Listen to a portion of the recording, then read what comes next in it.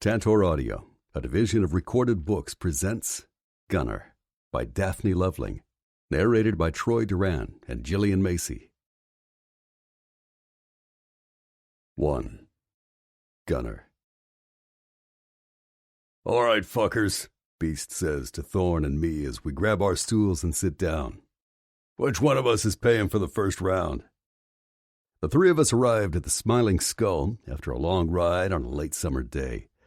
The Skull is a biker bar a few towns over from Tanner Springs, where we live, and where our club, the Lords of Carnage, is based. It's one of the few neutral territory biker bars in the area. Apart from the occasional bar fight, the Skull is a place where rival clubs come to drink and mostly peaceful coexistence. This uneasy truce is largely due to the vigilance of Rosie, the diminutive, brassy 60-something woman who owns the place. She's barely 5 feet tall and looks like she weighs less than my arm. But somehow she manages to keep a bunch of huge, tattooed and drunken men from killing each other. "I think it's your turn to pay, brother." Thorn smirks at Beast with a gleam in his eye. "Seeing how Gunner managed to beat your ass at arm wrestling back at the clubhouse earlier." Beast's face turns instantly stormy. It's a look that would send most able-bodied men running for the damn exits. Beast is fucking huge, a monster at 6'7", and close to 300 pounds of solid muscle. It's a major coup that I managed to beat him arm wrestling. It's a feat no one else in the club has managed, and I'm not about to tell him or anyone else how I did it. "He's right, brother," I nod, twisting the fork in just a little more and enjoying the hell out of it. "You owe me one. At least one." Beast blows out a disgusted breath. "Fine, I'm buying. God damn it," he says gloomily. "Jack and Coke for me, spiked with vodka," I say, standing. "I'm gonna hit the head." "Why the fuck do you gotta drink that vile mixture?" Beast complains. "Why can't you just drink a goddamn beer or a whiskey or something?" "Who knows?" I grin at him. "Maybe that vile mixture is the secret to how I beat your ass at arm wrestling." "Fuck you, brother," Beast growls. "I love you too," I shoot back. Thorn starts laughing uproariously as I make my way toward the back of the bar. Scanning the crowds as I move, I notice various clusters of men from most of the MCs around the area. Some of them raise a finger or lift their chin at me in greeting. A few others, from clubs we've pissed off in the past, glower and turn away from me. It's all good. Like I said, the Smiling Skull's neutral ground. And besides, it's still pretty early in the evening. Most fights start later on, when the people are drunker and looking for a way to blow off steam. One noticeable absence from the bar is any representation from the Iron Spiders. I make a mental note to mention this to Rock and the rest of the Lords of Carnage later. The Iron Spiders are, or were, an MC to the south of our territory in Tanner Springs. They were making some pretty serious attempts to fuck us over and destroy our club. They almost managed to inflict some serious damage. Until we took matters into our own hands and cut off the spider's head, that is. We ended their president, Black, and took out a few of their other officers in the process. Ever since then, the Iron Spiders MC has gone completely underground. No one's seen hide nor hair of them in months, as far as we've been able to determine, which may mean that the Iron Spiders are no more. Or it may mean they've gone silent while they regroup. The second option is more likely. And when they do, the Lords of Carnage will be waiting for them. In the meantime, though, fuck 'em. I ain't about to look a gift horse in the mouth. And the Iron Spiders being wiped off the map is one hell of a goddamn gift horse. Inside the men's room, I take a much-needed piss and think of a couple other one-liners to roast Beast with. I'm already cracking myself up as I push the door open and walk back out into the bar. Across the room, I can tell that Thorn's regaling Beast with some bullshit story to try to cheer his ass up. I'd almost feel bad that I'm planning to go back over there and keep rubbing his nose in his defeat. If it wasn't going to be so damn much fun, that is. As I pass by the near end of the bar, the sound of an argument makes me turn my head. A high-pitched, angry voice pierces through the other noise in the room. It's a girl, probably in her early 20s. She must have just gotten here while I was in the head, because I can't imagine how I would have failed to notice her if she was here before that. She's about the furthest thing from a typical biker chick or club groupie I've ever seen at a bar like this. She's petite, not much taller than 5'2" or 5'3". She's got shoulder-length, wavy, light blonde hair that actually looks like it isn't a dye job. She's wearing a simple white t-shirt dress and flat sandals, and no makeup except for maybe some pale pink lipstick on her soft, full lips. She literally looks like a breath of fresh air in this smoky, dingy dive. She sticks out like a sore thumb. The chick is talking with a rough-looking guy who she can't possibly have come in here with. She's flailing her arms, looking agitated and frustrated as the guy shrugs his shoulders and takes a swig of his beer. She's a brave one, I'll give her that. He could crush her with one arm if he had a mind to. As I pass by them, I can't tell what she's upset about, but I make out a couple of words. Know where she is. You can't her away? Frowning, I mentally shrug and put it out of my mind. This shit is none of my business. People get up to all sorts of crazy-ass bullshit. And if this girl wants to hang out in a biker bar and argue with the local wildlife, that's fine by me. I get back to my brother's and grab my seat. My Jack and Coke is sitting there waiting for me. I lift the glass at Beast and Thorn. To Beast, I announce. He may not be the strongest guy in the world, but he's still my brother. God damn it, Gun. Are you gonna fucking let this go? Beast explodes. Christ, I hope not. Thorn sputters, laughing so hard there are tears in his eyes. This shite is priceless. Sorry, brother, but Thorn's right. I chuckle. It is pretty goddamn funny. Eventually, I let Beast change the conversation, mostly so I can bring it up again when he's not expecting it. He and Thorn start shooting the shit about some biker wannabe they saw in town the other day who drove up on a tricked-out rice burner, wearing so much Harley shit it looked like he'd bought out the whole store. I mean, Christ, with all the shite he was wearing, he could have just used that money and put up a down payment on a real bike, Thorn says, shaking his head. It was comical, though, I'll give him that. I'm nodding and laughing along with them, stealing occasional looks at the blonde chick at the other end of the bar. She's still arguing with the rough-looking dude. From behind, I can see the curve of her ass through the fabric of her dress and the back of her shapely thighs, which look toned and muscled.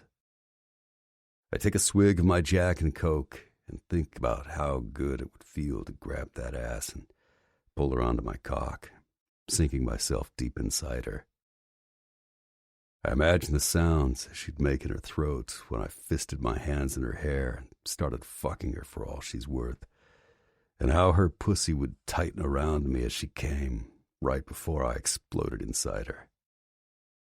Jesus, I'm hard as a rock. I try to pay attention to Beast and Thorn long enough to make my cock go back down, but the girl's a flash of light in an otherwise dark bar, and she's goddamn distracting.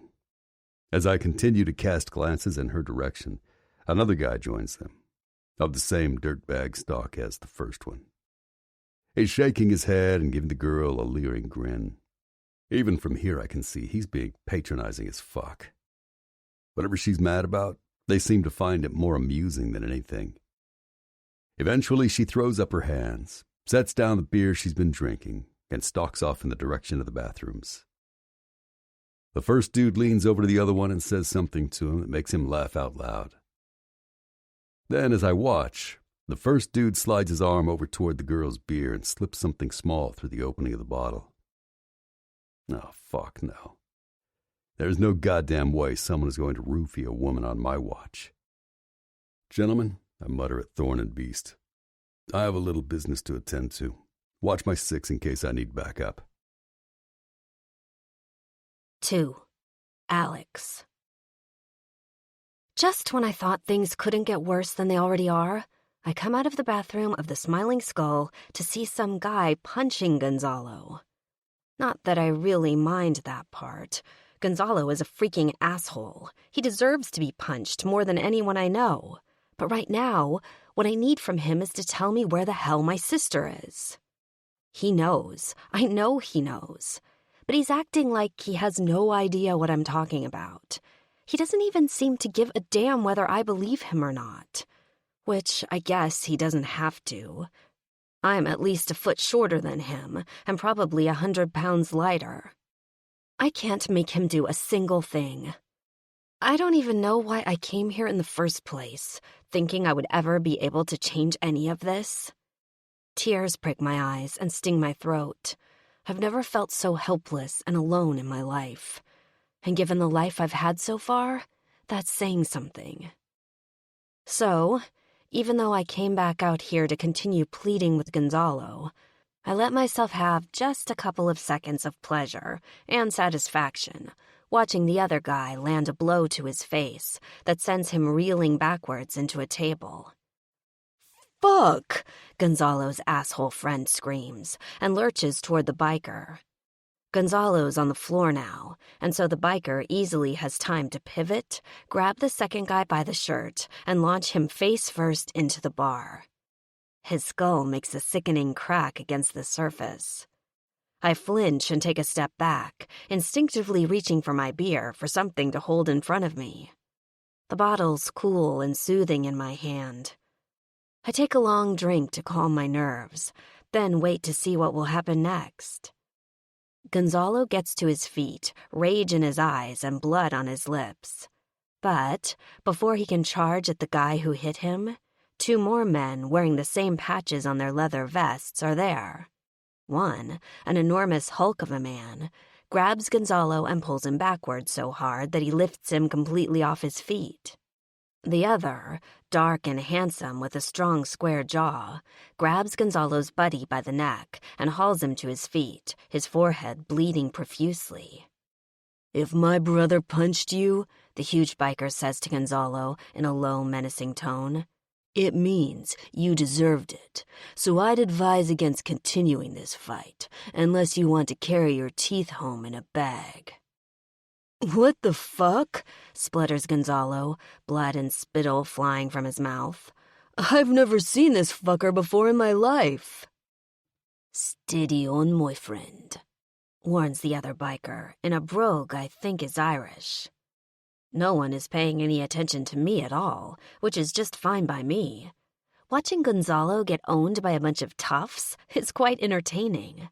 I decide just to enjoy the show while it lasts. "What the fuck did I ever do to you?" Gonzalo yells. "I'm serious. I have no fucking idea what the hell is going on." "You didn't do a goddamn thing to me," the first biker snarls. "But you know damn well what you did to the lady here." I take another swig of my beer, finishing it, as they all turn to look at me. The biker who punched Gonzalo's eyes lock on mine. Then they slide down to the now empty bottle in my hand. "Oh, shit," he groans. "I am not going to stick my fingers down my throat," I protest, as the biker pulls me toward the bathrooms. "What the hell is going on?" "That fuckbag roofied you," he growls. "What?" I ask in confusion. "You mean the date rape drug?" "He slipped it into your beer when you were in the bathroom." A thread of panic starts to weave itself up through my consciousness. "You mean it's already in my system?" I cry. "Not if you can get it out in time." He pushes on the door to the women's bathroom, but it's locked. He lifts his large fist and pounds on it so hard I'm afraid it will splinter. "Get the fuck out of there now," he yells. A few moments later, a frightened-looking woman in tight red leather comes tottering out.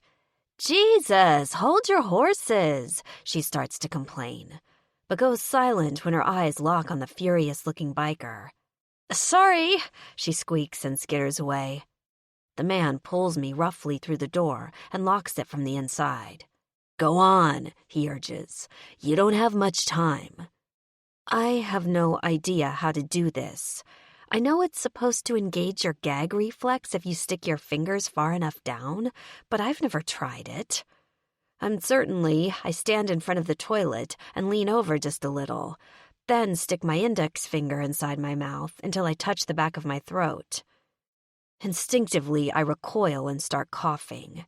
It's too hard. It'll never work. "I can't do it," I wheeze. Yes, you can, he bites out. Do it, or I'll do it for you. Ugh.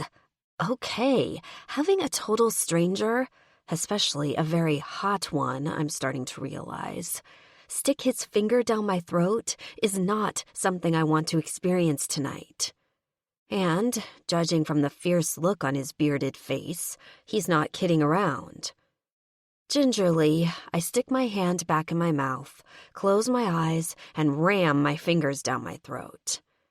And promptly throw up all my beer into the toilet. Good girl, the biker growls, as I gag and sputter. Some of the beer has gone up through my nose, and a little bit is running down my chin. Gross. I grab at the toilet paper dispenser, pulling off a long length, and blow my nose, mortified. Then I grab another length and wipe at my eyes, which are watering. Come on, the biker says. Let's get you out of here. Did you come with anyone? No, I gasp, and turn on the water in the sink. I cup my hands under the faucet, take a mouthful to rinse, and then another cup to drink. The third one I splash on my face. I came here alone. I turn around to see him frowning disapprovingly. You came to a biker bar by yourself? In spite of myself, I jut out my chin. It's a free country. He snorts. Yeah, free to be an idiot. I resist the urge to tell him to fuck off because, after all, he did just save me from something. Something definitely not good. I shudder involuntarily. Whatever he did just save me from, I can only imagine. Shit, has Gonzalo done this sort of thing before? People don't just happen to have roofies on them, after all. Not unless they plan to use them. Has Gonzalo done this to my sister? Up until now, I've always assumed Eden went with Gonzalo of her own free will. The thought that maybe I was wrong is horrifying. I swallow a sob, my face crumpling into the beginnings of panic. Hey, Jesus, I'm sorry, the biker says, mistaking my look for hurt at his remark. Look, though, seriously, you shouldn't be in a place like this. You look like a nice girl. You gotta be more careful.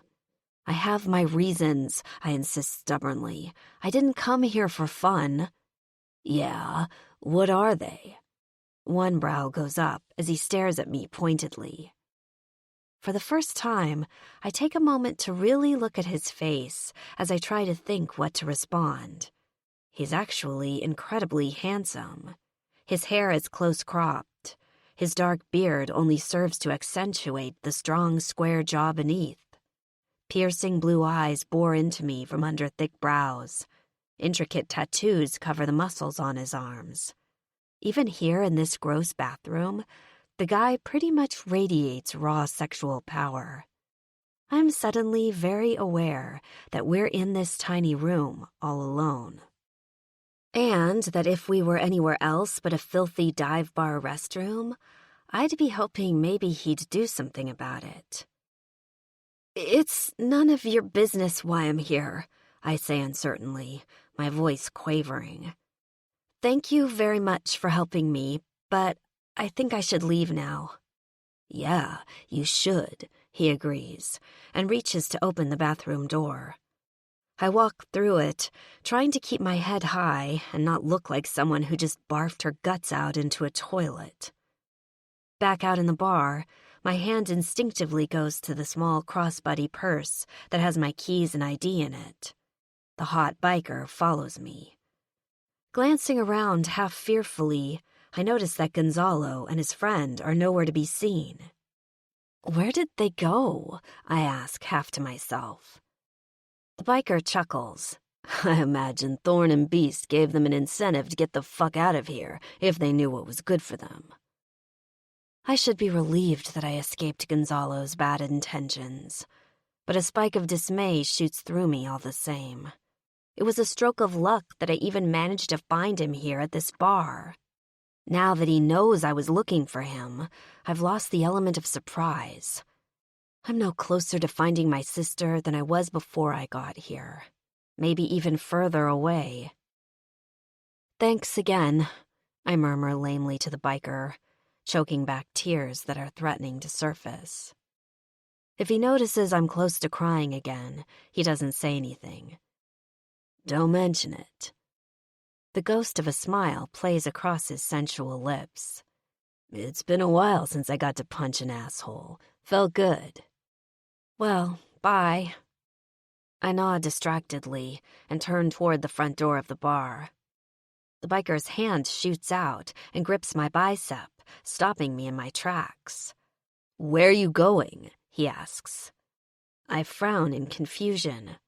"Home?" I sway just a little bit in place, feeling kind of foggy. "My car's out front." "Oh, no, you don't. You're not driving anywhere." "Why not?" I blink a few times, his face suddenly out of focus. "Because you may still have some drug in your system. You're going to need to wait around here until we can tell for sure." "I'll be okay," I scoff, waving my hand in his face and almost stumbling. He catches me, a worried look in his eyes. "No, you won't." He puts an arm around my shoulders, holding me up. Peering into my eyes, he seems to see something he doesn't like. "Shit, yeah, you're in no shape to drive." I open my mouth to protest, but close it again as it dawns on me he might be right. It feels like I'm starting to get really, really drunk, even though I've only had one beer. I can't quite get my eyes to focus or my muscles to work right. As much as I hate to admit it, I know I'd be crazy to try to drive in this condition. In a confused haze, I wonder how long it will last and what I'm going to do until then. The biker frowns, like he's considering options.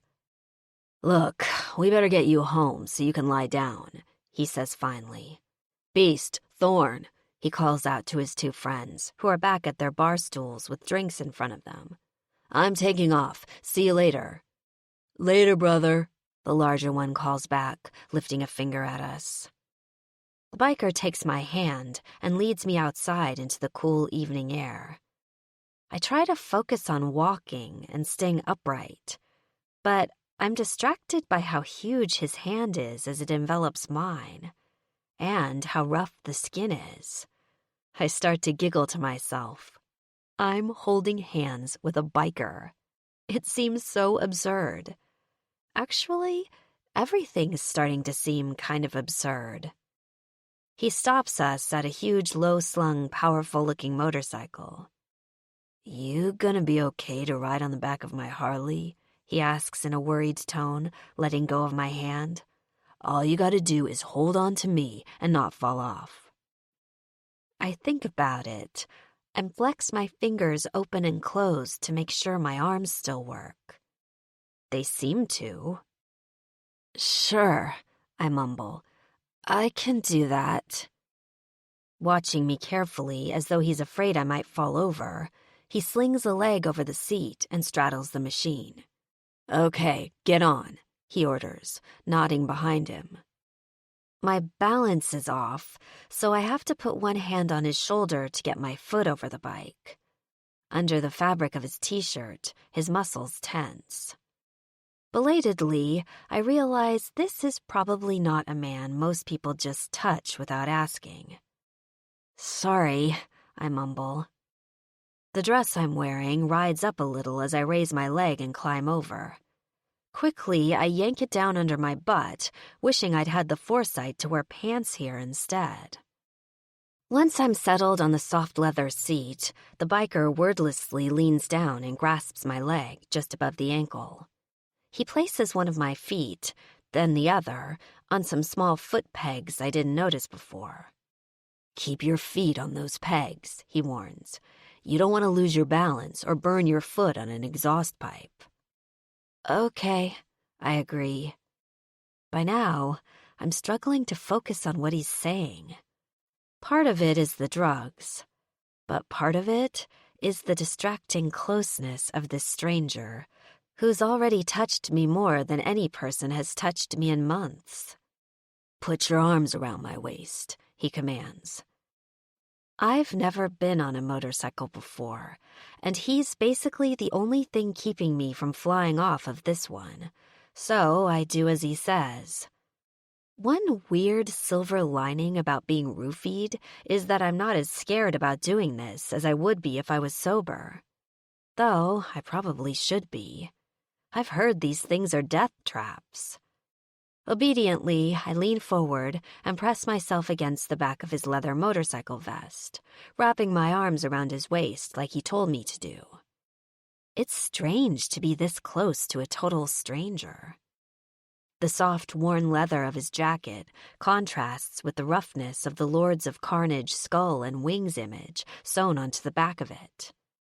His body is strong and powerful feeling, solid, like warm steel. The vest is open at the front, so the palms of my hands end up bracing against his hard abs through his shirt. Even through the fabric, his skin is radiating heat. As he reaches forward to turn on the bike's engine, his stomach muscles ripple under my hands. Between my legs, the hint of an ache begins, teased by the sudden vibrations of the bike. "Where do you live?" he calls over the noise of the Harley. "Oh, I don't live here." My brain's getting fuzzier every minute. "I'm staying at the Parkside Motel, off of Highway 5. "I know where it is." He nods. "Okay, hang on."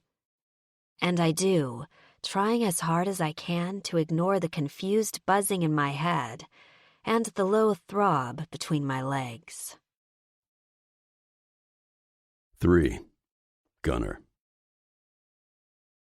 I shouldn't have left my car at the bar, the girl mumbles as she stumbles off the back of my bike in front of the motel. Don't worry about it, I reassure her, and catch her arm so she doesn't fall. I know Rosie, the owner. She's not the type to have it towed overnight. You can pick it up in the morning. This motel's only about a mile and a half away from the bar, so the girl can easily walk it tomorrow once she's sobered up. Keeping my hand clutched around her bicep, I get off the bike and put my other arm around her shoulder to stop her swaying. She weaves on her legs but manages to stay upright. Together, we make it to the door she says is hers, number 7. Once we get to her room, I prop her up against the outside wall next to the door and fish in her little purse until I find the key. She's so out of it that she doesn't do anything to protest that I'm digging through her bag. The lock's kind of fussy, and I have to jiggle the knob to get the key to work. Eventually, I manage to open the door and help her through it. I've passed by the Parkside Motel probably hundreds of times on my bike, but I've never actually been inside the place. Even for a rundown-looking hole like this, the room is dingy. Ugly brown carpet shows the wear of the high-traffic areas in the dim light from the small lamp by the door. Everything smells like stale cigarette smoke and old dirt. That's not the kind of place a girl like her should be staying. Not by a long shot. There's got to be better places around here than this dump, I start to think, but stop myself. None of your business, Gun. Get her inside, make sure she's safe, and get on your way. Inside the room, I notice that apart from a single small backpack sitting unopened on one of the beds, there's no sign that it's even occupied. She must have just arrived today. It looks like she checked in, tossed her bag on the bed, and then immediately went straight from here to the bar.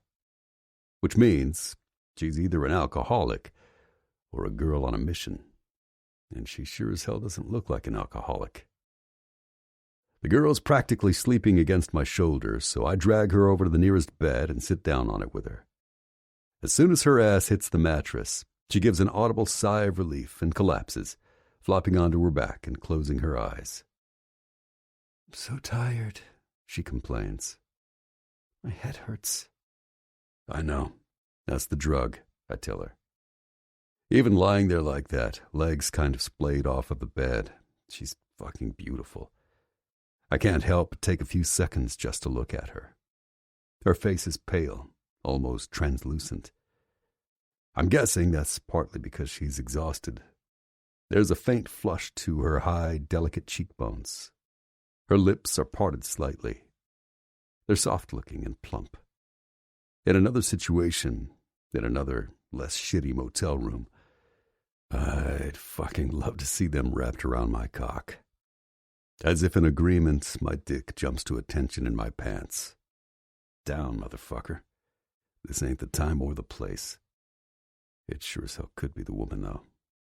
I'd fuck her in a heartbeat. My eyes glide down to her breasts, which are rising and falling slowly and evenly. She's probably about to fall asleep. Shit. She's fucking lucky I'm the one who came across her tonight and helped her out.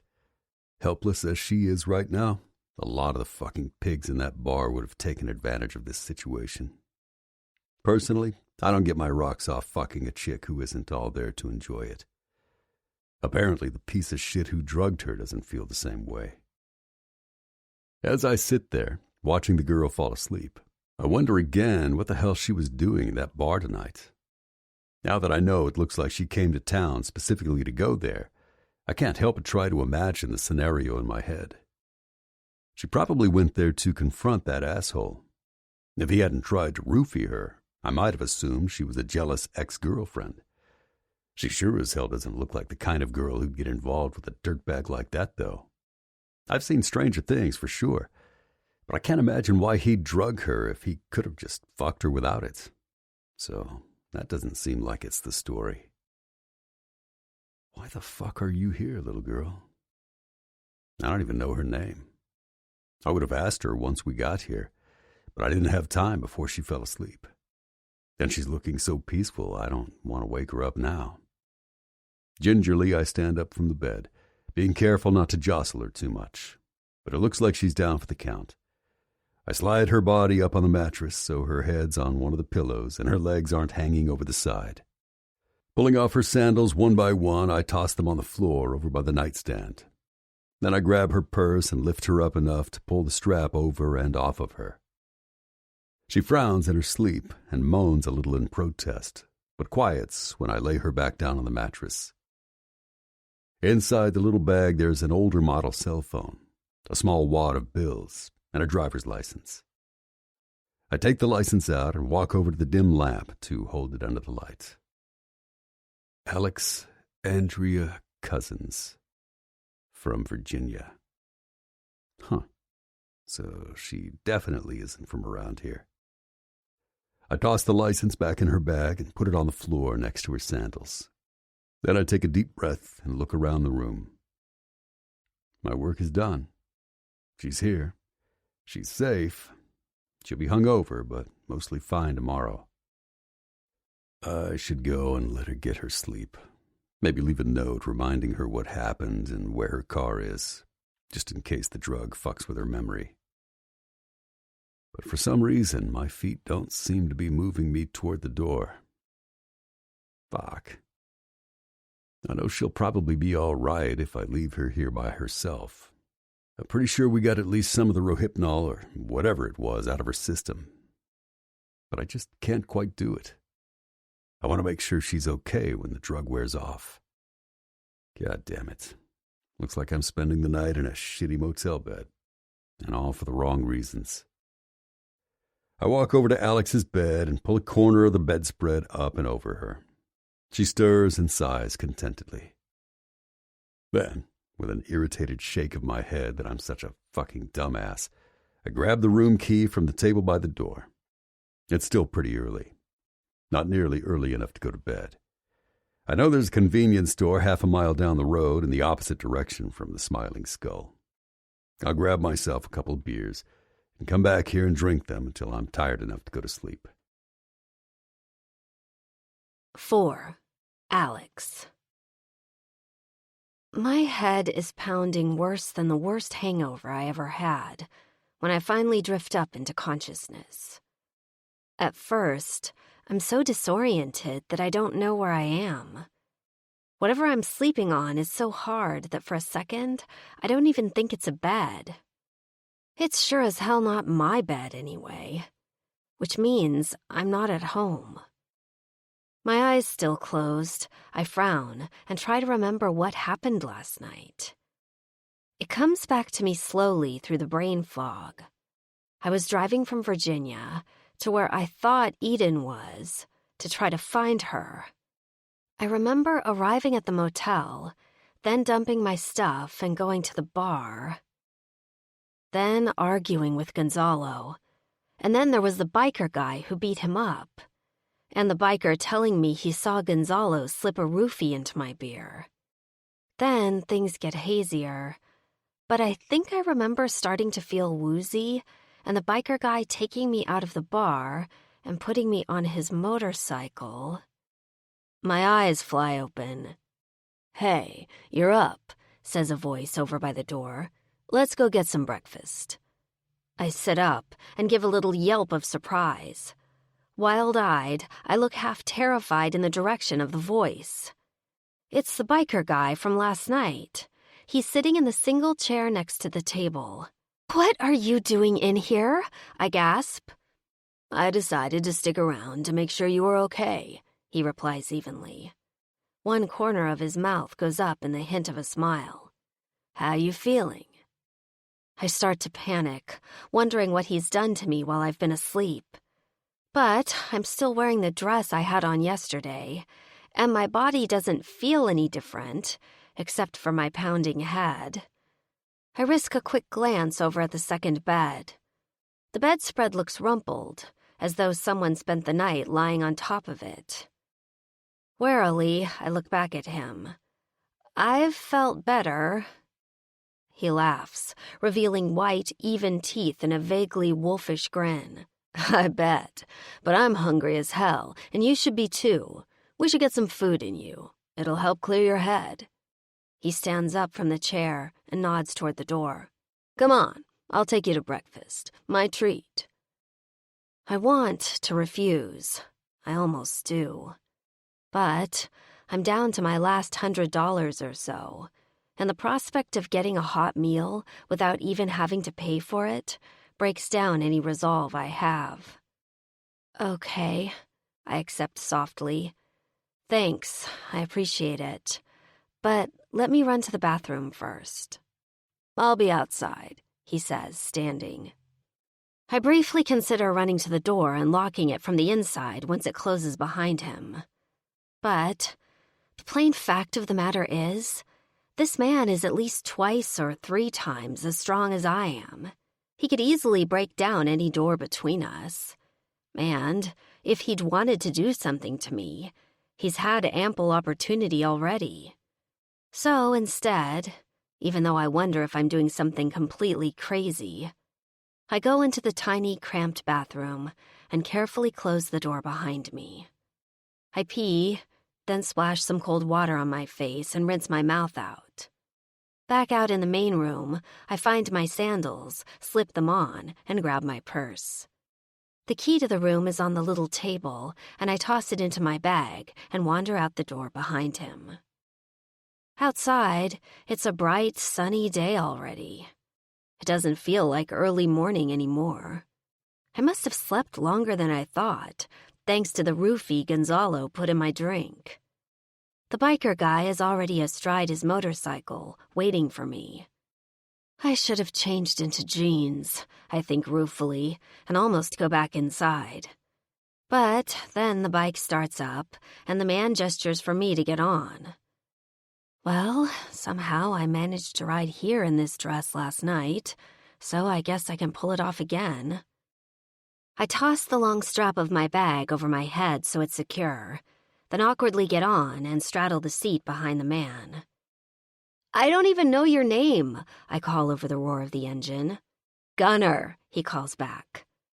"Nice to meet you, Gunner," I reply, feeling like a total moron. "I'm Alex." In response, he merely grunts. Gingerly, I wrap my arms around his waist, and he pulls out onto the highway. 10 minutes later, we're seated in a booth at a crowded diner. Delicious smells of hash browns and coffee are wafting toward us. Up until now, I wasn't really hungry, but the food aromas remind me that I haven't eaten since lunch yesterday. My stomach growls impatiently as I ponder the menu the waitress gave me. I feel like I could eat a horse. But I settle on the country breakfast with pancakes, eggs, and sausage. And coffee, of course.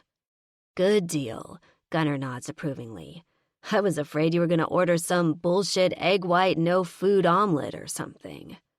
Not a chance. You were right. I'm starving. I take a sip of the hot coffee the waitress just brought me. Oh, that's good, I sigh. I take another sip, savoring the taste and the warmth. So, Gunnar begins after a moment, leaning back on his side of the booth. You want to tell me what you were doing in that bar last night? Shit. I guess I should have known he might try to pry into that. Look, I'm sorry, I say, but it's really none of your business. He cocks a brow at me and smirks through his beard. None of my business? No offense, but you're a total stranger, Gunnar. I'm a total stranger who saved your ass last night. He's right, of course. Maybe I do owe him some sort of explanation, as payback for putting himself out there for me. I'm sorry, I murmur, chastened. You didn't have to do any of what you did. It's just... well, it's kind of personal. He your boyfriend? What? No. I start laughing. The idea is so ludicrous. No, nothing like that. I'm just looking for someone. I think Gonzalo might know where she is. Someone? My sister, I admit. He nods, considering this. She his girlfriend? I look down at the table. Something like that, I say softly. Look, can we talk about something else, at least until the food gets here? I'm still feeling a little queasy, and my head hurts. He gives me an easy grin and lifts his chin once. Sure. What do you want to talk about? I don't know. Hey, you don't want to talk about your sister. You pick the conversation subject. I sigh. Fine, I say, a little irritated. Do you go to the Smiling Skull very often? He smirks again. From time to time. He doesn't go any further, and after a few seconds I realize he's purposely not saying much, so I'll have to keep asking questions to keep the conversation going. Jackass. I shake my head and snort softly. Okay, what's the Lords of Carnage? I ask, glancing at one of the patches on his leather vest. It's an MC out of Tanner Springs, about an hour west of here. MC? Motorcycle club. And what's a road captain? I say, reading from another patch. It's more or less what it says. When the MC's on the road, I'm the captain. I organize our runs and make sure shit goes as planned. A run? I wrinkle my nose. Like a group motorcycle ride? Yeah, like that. The waitress arrives with our food, and for a few minutes, neither of us says anything as we eat. I'm so hungry, and the food's so good that I have to restrain myself from moaning as I chew. It's an effort to eat slowly, and that takes up all my mental energy for a while. Eventually, I take a last bite of sausage and lean back against the faux leather of the backrest. My head has finally stopped pounding so hard, and my mind is starting to feel clearer. Oh my God, I'm stuffed. I sigh happily. I feel so much better. Glad to hear it. Gunnar shoots me a sexy grin. I don't know if it's because I'm finally starting to feel human again, but that grin sets something off inside me that feels almost like electricity. It's like, just for one dizzying, mesmerizing second, he's not some dangerous stranger who inexplicably helped me last night. And I'm not some stupid girl who's completely out of her element on some hopeless mission to find her sister.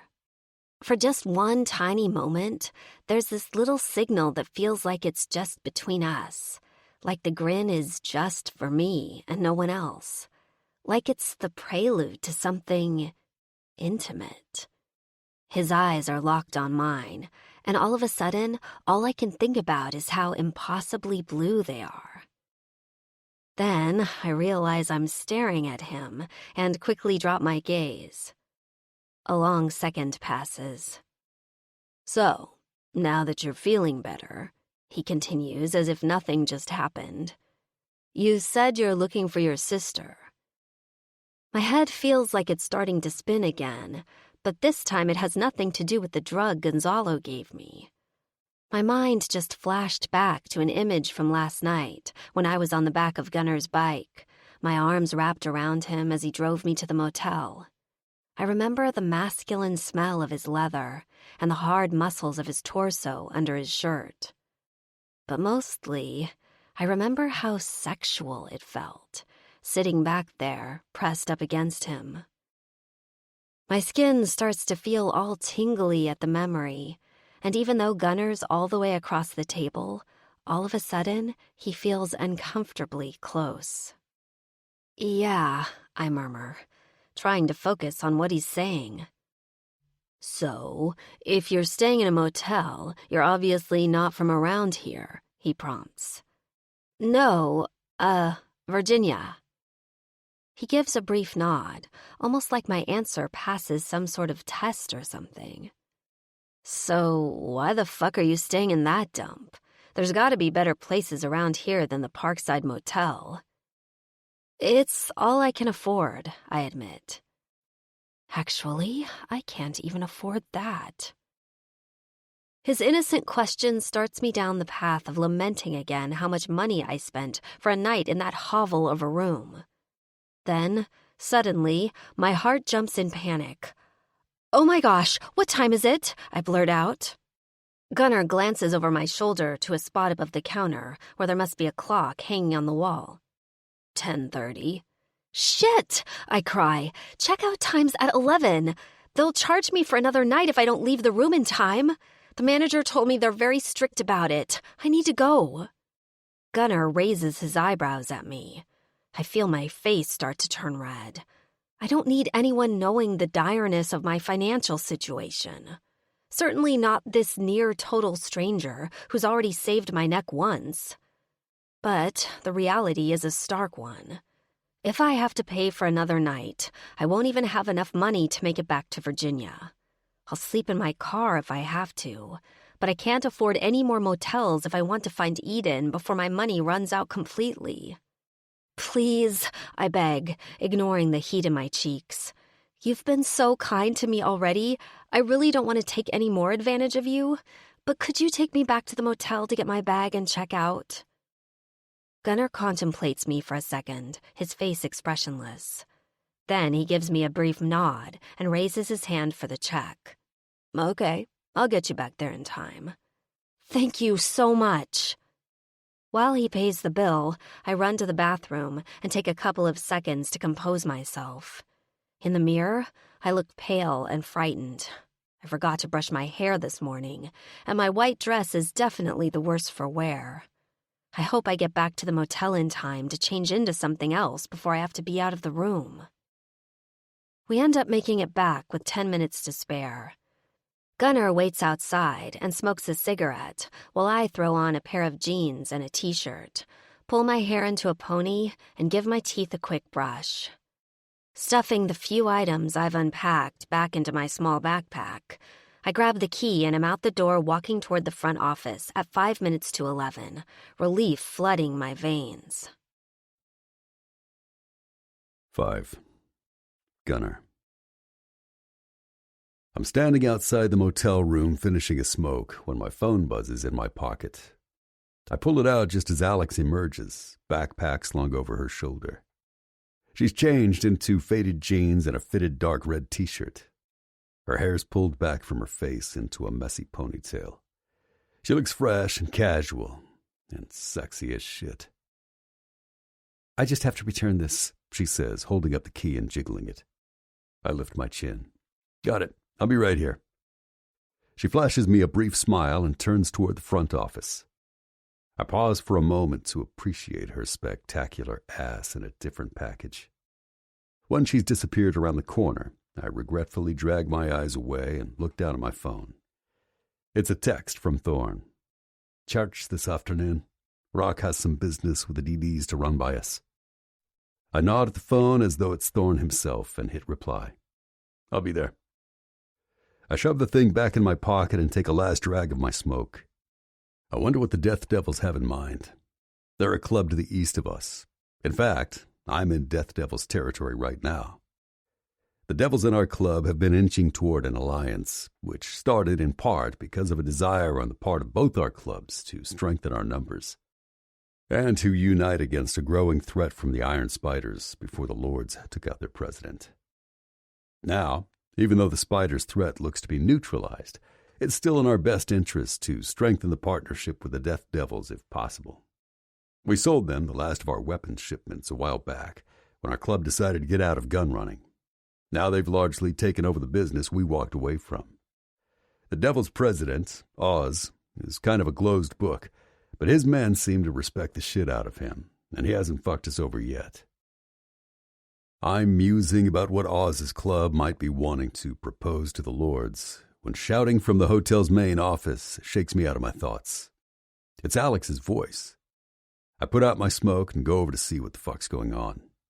When I get inside, she's arguing with a fat, greasy-looking guy who's standing behind the counter. Alex is waving her arms and pointing at a clock on the wall, which reads 11:10.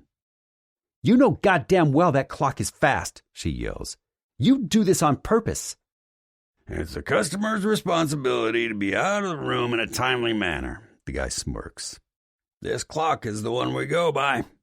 I am not paying for another night, Alex fumes. If you are unable or unwilling to pay, we'll just have to get the local authorities involved, the guy says in a smug tone, reaching his fat fucking hand toward the phone on his desk. I don't think that's going to be necessary, I interrupt, walking up to the counter. The fat fucker turns toward me, a flash of apprehension on his face. Sir, are you with this woman? I am. I put my elbows on the counter and lean in toward him, until my face is maybe a foot from his. I've easily got 5 inches on him, and even though we're probably about the same weight, his is mostly fat. I'm sorry, he half stammers, his eyes moving from Alex to me. But it's our policy to charge for another night if a customer fails to vacate their room in a timely manner. I explained this to her yesterday when I checked her in, and she said she understood. I can understand that, I say easily. Trouble is, your clock's broken. No, it's not, he says and rolls his eyes. I fucking hate it when people roll their eyes. This fat fuck doesn't seem to be getting the message. I straighten, walk over to the wall, and take the clock down from the nail it's hanging on. Bringing it back to the desk, I turn it over and bring it down hard on the counter, smashing its face. Both Alex and the greasy guy jump back, the guy visibly blanching. Huh, I mutter in a puzzled tone. I reach in through the splinters of broken plastic and move the minute hand back until the clock reads 10:55. I guess you're right. I thought it was broken, but it must have fixed itself. I toss the thing, frisbee-like, across the counter. It crashes loudly against the back wall of the office. Then I grab the room key lying on the counter in front of Alex and toss it after the clock. You have a nice day now, I say. The fat pig is so shocked he doesn't say a word as I grab Alex's hand and pull her back outside. Holy shit, Alex hisses as the door swings shut behind us. I can't believe you did that. Problem? No. She starts to giggle and then snorts loudly, bringing her hand to her face. Oh my God, that was epic. Then she's full out laughing, hard enough that she has to stop walking and lean her hand against the outside wall of the motel to steady herself. She doubles up and gasps for breath, laughing until there are tears in her eyes. Watching her let go like this, it makes me realize how pinched and serious she's been up to this point. Knowing I'm the reason for it, it does something to my chest, like it's constricting and expanding at the same time. She continues to shake in helpless laughter, leaning against the side of the building for support. Before I know it, I'm laughing with her. Come on, I eventually chuckle. Let's get the fuck out of this shithole. Alex is still giggling when we get to my bike. Thank you so much for that, Gunner, she says, her eyes sparkling. That was the funniest thing I've seen in... God, I have no idea. My pleasure. That fucker deserved it. He's luckier than he knows that I didn't beat his damn face in just for the pleasure of breaking a few of his teeth.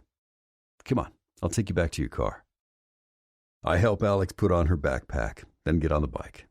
She slides on behind me, less awkwardly now that she's not wearing a dress. Automatically, her arms go around my waist, the seat sliding her forward a little so she's snug up against my back. I can feel her still giggling a little bit as I start the bike, her tits moving against my back as she does. My cock tightens in my jeans, and I remember how tough it was last night to look at her sprawled on the bed and not be able to do anything about it.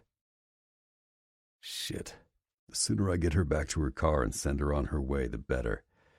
I've been trying to keep her safe from assholes since I met her, but if she's not careful, she'll need saving from me next. The trip back to the Smiling Skull only takes a couple minutes, since now I can go full speed without worrying about Alex falling off the bike. The bar doesn't open until this afternoon, and the parking lot is deserted, except for what must be her car. It's a rusty-as-hell dark blue Civic with a body style from the early 90s. This thing must have close to 200,000 miles on it.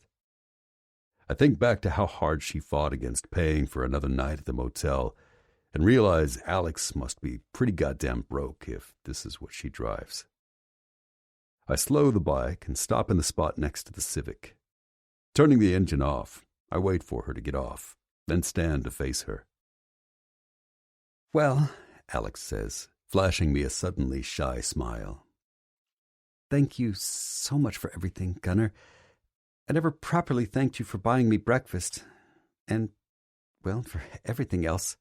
She lifts her shoulders and spreads her hands. What are you going to do now? I ask her. She glances back toward her car. I don't know. I'm going to keep looking for my sister. You're not coming back to this bar, are you? I ask sharply. Are you going to go looking for that Gonzalo guy again? I don't know, she admits. Her face crumples into a mask of worry, and it makes my chest hurt to see her smile go away. I don't think Gonzalo is going to tell me anything, but I'm sure he knows where she is. Or at least he did know. Alex, are you going to tell me what the hell's going on here? I demand. My voice comes out so gruff and angry it surprises me. It seems to surprise her too. She begins, looking at me with wide, confused eyes. Gunner, this isn't your fight. No, I wasn't planning on telling you anymore. I lean against her driver's side door so she can't open it and cross my arms.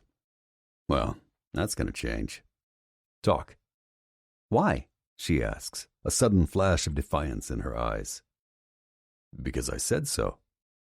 I'm not leaving until she does tell me, and she can't leave until I let her into her car. We're at an impasse, and we will be until she realizes there's only one way forward. For a second, I think she's going to keep arguing with me. Then her shoulders slump a little bit, and she pulls her backpack off and tiredly sets it on the ground beside her. There's not that much to tell, she sighs. My sister left town, and I don't know where she is. I'm worried about her. She was seeing Gonzalo, and I'm almost positive she left with him. Or because of him, anyway. How did you know to come here? Her eyes flick to the side toward the closed bar. She had an app on her smartphone so I could track her, for safety. She had one on her phone for me, too. The last place the phone said she was here. She takes in a deep breath and lets it out, defeated.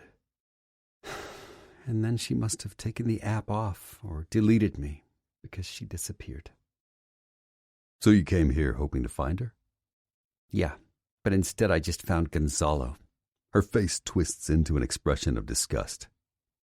He told me they broke up and that he doesn't know where she is. Who is this Gonzalo guy anyway? He's not a biker, or anyway, he's not an MC. He wasn't wearing a cut and wasn't flying any colors. I don't know exactly. One hand goes up and pulls distractedly at the end of her blonde ponytail. He just showed up one day with my sister. In Lynchburg. That's where I'm from. She shakes her head in frustration. I know he was involved in some shady stuff. My sister started seeing him. Off and on at first. My mom was furious, of course. But I think that just made Eden more determined to be with him. Alex looks up at me ruefully. My mom and Eden didn't get along. Didn't? My mom's dead, about 6 months ago. Her voice is flat, but a little tremble of her chin tells me she's trying to keep her emotions under control. I thought maybe her dying would finally wake Eden up. That once she didn't have Mom around to shock anymore, she'd stop trying to play the bad girl and walk away from Gonzalo. But instead it just made her into more of a wild child. Something about the look of pain on her face makes me want to reach out to touch her, comfort her. But I make myself keep my distance, because I'm pretty sure I know where it will lead if I do. There's been a spark of something between Alex and me at least since the restaurant. I can feel it, and I know she can too. Does she know you're looking for her? I ask instead, trying to ignore the untimely stirring of my cock. I don't know, she shrugs. She probably suspects it if she deleted the tracking app on her phone. Alex looks down at the ground. The last time I saw her, we had a fight. She told me to leave her the hell alone and stop trying to take care of her, that she could live her own life. Her eyes fill with tears, but she opens them wide to keep them from spilling and clears her throat. I know she'd probably be pissed off if she knew I was still trying to find her. Maybe I should just leave her alone. Her voice breaks and she clears her throat again. I just want to know she's okay. That's all. After that, if she wants me to go away, I will. Fuck.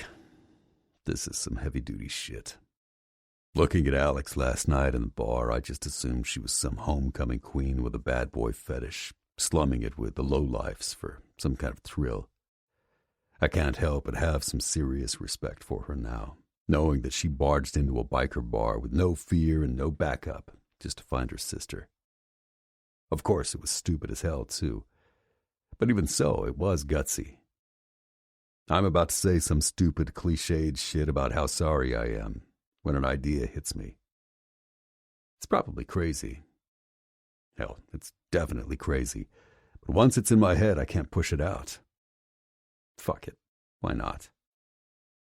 Look, Alex, I begin, barely able to believe I'm going to suggest this. I have to get back to my place for some business this afternoon.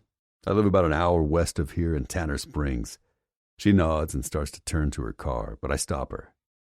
Wait. Come with me. I've got a house and a spare bedroom.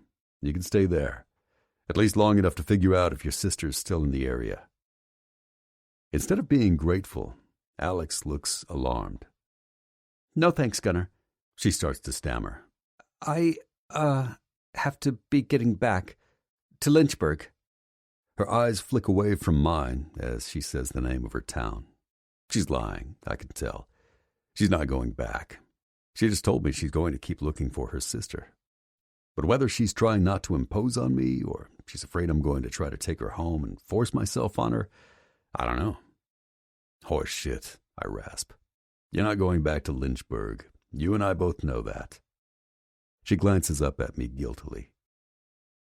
Look, darling, I continue. If I was going to jump you, I already would have done it by now in that shitty motel room. Unlike that piece of shit Gonzalo, I don't need to trick or drug women into sleeping with me. I look her in the eye, trying to ignore the fact that I'd love to bend her over the hood of her car and do nasty things to her, just to hear her moan my name. She's frowning at me, clearly still planning to keep refusing my offer. I'm just trying to help you out, Alex. I swear, I say. It's mostly the truth. It seems like you could use some help right about now. And if you were willing to fight that hard back at the motel to not pay for another night, I'm guessing you could use a free place to stay for a while. She doesn't say anything in response, but I can tell she's wavering. Tell me I'm wrong. No, she whispers. You're not. Look, I continue. I'll even go stay at the MC's clubhouse and give you the house to yourself if it makes you feel safer. Alex is silent for a few seconds. Then a few more. "Why are you helping me?" She finally says in a small voice. Fuck if I know, I growl. But come on, before I change my mind. 6. Alex. I follow Gunner's bike in my car all the way to Tanner Springs.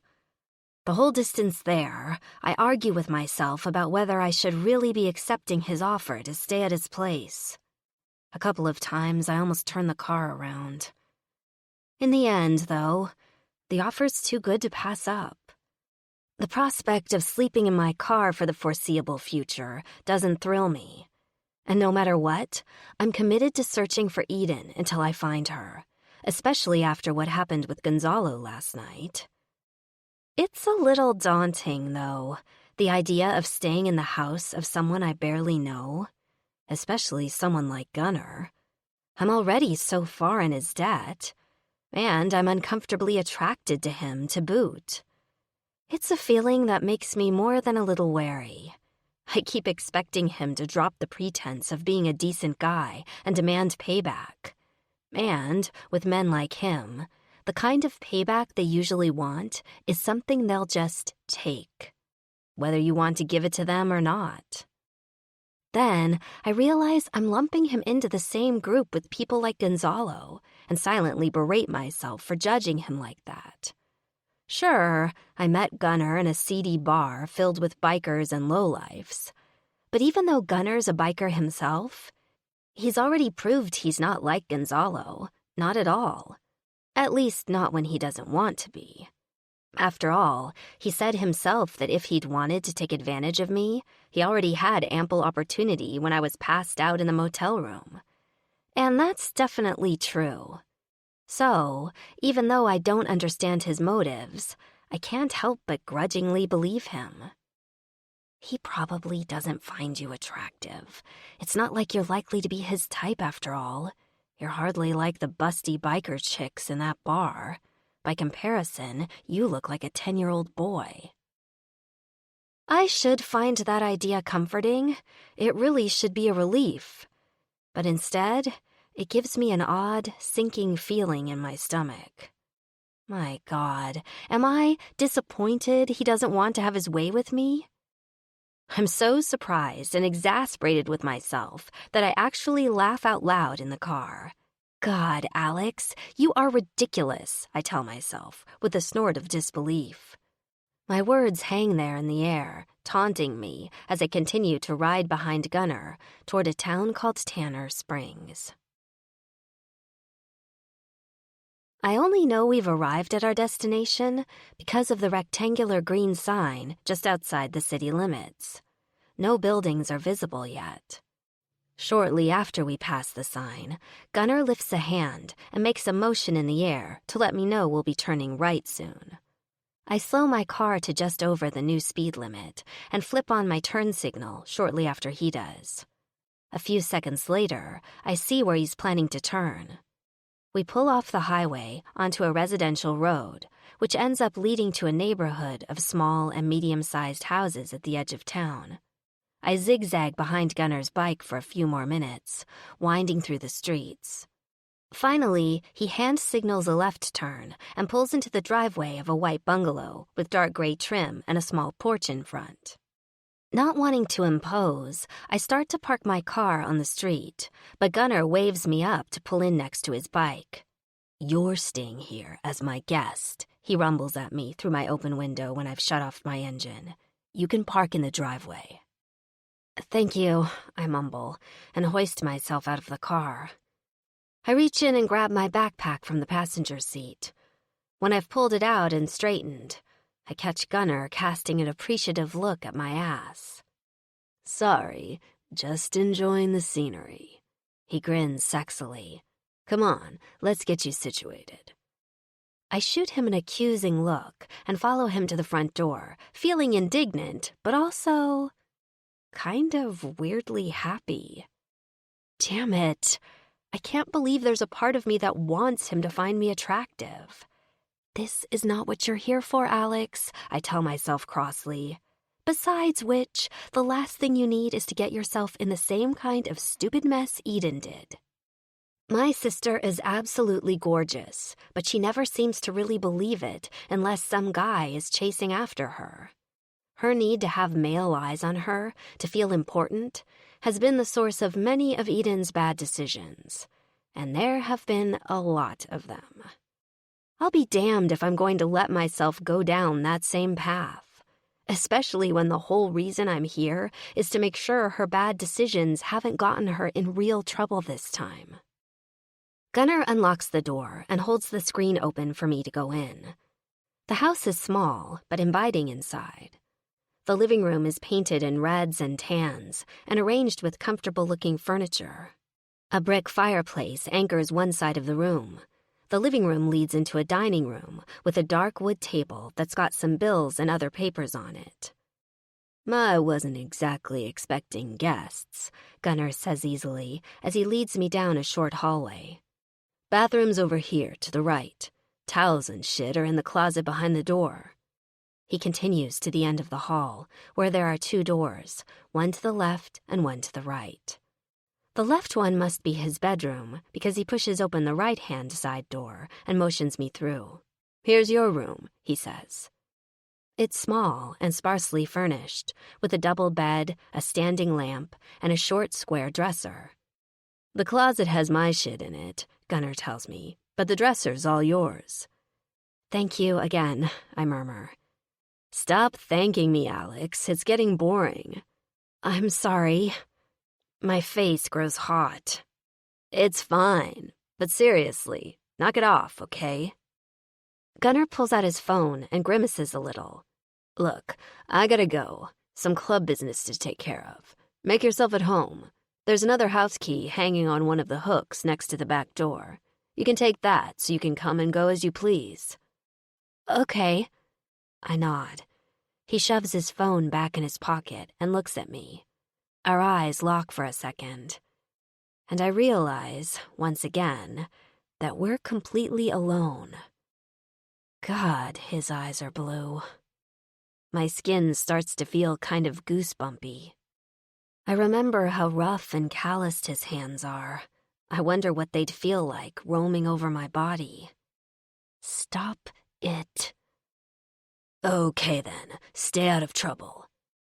His voice is gruff, but then Gunnar winks at me, one corner of his mouth lifting. My stomach does a little flip.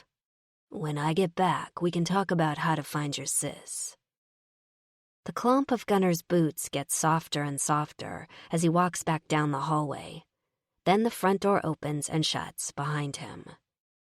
The roar of his Harley engine has completely disappeared when I realize I'm still standing in the middle of the bedroom in a sort of daze. I blink and shake my head and snort softly at how ridiculous I'm being. I've never really had a man affect me like this before. It's like my body is on constant high alert when he's around. My nipples are standing at attention, waiting to be touched. Waiting for him to touch them. My skin is practically buzzing, and Gunnar's not even here anymore. He, on the other hand, seems more or less completely unaffected by my presence. Except he seems to think my ass is okay. I begin repeating my new mantra. It's good that Gunnar doesn't want me. It's good that Gunnar doesn't want me, as I sit down on the bed. Opening up my backpack, I take out the few belongings I brought with me. The bedspread under me is a soft, homey quilt, obviously handmade. I wonder who made it for him. I can't see Gunnar buying something like this. For one thing, handmade quilts are crazy expensive. And besides, it doesn't really seem like his style. I imagine a grandmother giving it to him, or an aunt. And then I have to laugh, because I can barely even envision someone like him having a granny. He's so masculine. And hard. It's almost impossible to imagine he was ever a little boy or a baby.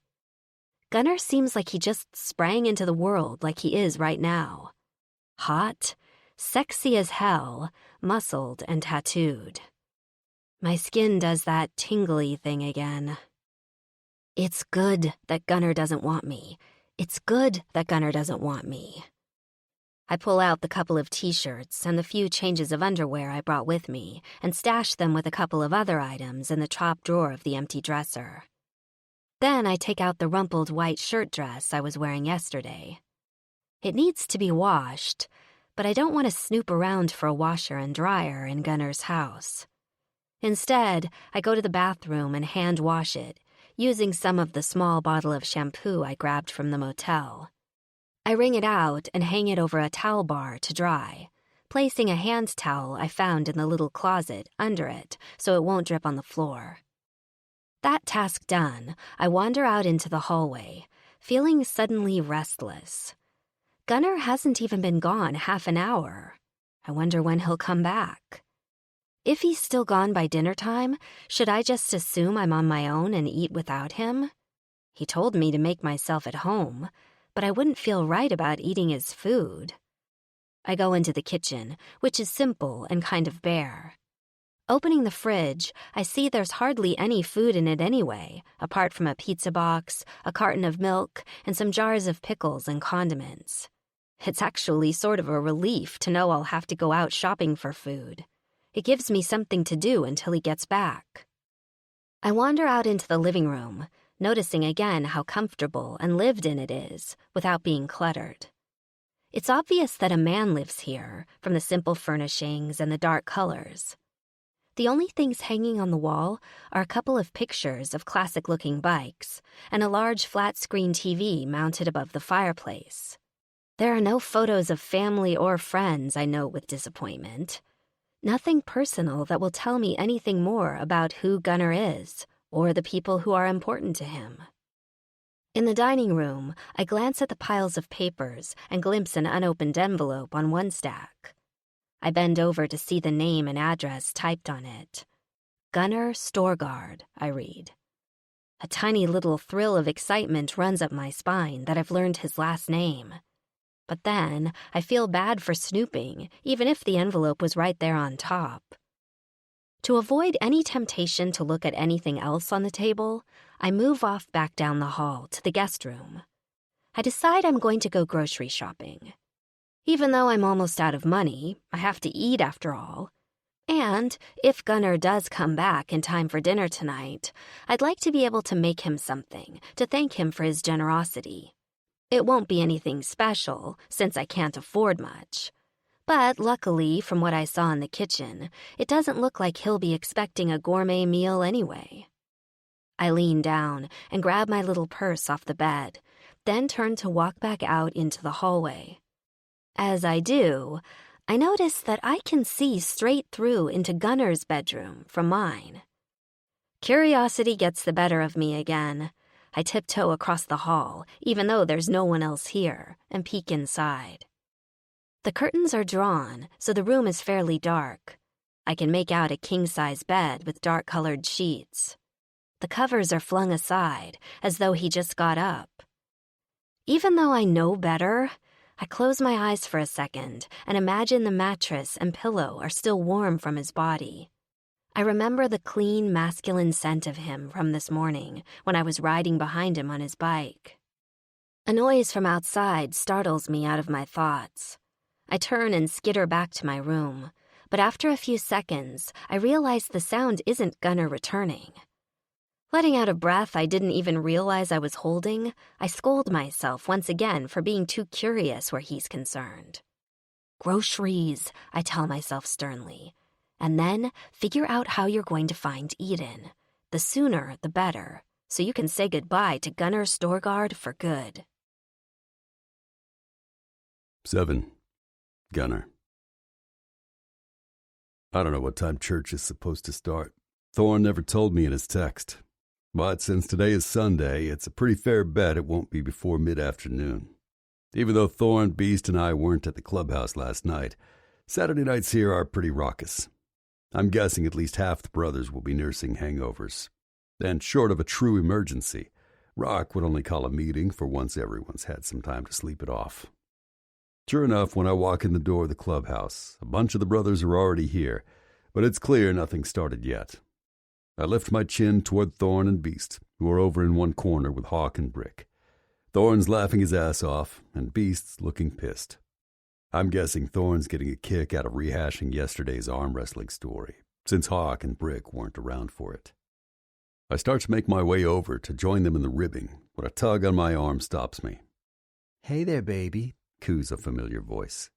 "Missed you last night." Fuck. Heather. "Hey, darling," I drawl, turning to see the leggy redhead. "I thought you'd be here at the clubhouse last night." She pouts prettily at me. "None of the other girls knew where you were." Inwardly, I groan. Heather's one of the new club girls. She's only been around a couple of months. We've fucked a few times, and she's a damn animal in the sack, but she doesn't seem to have gotten the memo that club girls are just that. They're property of the club. The way she hangs on to me, you'd think we were going goddamn steady, and she was wearing my fucking class ring or something. Jesus. Had some other business to attend to, I mutter, detaching her long red nails from my bicep. Heather whines in protest and tries to cling on, but I give her a look that tells her I'm not playing around. She drops her head and juts out her lower lip, looking at me from under her long, dark lashes. "You're no fun," she says breathily. "I waited all night for you." "That'll teach you not to wait, then," I mutter, and continue over to my brothers. Even though Heather can deep-throat like nobody's business, I'm starting to regret ever fucking her. The sooner she gets the message and starts chasing after one of the other men, the better. She'd be better off with a prospect. They're more likely to get moony over one of the regulars. But she won't give any of the non-patched men the time of day. She wants to be an old lady, that much is obvious. That ain't never going to happen, though. Not with me, anyway.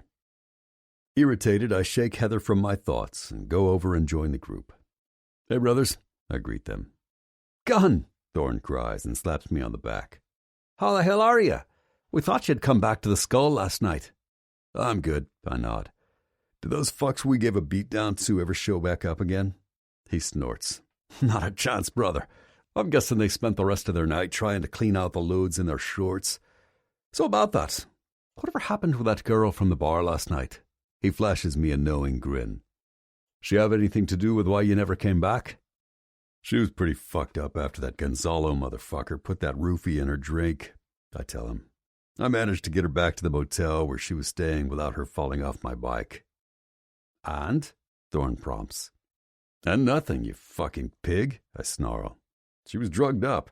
You think I'd take advantage of a woman who was basically unconscious? I'm not that fucking desperate." "Jesus! Listen to the Boy Scout!" he roars with laughter. "So you just took her home out of the goodness of your heart. What'll you be doing next? Helping little old ladies cross the street?" Thorn's certain that isn't the end of the story. It's clear from the skeptical way he's looking at me. And he's right, even though he'd probably laugh his ass off and call me a pussy if I told him what really happened afterwards. Especially if I told him Alex is at my house right now, and that I still haven't fucked her. In the end, I figure there's no point telling him anything one way or another. Just then, Ghost, our sergeant-at-arms, calls out to tell us it's time for church. All the men move into the chapel and take our usual spots around the table. Once we sit down and take care of the usual formalities, our president, Rock, tells us he's been approached by the Death Devils Prez to help their club with some upcoming runs. "Oz got a hold of me because the Devils are down a few men," he says. "A bunch of their members got caught up in a war between another club and one of their charters the next state over, and shit went bad. 5 of the Devils landed in jail, and it looks like they'll all be doing a stint in county." Ghost whistles. "That's some fucked up luck right there." "Yeah," Rock leans back. "So, now they don't have enough men to do their runs, at least not for the time being, and they want our help." "What kind of runs?" asks Lugnut. "The runs to our old associates," Angel, our vice president, answers. For the better part of a year, the Lords of Carnage has been completely legit, for better or worse. We got rid of the last of our illegal businesses, gun running, when things got too hot to handle. The newly elected mayor of our sleepy little town, Jared Holloway, had started gunning for us. No pun intended. The Lord saw the writing on the wall. It was only a matter of time before even the inept, uniformed bags of skin at the Tanner Springs PD would manage to find, or plant, enough evidence to take the club down. In the meantime, they'd be following our every goddamn move. So, instead of giving them anything real to find us on, we sold off the last of our gun shipments to the Death Devils and introduced them to our associates. For a mutually agreed-upon price, we let them take over our little piece of the iron pipeline. The Devils were only too happy to have our contacts and to take over a business that was already well established, with the blessings of the Lords of Carnage as their calling card to their new clients. Now, apparently, they're asking us to get back in. What kind of compensation are they offering us in exchange for our services? Thorne asks Riley. Negotiable. Rock shifts in his chair to look at him. But even though Oz is a hard one to read, I think we might be able to pretty much name our price. It's probably a good idea regardless, muses Ghost, always the practical thinker. Since the Iron Spiders went underground, we don't know when or if they'll surface again. It can't hurt us to have the Devils as firmly on our side as possible. Quid pro quo. Speaking of which, Tweak, you've been monitoring the Spiders' old clubhouse, Angel says, turning to our resident techie. Any evidence of movement over there? None, Tweak confirms. I've still got cameras on the building and on the only road that goes there. There's been no activity in or out from their old compound in months. We should go investigate in person, Old Smiley chuckles. See whether those fucking spiders are still in their hole. See what they left behind. Rock frowns and sets his jaw, considering. We'll talk about that later, he mutters, and shifts in his seat. In the meantime, we're talking about the Death Devil's proposal.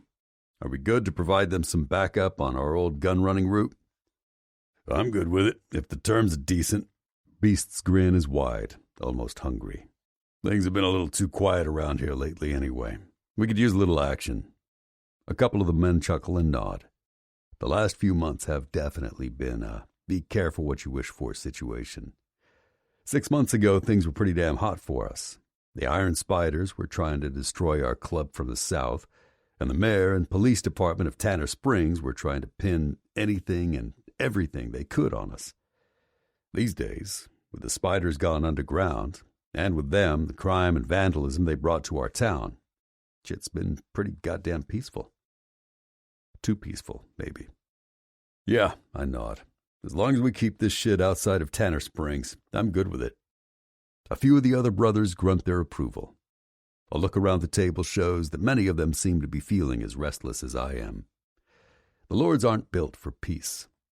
We thrive on mayhem, on danger. It's going to be like old home week around here. It's probably pretty fucked up that I can hardly wait. 8. Alex. Because I want to do something to thank Gunnar for letting me stay at his place for the night, I head to the grocery store to get ingredients to make spaghetti. I also buy fixings for garlic bread, which sounds really good right now. I still don't know whether he has any plans to come back tonight before dinner. But for simplicity's sake, and because it's cheaper, I decide to get sauce in a jar instead of opting to make it from scratch. Everything that isn't consumed tonight can be saved to be eaten later, either by him or me. By the time I get back from the grocery store, it's just before 5 o'clock. I put away the groceries and then stand for a moment in the kitchen, trying to decide what to do. After the huge breakfast I had this morning at the diner, I was too full to eat lunch. Now it's late enough that I'm finally starting to get hungry again, but early enough that it's not really time for dinner yet, which means it's still too early to start cooking. Feeling antsy, I leave the kitchen and go into the living room. Sitting down on the couch, I reflexively pull out my phone and check it for messages, as I've done countless times in the last couple of weeks. First, I look at my texts. Nothing. I tap on Eden's name in the history to glance at the ones I've been sending her practically every day. As always, there's no response. And more depressingly, not even any indication she's read any of them. I show no new phone calls either. For what must be the 100th time, I consider whether I should try to call her again. Calling is the thing that ends up alarming me most, even more than the texts she doesn't answer. Not only does she never pick up, but the phone always goes straight to voicemail, which means that either her cell is dead or she shut it off. Or maybe she's just blocked me completely. I don't know. But none of these possibilities is good. With a sinking heart, I decide to try again. Just as I predicted, there's no ring at all, just a click, and her voice telling me to leave a message. Eden sounds happy in her outgoing message, like she doesn't have a care in the world. I know damn well it's not true. It wasn't true when she recorded it, for sure. And even if I don't know where she is or what she's doing, I know what she left behind. And I know why she left it. At least, I think I do. I just wish I knew she was safe. I don't bother leaving a message. I've already left 6 others. If she's listened to them and decided not to call me back, then leaving a 7th won't change anything. And if she hasn't listened to them... I don't let myself go there. I've already been down that road too many times. I've already imagined every single possible scenario, from the best case to the worst. It just makes me feel crazy and helpless. Maybe, at least with Gunner's help, I haven't hit a total dead end. Maybe he really can help me find her. Maybe not. But, at least for right now, I don't feel quite so alone. To kill some time before I start cooking dinner, I decide to treat myself to a shower. It's the first real shower I've had in 2 days, and I'm feeling pretty grimy. I wasn't in that gross motel long enough to take a shower there. And even if I had been, I'm not sure I could have forced myself to climb into that filthy bathtub. It looked like it hadn't been cleaned in this century. I grab my tiny bottles of shampoo and conditioner off the top of the dresser and take them into Gunner's bathroom with me. The bathroom is small, but clean, and the shower stall takes up almost half the space. I was in here earlier, hand-washing my dress, but at the time I didn't pay much attention to the shower itself. It's surprisingly luxurious, with a big rainfall shower head and a separate wand thingy that you can use to rinse your hair out with. I sigh in happy anticipation as I poke my head into the tiny linen closet behind the door and pick out a small bath towel. Being careful to make sure the bathroom door is securely closed and locked, I turn on the water and peel off my t-shirt, jeans, underwear, and bra. The water heats up almost instantly. When I have the temperature adjusted just the way I like it, I step inside the shower and audibly moan at how good it feels. The past couple of days have been woefully short on comfort. Yesterday started with a 7-hour car ride, then devolved into an unfortunate roofie experience, and ended with a night spent passed out on a rock-hard motel bed. Standing here, in the steamy shower, the water temperature just exactly right, is almost a religious experience by comparison. I close my eyes and let the droplets rain down on my skin. It feels so gentle, almost like a caress. In here, locked away from the world, I could almost forget that I'm standing in a strange man's shower with no idea what I'm doing here or how I'm going to find my sister. I could almost forget my troubles for a while. Almost. I stay like that for a few minutes, leaning against the wall and breathing deeply in and out. I try not to think about anything except how amazing it feels. I could probably fall asleep like this if I let myself. Eventually, though, I start to feel guilty for wasting water, so I open my eyes and start focusing on cleaning up. I pull the wrapper off the tiny soap I nabbed from the motel, inspecting it first to make sure it hasn't been used before. Maybe that's paranoid, but I wouldn't put it past that dump. I soap myself up and rinse off, then portion out some of the cheap shampoo and lather it into my hair. The bottle's almost halfway empty by now, since I used it to wash my dress, too. I'm going to have to buy more if I plan to stay in the area much longer. Which it's starting to look like I may have to do. Worried thoughts about my sister start worming themselves back into my head, but I push them away. Just for a few minutes, I tell myself. Just while I'm in the shower, I'll start worrying about how the hell I'm going to find Eden again once I'm out. I rinse out my hair with a hand wand and then apply some conditioner to the ends, working it in and then rinsing that out as well. Then, all too quickly, I'm done. Regretfully, I turn off the water and spend longer than I need to toweling off my body and hair. This bathroom feels like an artificial refuge from everything horrible that's happened in my life the past few days. Hell, the past few months.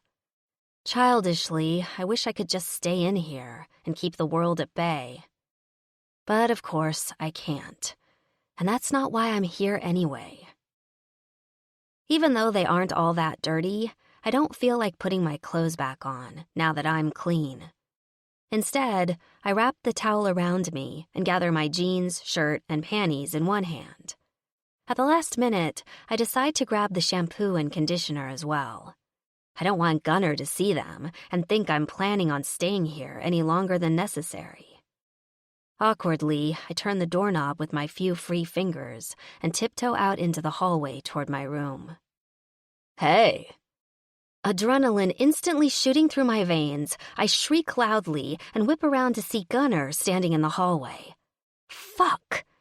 The towel around me is barely large enough to cover what it needs to, and I clutch at it and desperately try to pull it up higher around my breasts. But since I'm also carrying a bunch of stuff, exactly the opposite happens.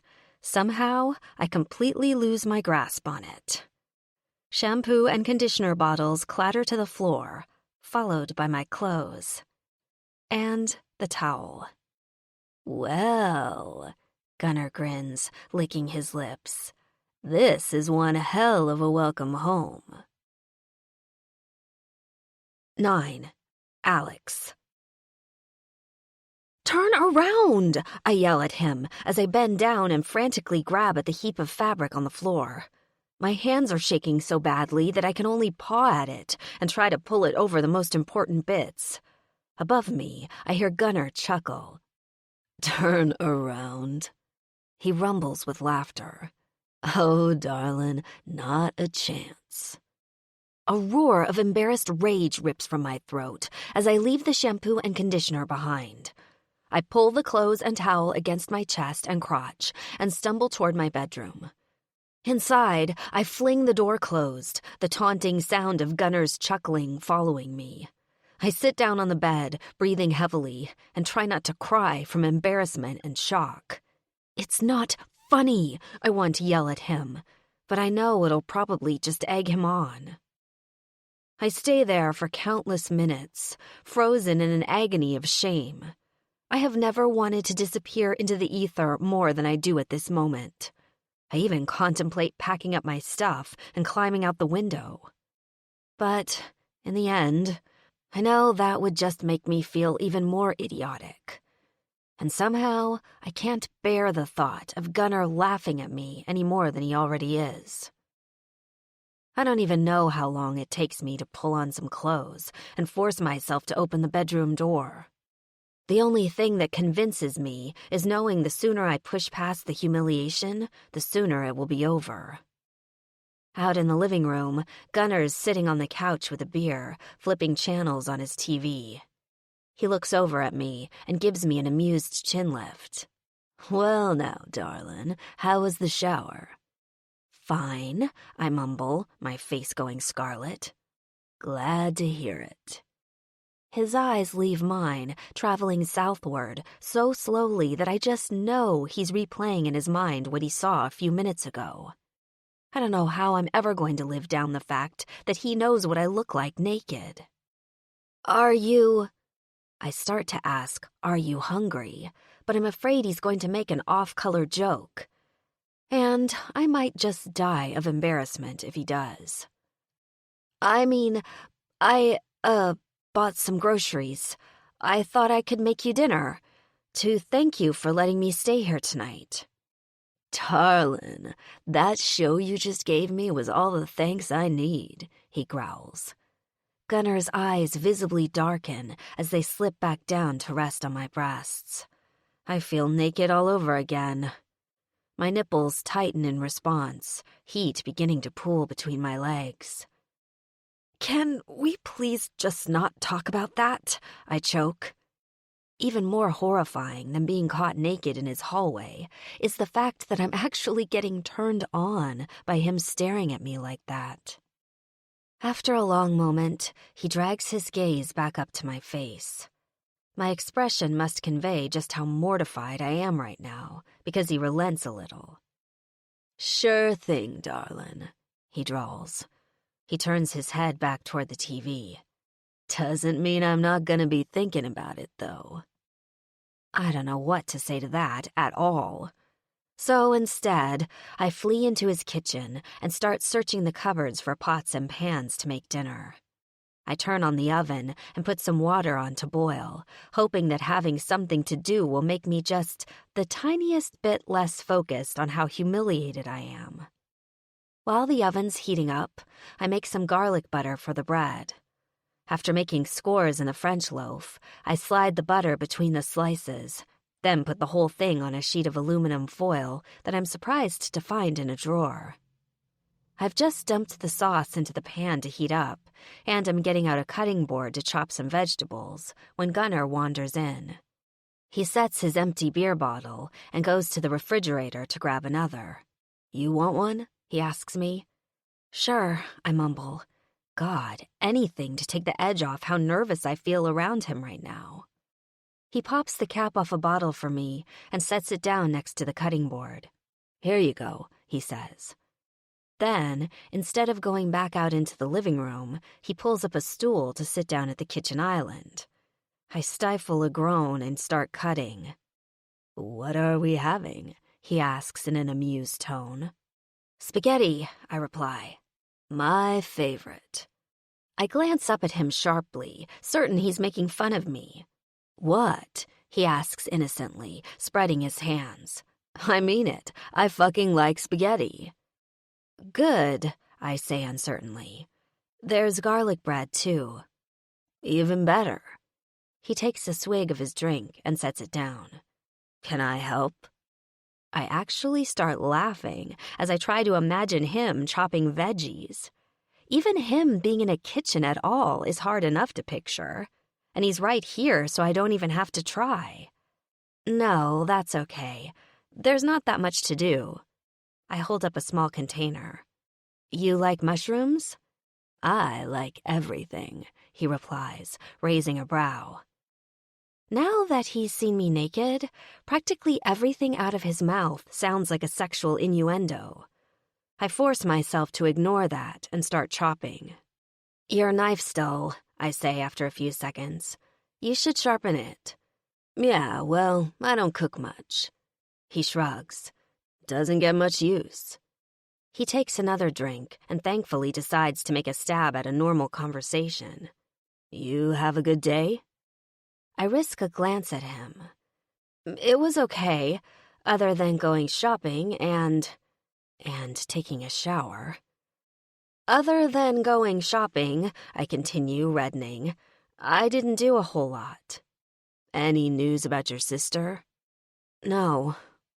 My throat gets a lump in it, and I pick up my bottle of beer and take a drink to clear it. I've been texting her and calling for days, but no answer. It doesn't even look like her phone is on. Gunner frowns at me. So, do you even think she wants to be found? I sigh deeply. I don't know. Honestly, probably not. But I just need to know she's safe. Once I know that for sure, I'll leave her alone if she wants me to. He's silent for a moment. What exactly did that fucker Gonzalo tell you at the bar last night about where your sister is? I shrug. Like I told you before, he said he and Eden broke up, and she left town. He said he hasn't seen her since. And do you believe him? I don't know what to believe. Lifting up the small cutting board, I push the chopped mushrooms into the spaghetti sauce that's simmering in a pan on the stove. Gonzalo lies like he breathes, I tell him. Even when he and Eden were together in Lynchburg, he was always lying to her, disappearing and not telling her where he was, saying he was out with the guys, and then she'd find out later that a friend saw him at a bar with some girl. He was always borrowing money from her, saying he'd pay her back, but he never would. I shrug. So, anything he says is probably bullshit, but he's all I have to go on, and he says she's gone. For a few minutes, Gunnar lets me work in silence. I risk a couple of glances at him. He looks deep in thought. I boil spaghetti, grate Parmesan, and get out some plates for us. I figure we'll eat here at the kitchen island, since it's not exactly a fancy dinner. When the food's ready, I hand Gunnar his plate and some silverware, then rinse the pasta and let him serve himself. We concentrate on eating for a while. Gunnar pulls off a few slices of the garlic bread and stuffs a piece in his mouth. "This is fucking good," he growls. I have to laugh. It's literally just garlic salt and butter. But thanks. It is good, actually. Sometimes the simplest meals are the best. It feels oddly therapeutic to just sit down and share a home-cooked meal with someone. I haven't done this in forever. Not since before Mom got sick. A pang of grief hits me, and I try to ignore it. If I let myself wallow in every sad memory and regret lurking just below the surface, I'd never manage to do anything else. "So," Gunnar says then, "what's your plan for tomorrow?" Thinking he's trying to find a roundabout way to ask when I'm leaving, I rush to reassure him. "Oh, I promise to be out of your hair. I'll probably just drive back to the bar one last time and hope Eden shows up. If not, I guess I'll drive back to Lynchburg and accept defeat." There's no way I'm going to give up that easily, of course, but Gunnar doesn't need to know that. "Like hell you will," he barks as though reading my mind. "You're going to stay here looking for her, no matter what. I didn't believe you the first time you tried to feed me that horseshit line, and I don't believe you now, so you might as well admit it now and let me help you." "But," I stammer in frustration, "I've told you before, I don't know how you can help me, Gunnar, even if you wanted to. I know literally nothing more than I've told you. My sister's disappeared without a trace, and as far as I can tell, she doesn't want to be found. The only hope I have of finding her is if I manage to just run into her somehow, by luck." I shake my head. "And you can't even do that. You don't even know what Eden looks like. You wouldn't know her if you passed her in the street." Despair threatens to overwhelm me. "Plus, you beat up Gonzalo, so he knows who you are now.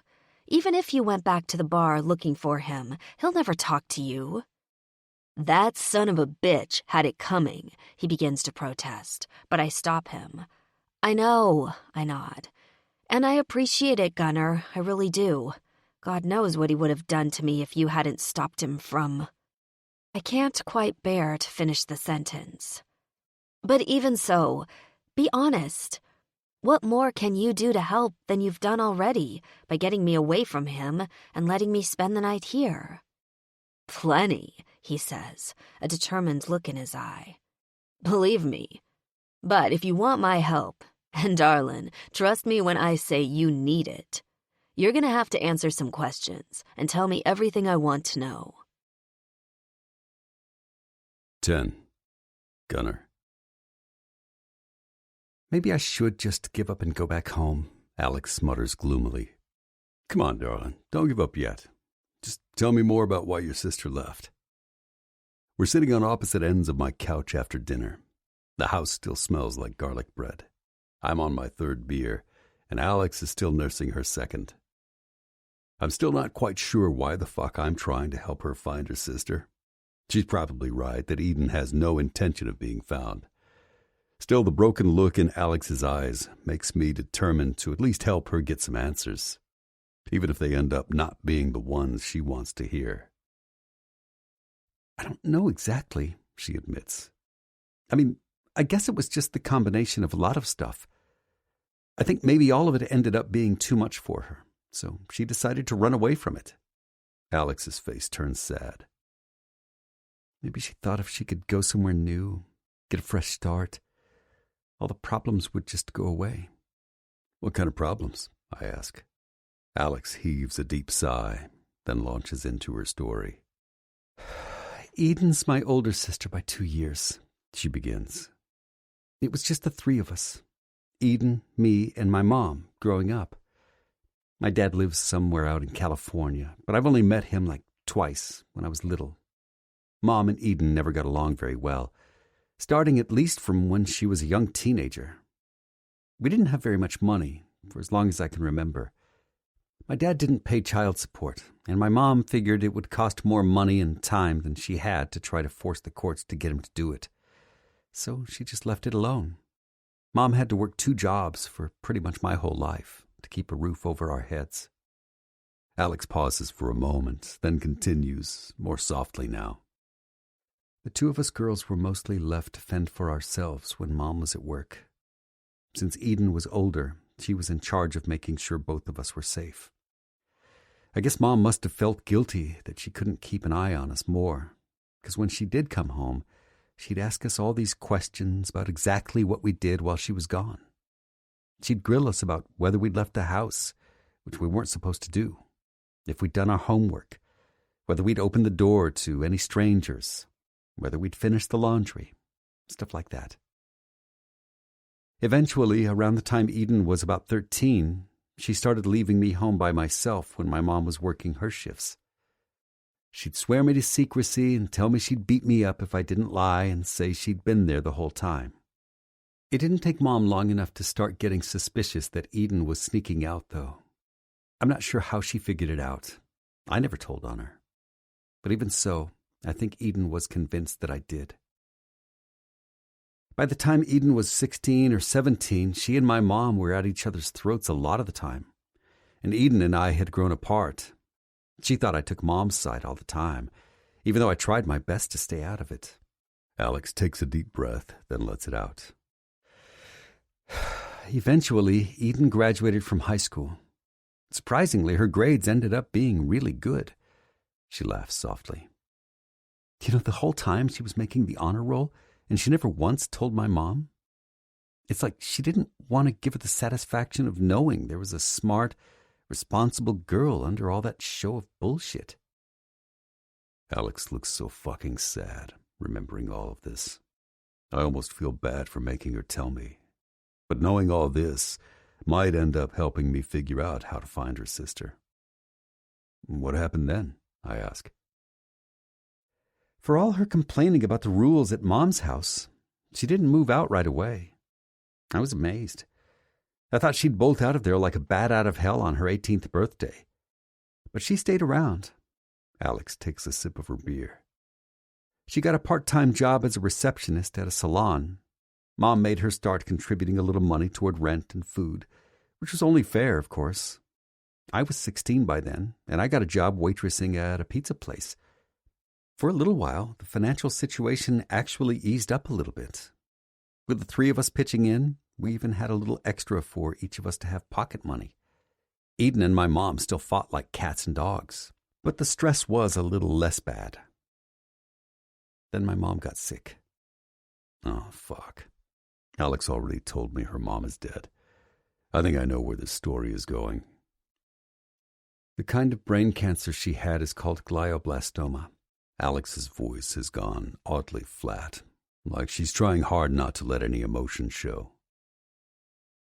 At first, we didn't know anything serious was wrong. She'd been having headaches, and sometimes she seemed kind of foggy after a long day at work. But Mom just chalked it up to being tired. She worked such long hours, after all. She said she wasn't getting any younger, and she just didn't have the energy she used to. Eventually, the headaches got worse and more frequent, to the point where she started having double vision sometimes.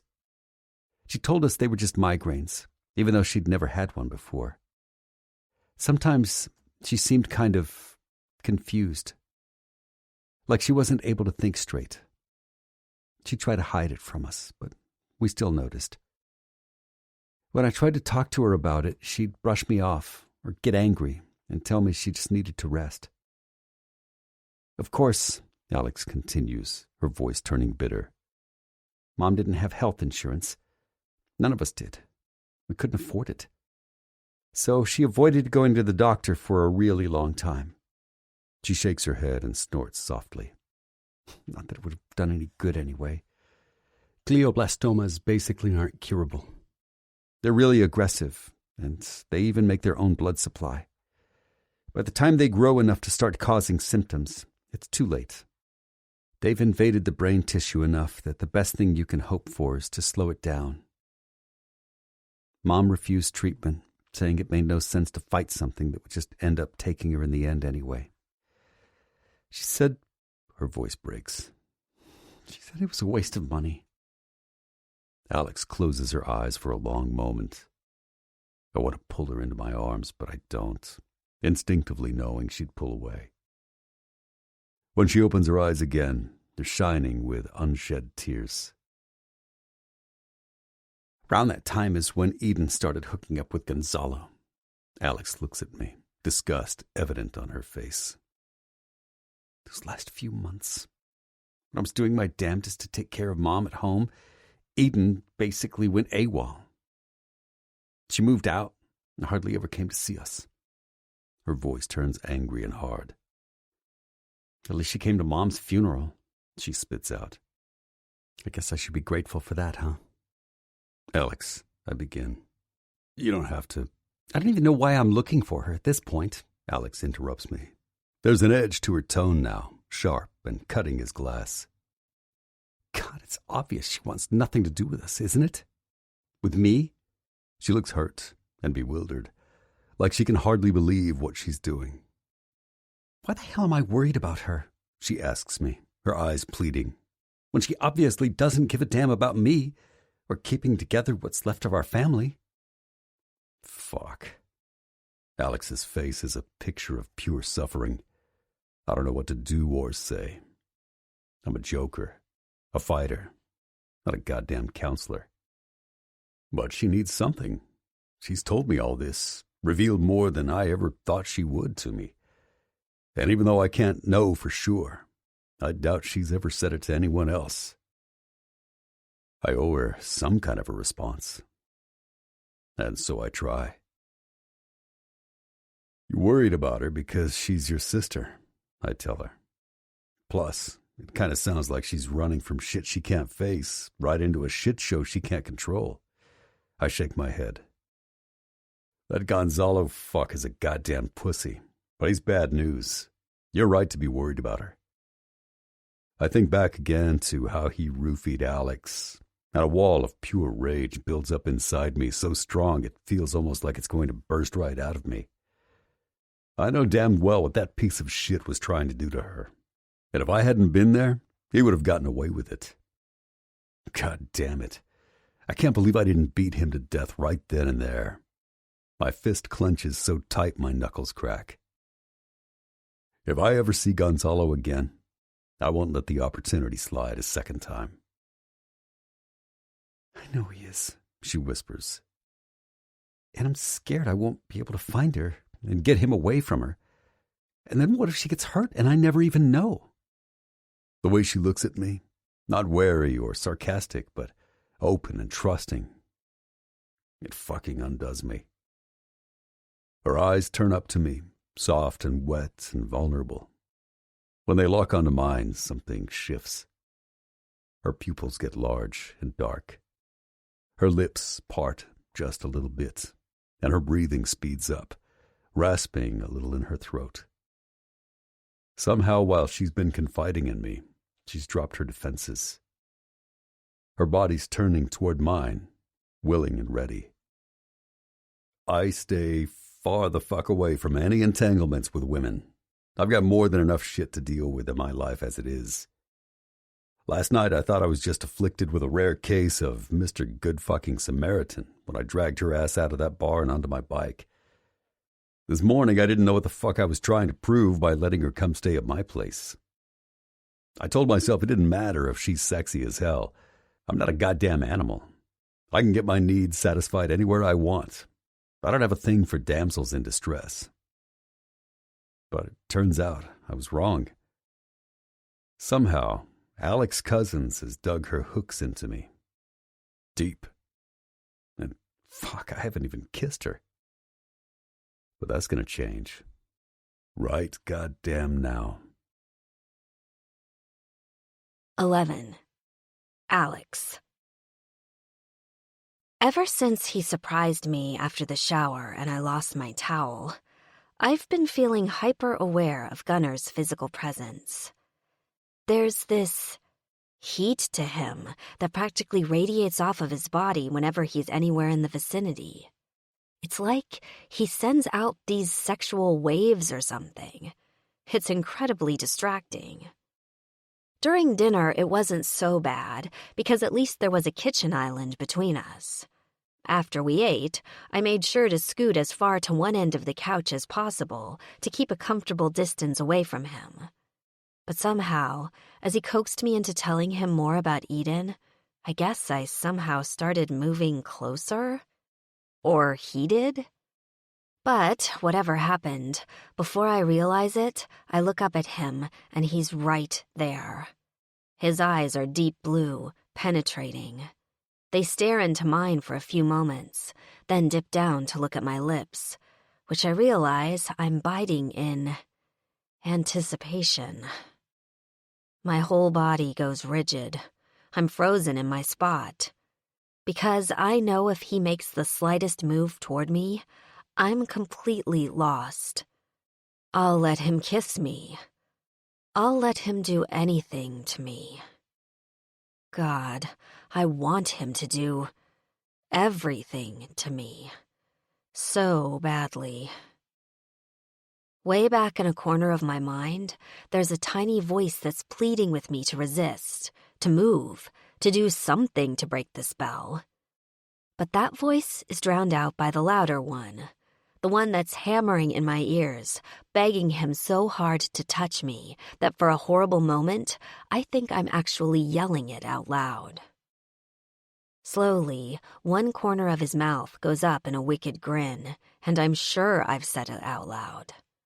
But then, the grin is gone, and his eyes turn wild, almost savage. His voice wraps itself around me like a rope pulling me toward him, and I can't escape. God, I don't want to escape.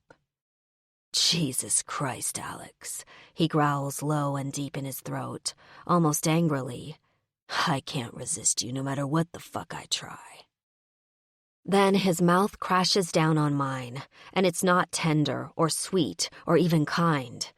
It's borderline vicious, borderline painful, and exactly what I want.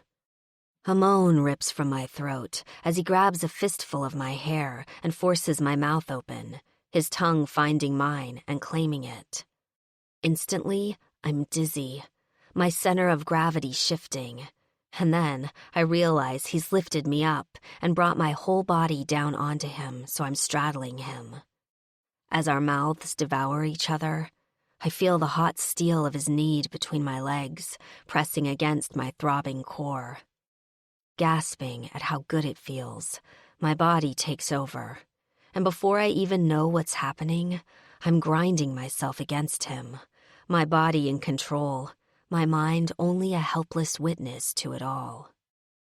He unfists my hair and pulls my shirt off over my head in one motion, barely breaking the kiss. Then my bra is off, and he's taken one breast in his large calloused hand. His lips and the rough stubble of his beard slide against the skin of my neck, soft, hard, until he reaches my sensitive nipple and catches it between his teeth. A loud cry rips from me as I jolt against his cock, the pleasure, pain sending an electrical current straight to my core. I'm soaking wet. I can feel that I'm soaking right through the fabric of my jeans. And all I can think about is less fabric. I need less between us. I need to feel the heat of him against my pussy. Oh, God. Then, my fingers are fumbling clumsily at his waist as I keep grinding against him, trying ineffectually to unbutton his jeans and mine. My brain is frantic, and I'm so close to coming, I think it might even happen before I can get any closer to him.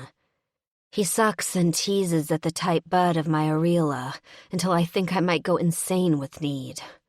I can hear myself pleading with him, nonsense phrases I just keep repeating with his name.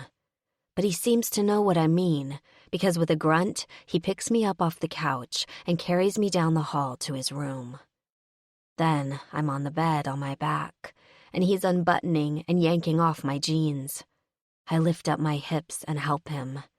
Inside, I'm saying, "Oh God, yes, thank God, oh please," as he pulls off his shirt and kicks his jeans to the side. His cock springs free, huge and gorgeous, and I think about stopping to take him in my mouth. But then he's on top of me, grabbing my wrists and holding them together over my head. "This will be my way," he growls, his jaw tight. "Beg if you want." Then his mouth comes down to nip and suck at my other breast, and I cry out again, writhing underneath him.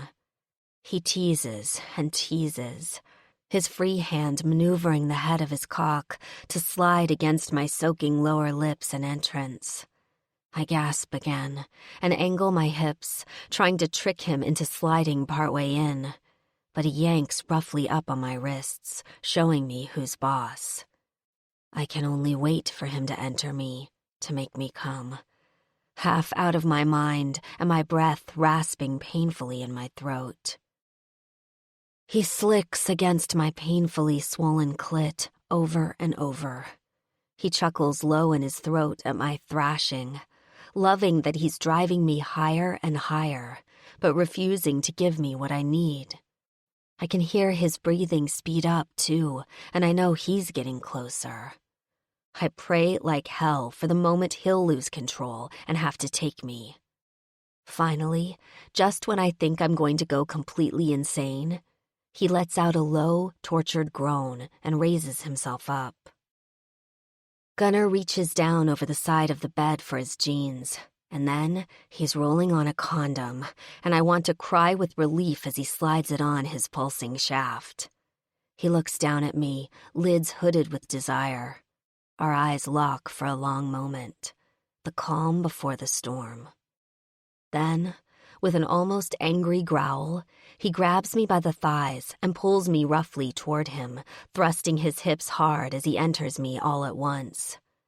It's incredible. I gasp, my eyes flying open and then closing again as the wave of pleasure hits me like a tsunami. He pulls out and thrusts again, and I cry his name, bucking my hips against his. It's explosive, both of us caught in the throes of something larger than the two of us. It's more intense than anything I've ever known. I don't even realize how close I am to the edge again until I'm coming, my whole body shaking and writhing with an orgasm so powerful I'm almost frightened by the force of it. But all I can do is let go and surrender to it. A few seconds later, Gunnar tenses. Then I hear him roar his release. He explodes inside me, thrusting again and again until he finally slows and stops, both of us completely spent. We don't speak afterwards, not for a long time. I'm still gasping for air, so shaken that I'm clutching the bed sheets almost as if I'm afraid I'll fly away if I don't anchor myself to something. Gunnar collapses next to me, a wall of heat and mass. For a few moments, I listen to the steady rhythm of his labored breath. "Fuck me," he mutters. "Just did," I manage to gasp. He starts to laugh, so hard he ends up in a coughing fit. "God damn it, don't do that. I'm trying to catch my breath here." "Do what?" "Be funny." "Sorry," I say, but I'm smiling. After the intensity of the last few minutes, it's a welcome moment of levity. Also, it's sort of thrilling to hear him laugh and know that it's because of me. It feels sort of normal. Also, it sort of helps to temporarily lessen the awkwardness of the fact that I just had the most amazing, explosive sex ever with a man I barely know. I've never had a one-night stand in my life. I could never understand how a person could just get naked and bump uglies with a person they just met. God, I've never even had sex with someone I wasn't in a relationship with before. And I sure as hell have never had sex that felt anything like that. Is this normal? Is this what casual sex is like? Not according to any of my girlfriends back home, it's not. So, maybe this is just what it's like with Gunnar. I shiver. Beside me, he yawns noisily and pulls me to him. "You cold?" he asks. Without waiting for an answer, he yanks the bedspread up to cover both of us and closes his eyes. A few minutes later, his breathing deepens and slows. In my head, the fog of sexual satisfaction lifts a little, to give way to a thin thread of worry. I don't quite know what just happened. I don't know what, if anything, it all means. And I haven't got the faintest idea how I'm supposed to act around Gunnar tomorrow. 12. Gunnar. I wake up in the middle of the night next to Alex, hard as a rock. Somehow, even though I feel like I just emptied my entire body inside her, I didn't get nearly enough of her the first time around. It's like I've been starving for food and didn't even know it until now. In the darkness, I pull her sleeping form against me. She stirs and wraps her arms around my neck, then whispers yes, so urgently that I reach my hand between her legs, parting her thighs to find her wet and ready for me. I stroke her slickened nub until she cries out in pleasure, thrusting and quivering against my hand. Then I push myself inside her again, groaning at how goddamn good she feels pulsing around me, and comes so hard I have to stop myself from calling out her name.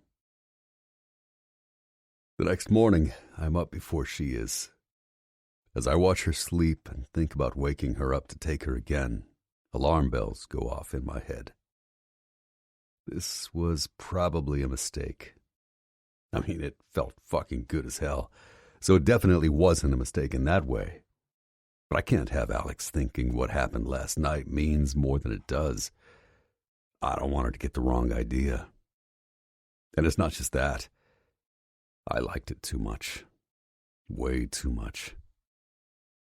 I don't regret it. Hell, that was the hottest fucking sex I've ever had.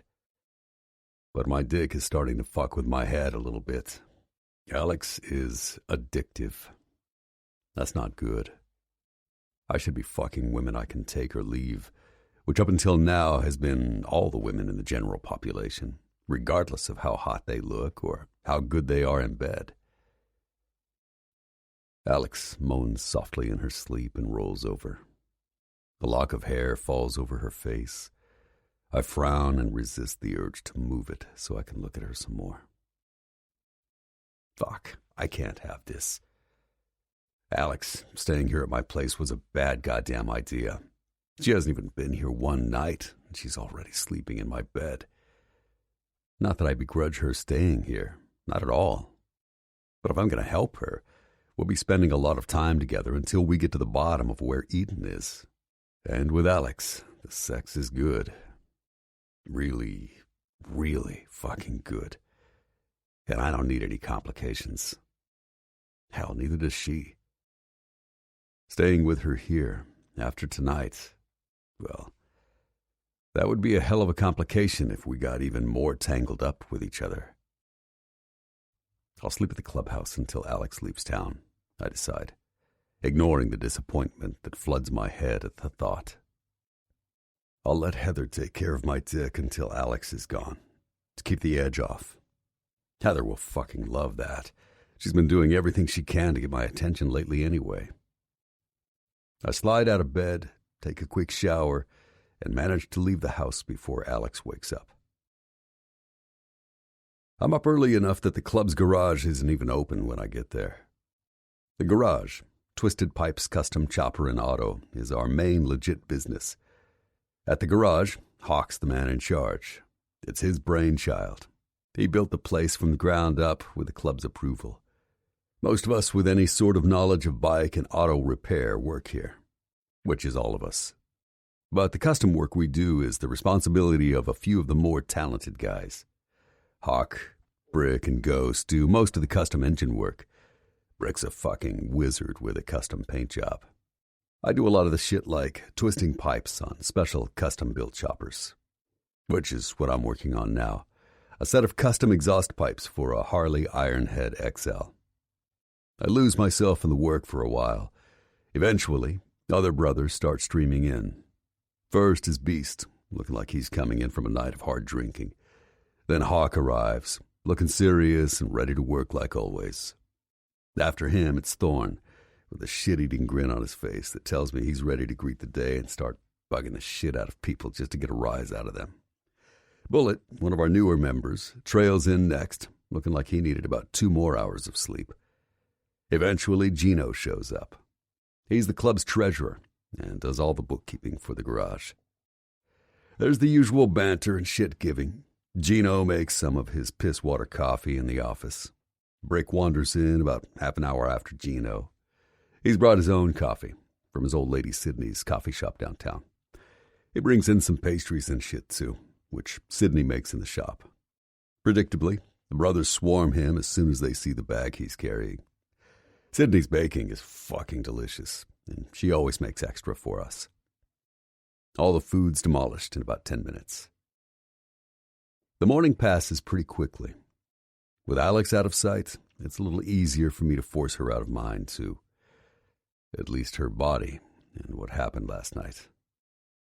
Instead, I focus on what she's told me about Gonzalo and her sister and try to think of a plan. A little after lunch, Tweak stops by the garage. He doesn't really work here, but stops by sometimes just to hang out and geek out on mechanical and technical stuff. I lift my chin at him and motion him over. "Hey, brother, good timing.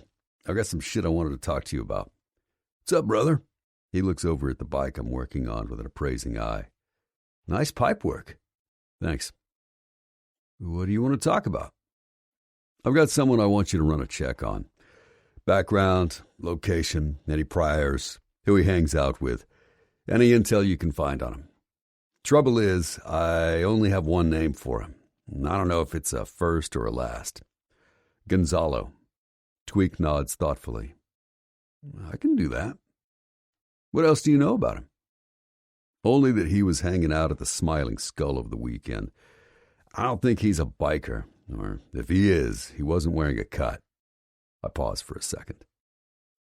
"He tried to roofie this chick there, and apparently he had some connection to the chick's sister at one time."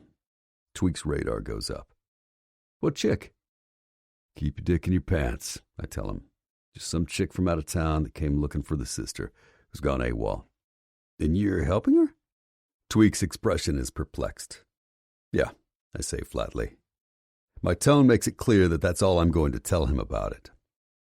"So, can you give me the intel?" "Sure, I can do that," he replies. I know he wants to ask me more about Alex, but I'm not having it. "Good," I say gruffly. "Let me know what you find out." I go back to working on the bike.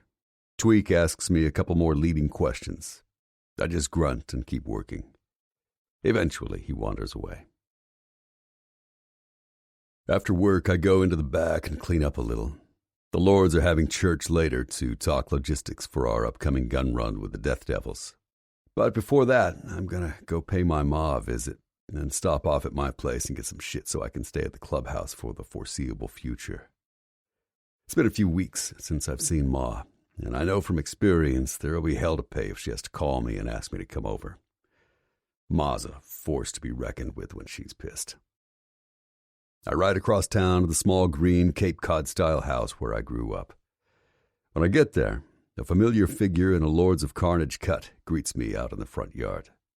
"Smiley," I hail him. "The fuck you doing out here?" "Hey there, son," he calls back. "Just cleaning out these gutters for your mom." Smiley's one of the original members of the Lords, meaning he's been here since the club was founded. And since he was a medic in Vietnam, he's our resident doc as well. He's also my ma's ex from way back. Smiley's actually how I ended up getting involved in the MC in the first place. When Smiley and Ma were dating, way back when I was a young teen, he used to bring me around the club, much to my ma's dismay. After high school, I went into the military. But when I came back, I started hanging around the club again, and eventually got patched into the Lords. Smiley and my ma broke up a little while after that. I was never clear on whether my joining the club had anything to do with it. I also could never figure out why the two of them didn't get back together once my ma got used to me being a Lord. Smiley and Ma are clearly crazy about each other, even after all these years. They flirt like hell whenever they're together, and Smiley comes over pretty often to do stuff for her. I suspect he stays over at her place from time to time, too. Plus, since my ma's a nurse, they have a lot of similar knowledge in healing people. Ma must hear me talking to Smiley because a couple seconds later she appears at the front door. She's dressed in old blue jeans and a faded Rolling Stones tank top. Her light brown hair, streaked through here and there with gray, is piled up on top of her head in a messy bun. I gotta admit, she looks pretty damn good for being almost 60 years old. Anyone who met her for the first time would think she was in her early 50s at most. "Ma," I complain as she comes over and gives me a hug. "Why don't you ask me to do these gutters?" "Oh, you know, Smiley offered." She shrugs her shoulders and smiles. "I didn't want to bug you. I know you're busy." "For fuck's sake, Ma, it's no trouble." I glance over at Smiley, who's getting up there, both in years and in pounds. "You sure it's a good idea for him to be up on that ladder?" I murmur in a low voice. "Language," she says with a twinkle in her eye. It's a long-standing joke between us. Ma swears almost as much as I do. "And for God's sake, Gunner, Smiley's my age. He's not a damn fossil." I snort and shake my head, but decide not to push it. "You're right. Sorry. How you doing, Ma?" "Just fine, like always. Zappa hasn't been feeling too well, though." Zappa's her aging pit bull. "He hasn't been eating as much as usual. Probably have to take him to the vet one of these days soon. Other than that, can't complain." "Glad to hear it. How's work at the hospital?" "Good," she nods. "Heading over for a shift this afternoon. I'm covering for Wanda. She's out of town for her son's wedding in Pennsylvania." "Lucy," Smiley calls down from atop the ladder. "You might want to get out of the way. I'm going to turn on the hose and flush this shit out." "Come in the house, Gunner," Ma says, pushing open the screen door. "You want something to eat?" "Sorry, I can't stay." I apologize. "I just wanted to stop in for a bit and see how you were doing. We've got church in a little while, and I got to run home first." Ma looks at me skeptically, one hand on her hip. "You mean to tell me you came all the way over here just to pay me a visit for 5 damn minutes?" I laugh. "I did, but I promised to come over again in a couple of days for longer." She harumphs and purses her lips. "Uh-huh. "I swear." "Fine," she huffs. "Get out of here, you damn degenerate." Ma rolls her eyes like she's mad, but I know it's just an act. I kiss her on the cheek. "See you soon." She waves me off with an irritated snort and goes back inside. I chuckle and call out to Smiley that I'll see him later at the clubhouse. 13. Alex. Well, if I was worried about facing Gunner the morning after sex, I didn't have to be. He's gone when I wake up. There's not even a note from him to say good morning or to tell me where he is. The only indication he's even left, other than the fact he isn't here, of course, is a scrap of paper that I find on his kitchen island. It's a phone number. That's all. Since it wasn't here last night, I assume it's Gunner's number, which means he left it for me on the off chance that I'd need to get hold of him for some reason. I push the paper aside, angry and frustrated, without even knowing why. What did I expect? A dozen damn roses? Last night was unbelievably amazing, at least for me. The sex was unreal, but I'd have to be a fool to think it meant anything more, for him or for me. He wasn't under any obligation to stick around this morning, and actually, I should be glad he didn't. I ended up telling him way more of my life story than I'm comfortable with last night. It's just as well that I didn't have to face him over the breakfast table today. I rummage in a cupboard for the rest of the bread I bought yesterday, then make myself some toast and coffee, which I consume sitting at the kitchen island while staring into space. Gunnar told me he was going to help me find Gonzalo, but we never got to the part about how. Trust me, he said. I guess I have to trust that he hasn't forgotten his promise, and that it wasn't just the line he was using on me to get me into bed. Strangely, I do kind of trust him. About that, anyway. I believe he's going to try. And the more I think about it, it's true that he probably does have a better chance of finding anything out than I do. For one thing, he's from here. He's definitely got more connections than I do. For another thing, he's a man. And a large, strong, dangerous-looking man at that. People are likely to take him a lot more seriously than they are me. I need to face facts. Whether I like it or not, Gunnar's my best bet to getting answers about where Eden is. Which means it looks like I'm going to be staying here in Tanner Springs, and at his house, a little while longer. Once I've finished doing my dishes and putting them in the little rack next to the sink, I glance back over at the kitchen island, to the paper with his number on it. Reluctantly, I pull out my phone and punch it into my contacts. After all, Gunnar is basically the only person I know within a 400-mile radius, and this number is my only link to him. Last night notwithstanding, I should be grateful that he was thoughtful enough to leave it for me. After breakfast, I turn anxiously in circles in the house, not knowing what to do with myself.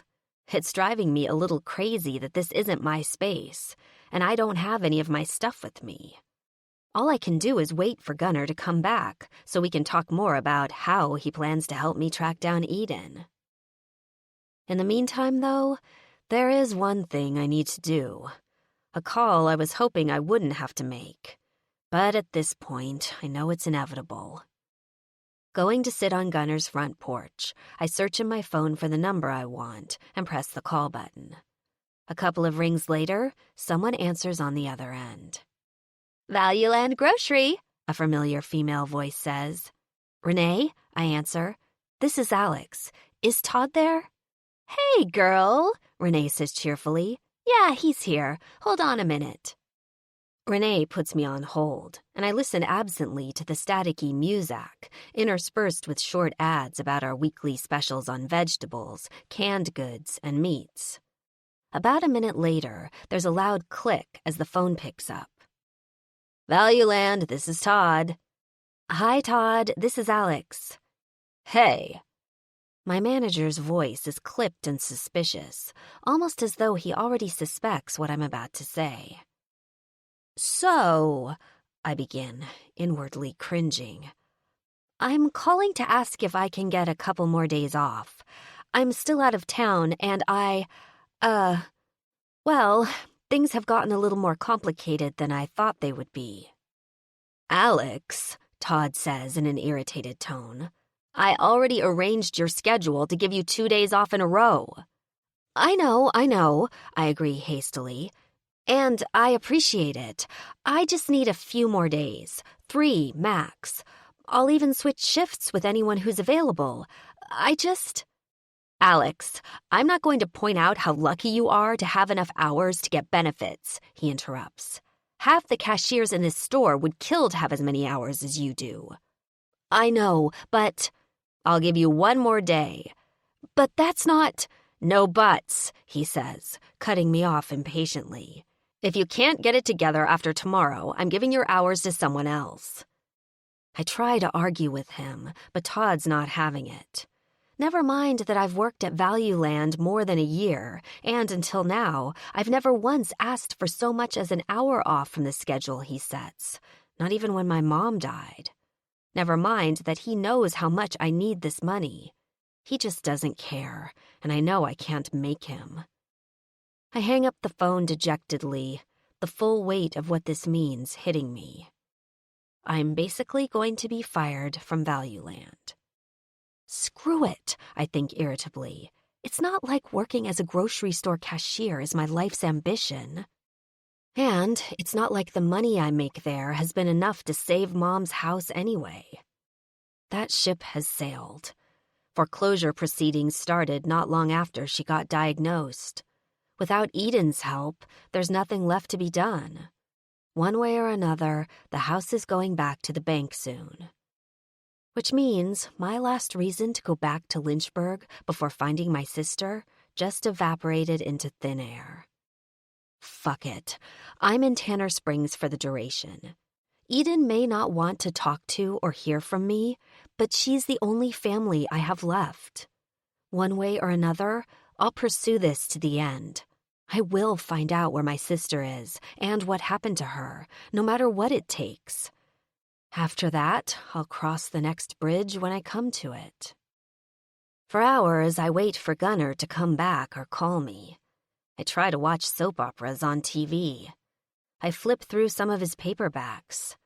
I just barely resist snooping through his stuff in search of more information about who he is. In the end, I last until a couple hours after lunchtime. When he still hasn't called by almost 3 o'clock, I jump up and make my decision. I can't stand it anymore.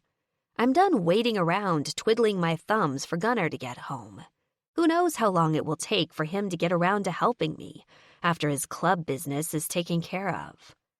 I've never been able to rely on anyone but myself in the past, and I'm not going to waste any more precious time doing it now. Grabbing my purse from the coffee table and Gunnar's keys from the hook by the door, I step outside and lock the house behind me. It's time for a road trip.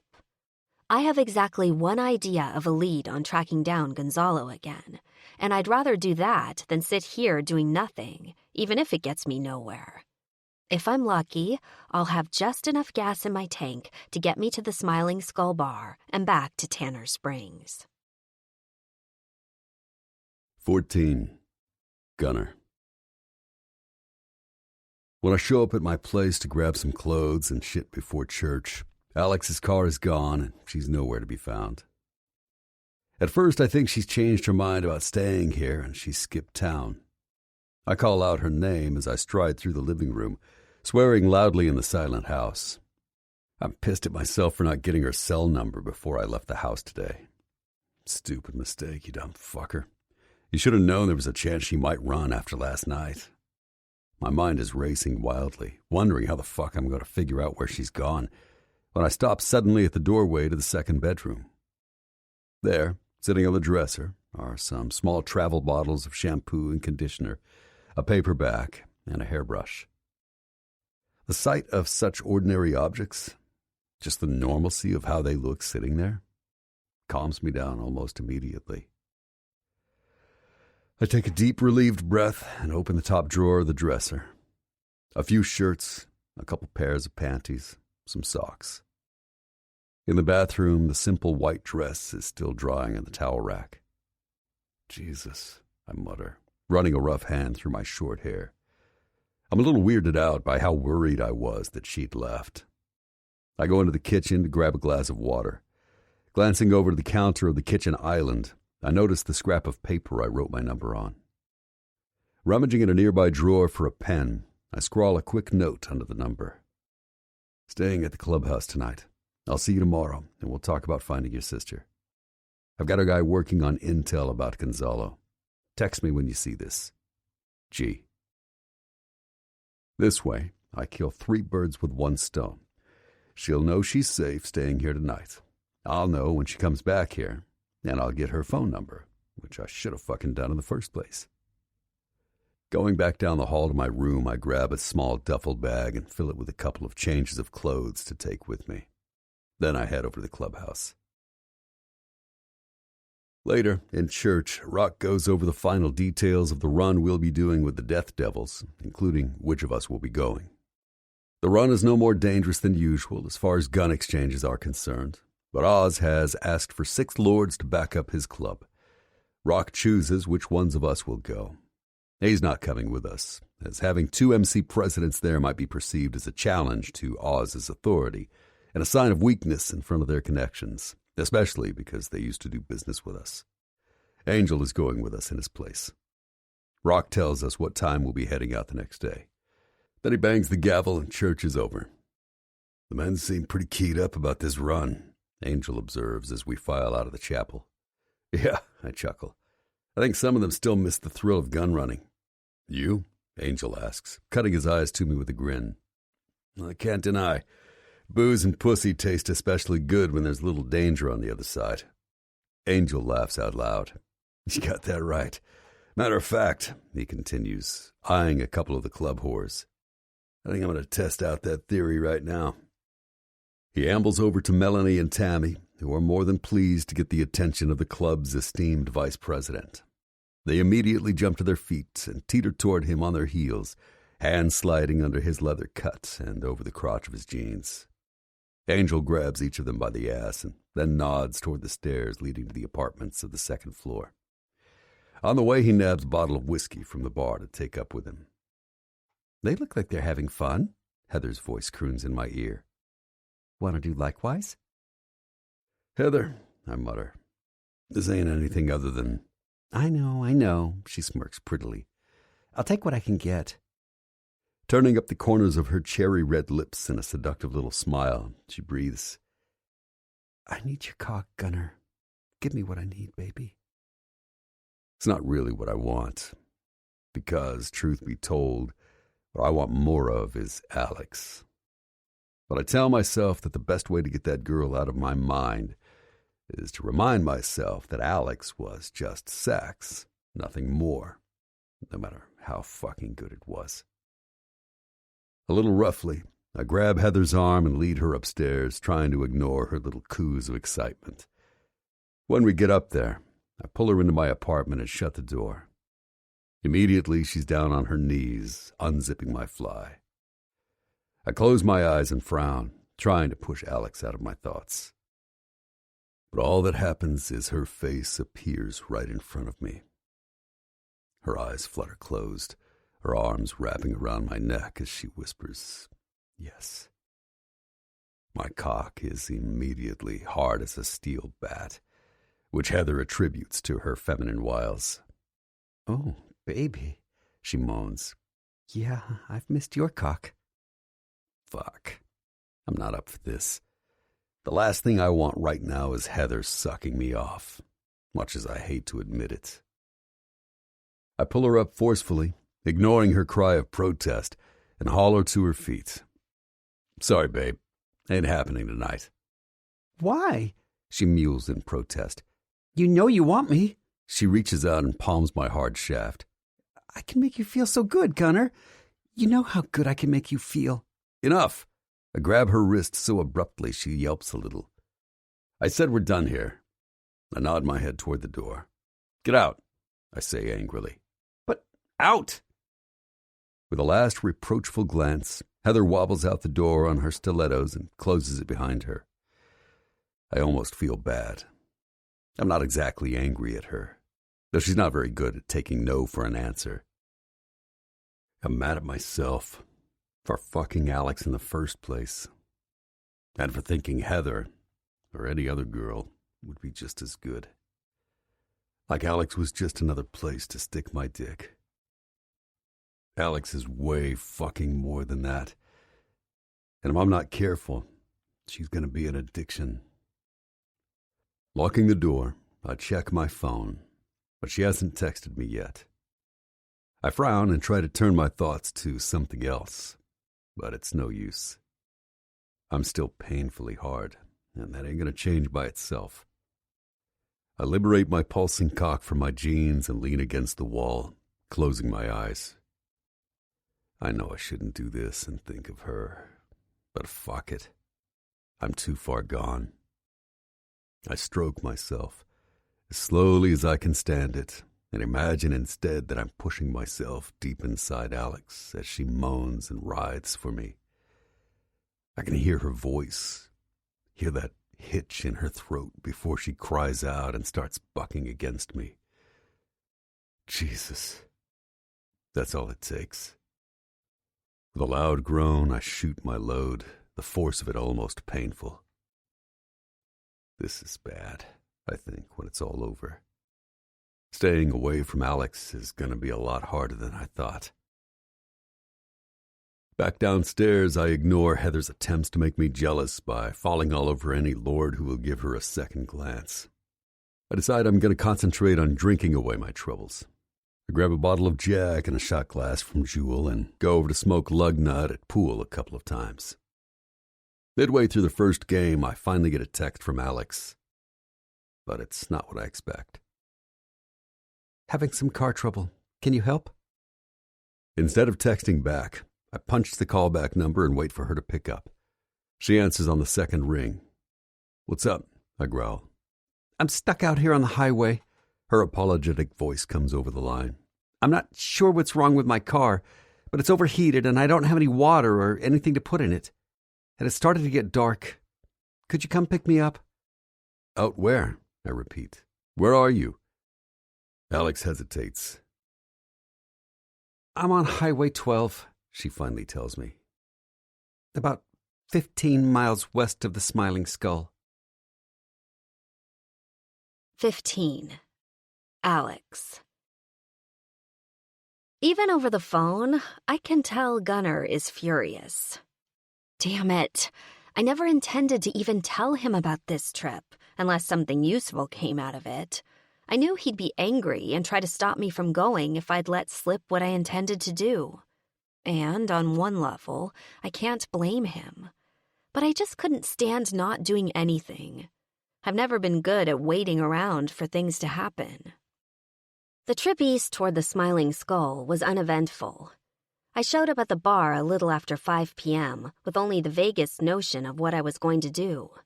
The parking lot was almost half full, with twice as many bikes as cars. I pulled in and shut off my car. Then, steeling myself, I walked resolutely toward the front door. Inside, an iron-jawed, angry-looking bartender with a shaved head watches me walk up, suspicion etched on his rough features. "You sure you're in the right place, Blondie?" "Is Rosie around?" I ask, with more confidence than I feel. "I need to talk to her." He snorts. "You don't know Rosie," he mutters, turning away. In desperation, I decide to take a chance.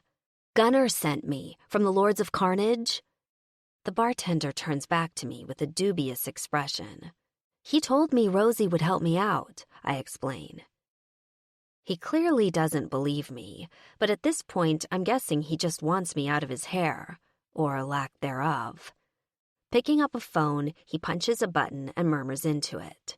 Hanging up, he narrows his eyes at me. "She'll be out in a second. You want to fucking Shirley Temple while you're waiting?" I decide to ignore the insult. "I'm fine, thank you." By this time, some of the other customers are looking at me with the same curious and contemptuous expression as the bartender. I can't help but think back to that first night when I was here looking for Gonzalo. I suppress a shudder, recognizing that this really is not a safe place for me to be by myself.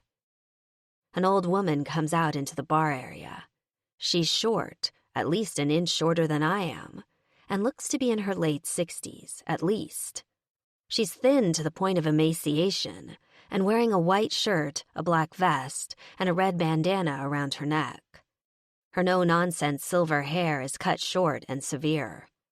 Frankly, if I met her on the street, I wouldn't immediately be sure if she was a man or a woman. This is Rosie? She seems as skeptical of me as I am of her. "Who the hell are you?" she asks bluntly, in a raspy smoker's voice. "Gunnar Storgard sent me," I said, working hard to sound confident. "He said you might know something about a person I'm looking for." "That's so," she snaps.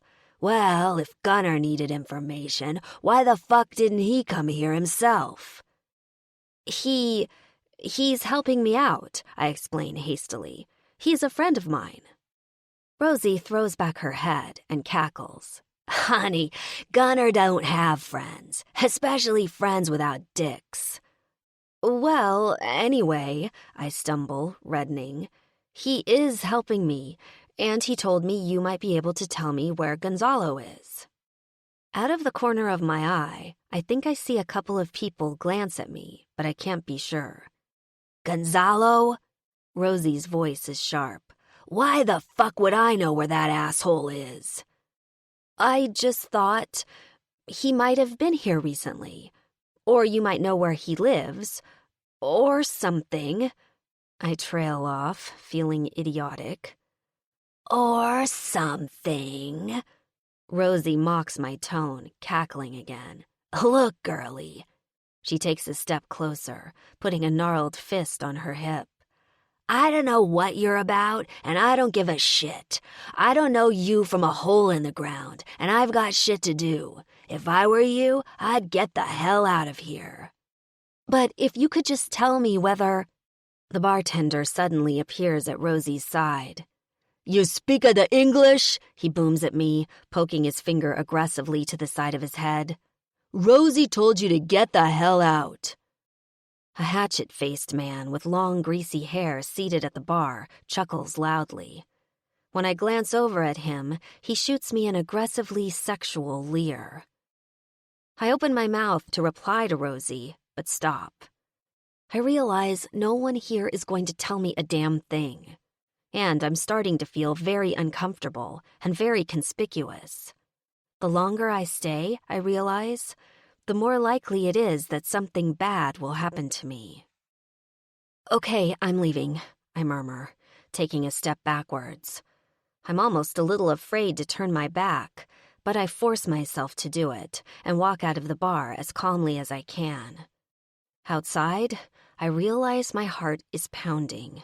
My hands are trembling, half from fear and half from anger. I'm mad at them for being so mean, and mad at myself for being fool enough to have come here.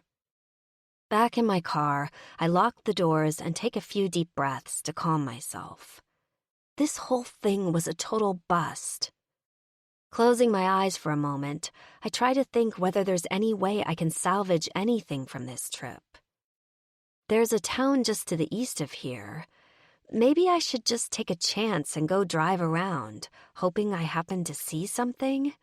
Maybe I'll... Thump, thump, thump. I shriek in fright and jump in my seat, banging my head on the ceiling of the car. Wildly, I turn toward the noise to see the hatchet-faced guy from the bar leering at me from the other side of the driver's side window.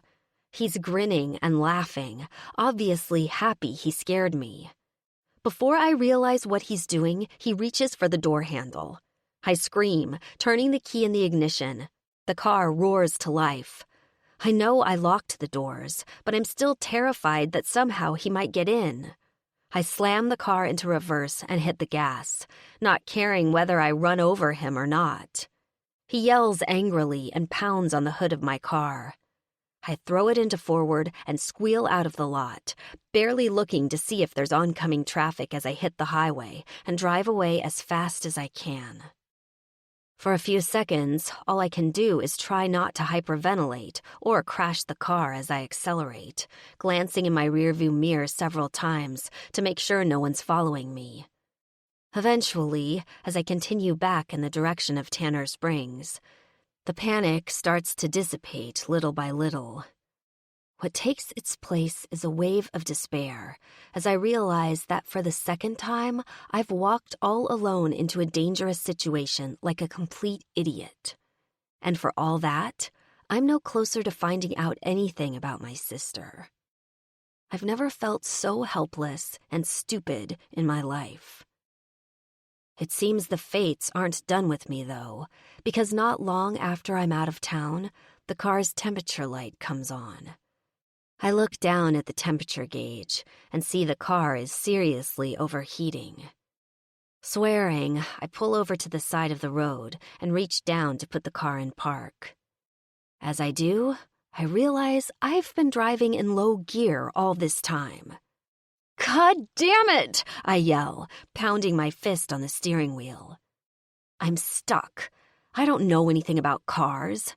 I'm afraid to drive any farther, and I have no idea what to do next. Worst of all, I know, even though it's the last thing I want to do, that I'm going to have to call Gunnar to come help me. A little over a half an hour later, a tow truck arrives. The driver's side door opens and Gunnar climbs out. I unlock my doors to get out and meet him. The first thing I notice is how pinched and angry-looking his face is. "Thank you so much for coming, Gunnar," I begin, but he brushes past, barely looking at me. I watch in helpless silence as he goes to my car, gets into the driver's seat, and turns it on. He checks the instrument panel, then turns it back off. Sliding back out, he pops the hood, spends a minute or so looking around inside, and then slams it shut hard. In spite of myself, I jump. "Get in the truck," he barks. Beneath the beard, his jaw clenches. Swallowing hard, I do what he says, climbing up into the high cab and shutting the door. I watch from the inside as Gunnar positions a metal chain cradle under the front wheels. He lifts them up with a winch on the truck, then checks to make sure everything's hooked up correctly. All the while, I'm sitting in the passenger seat, my hands clenched together, and dreading the moment when he finally gets in the cab with me. But the firestorm I'm expecting doesn't come.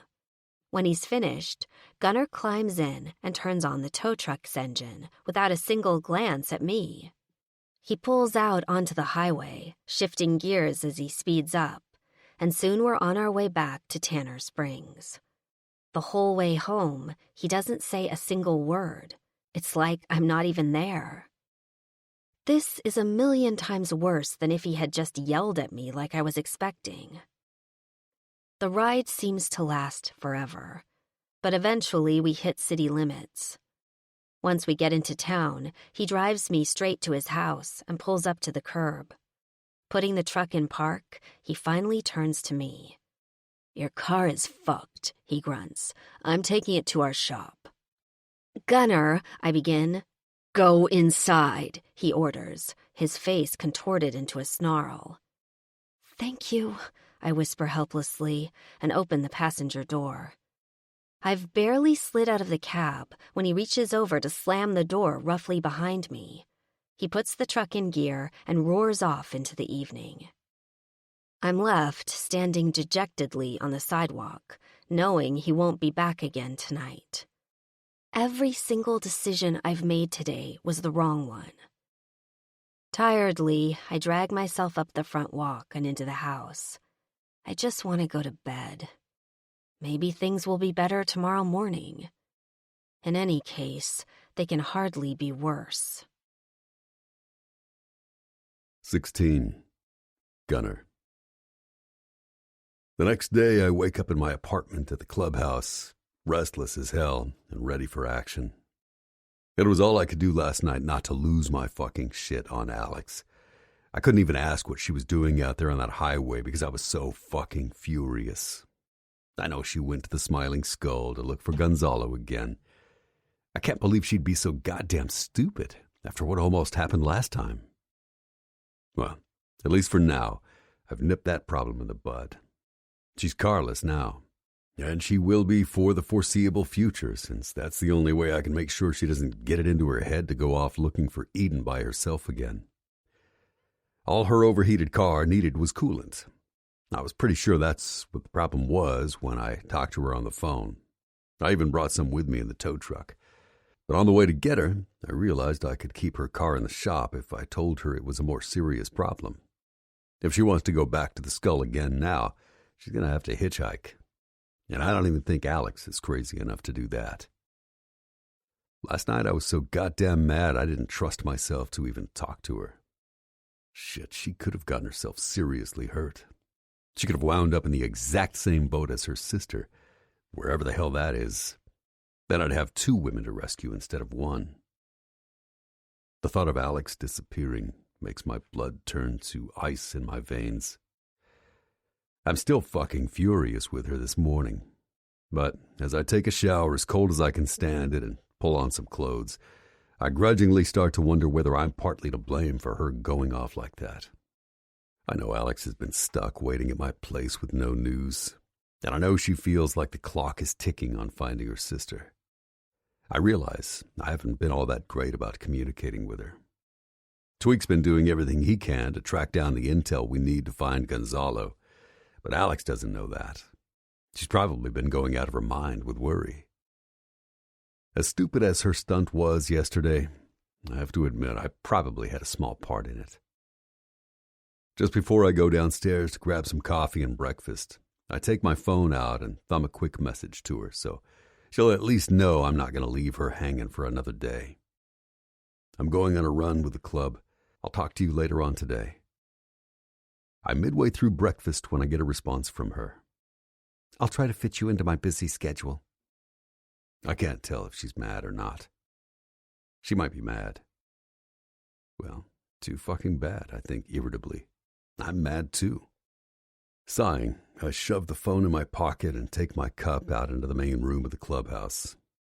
I go find Angel and ask him what time we're leaving on the run.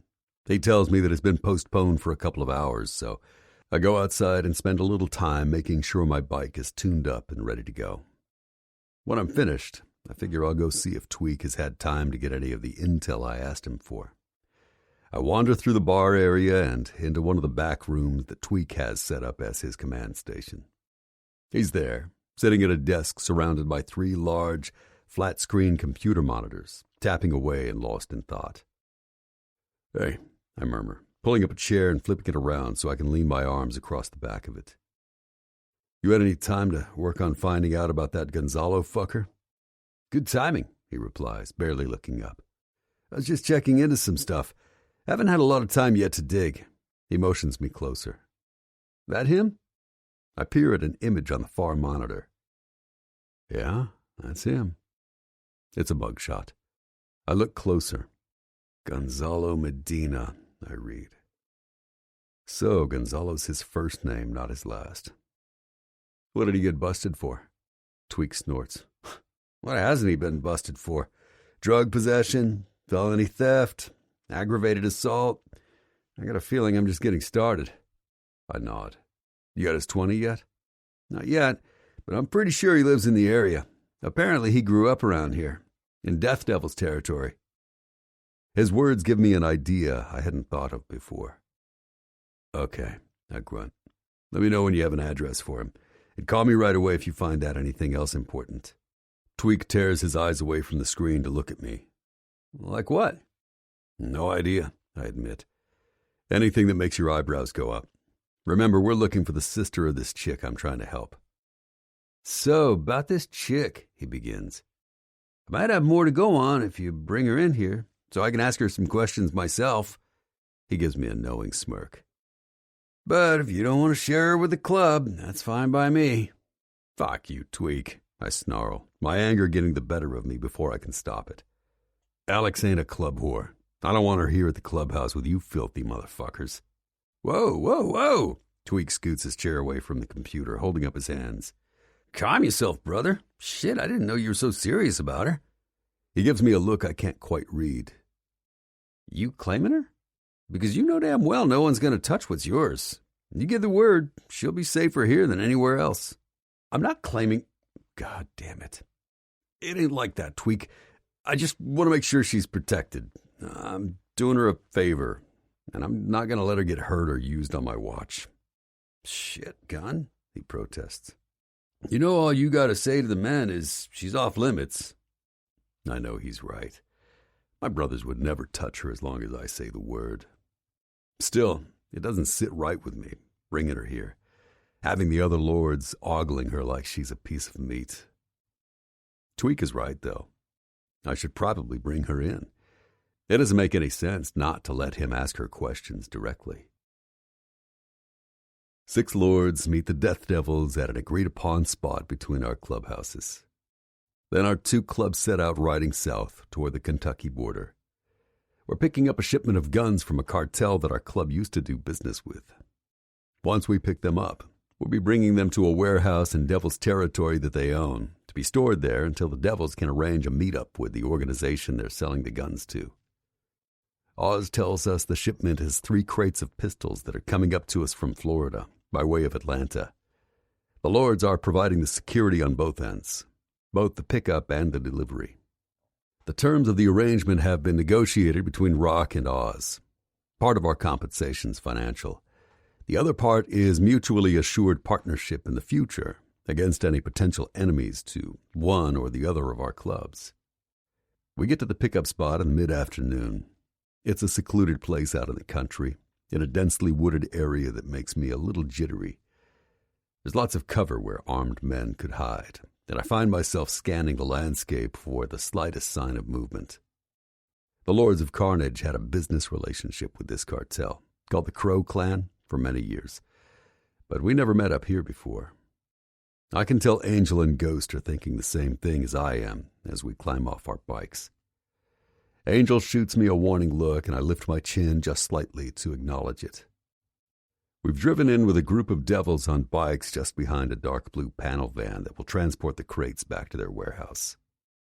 Kane, the head of the Crow Clan, looks surprised and more than a little suspicious to see the Lords pulling up with the Death Devils.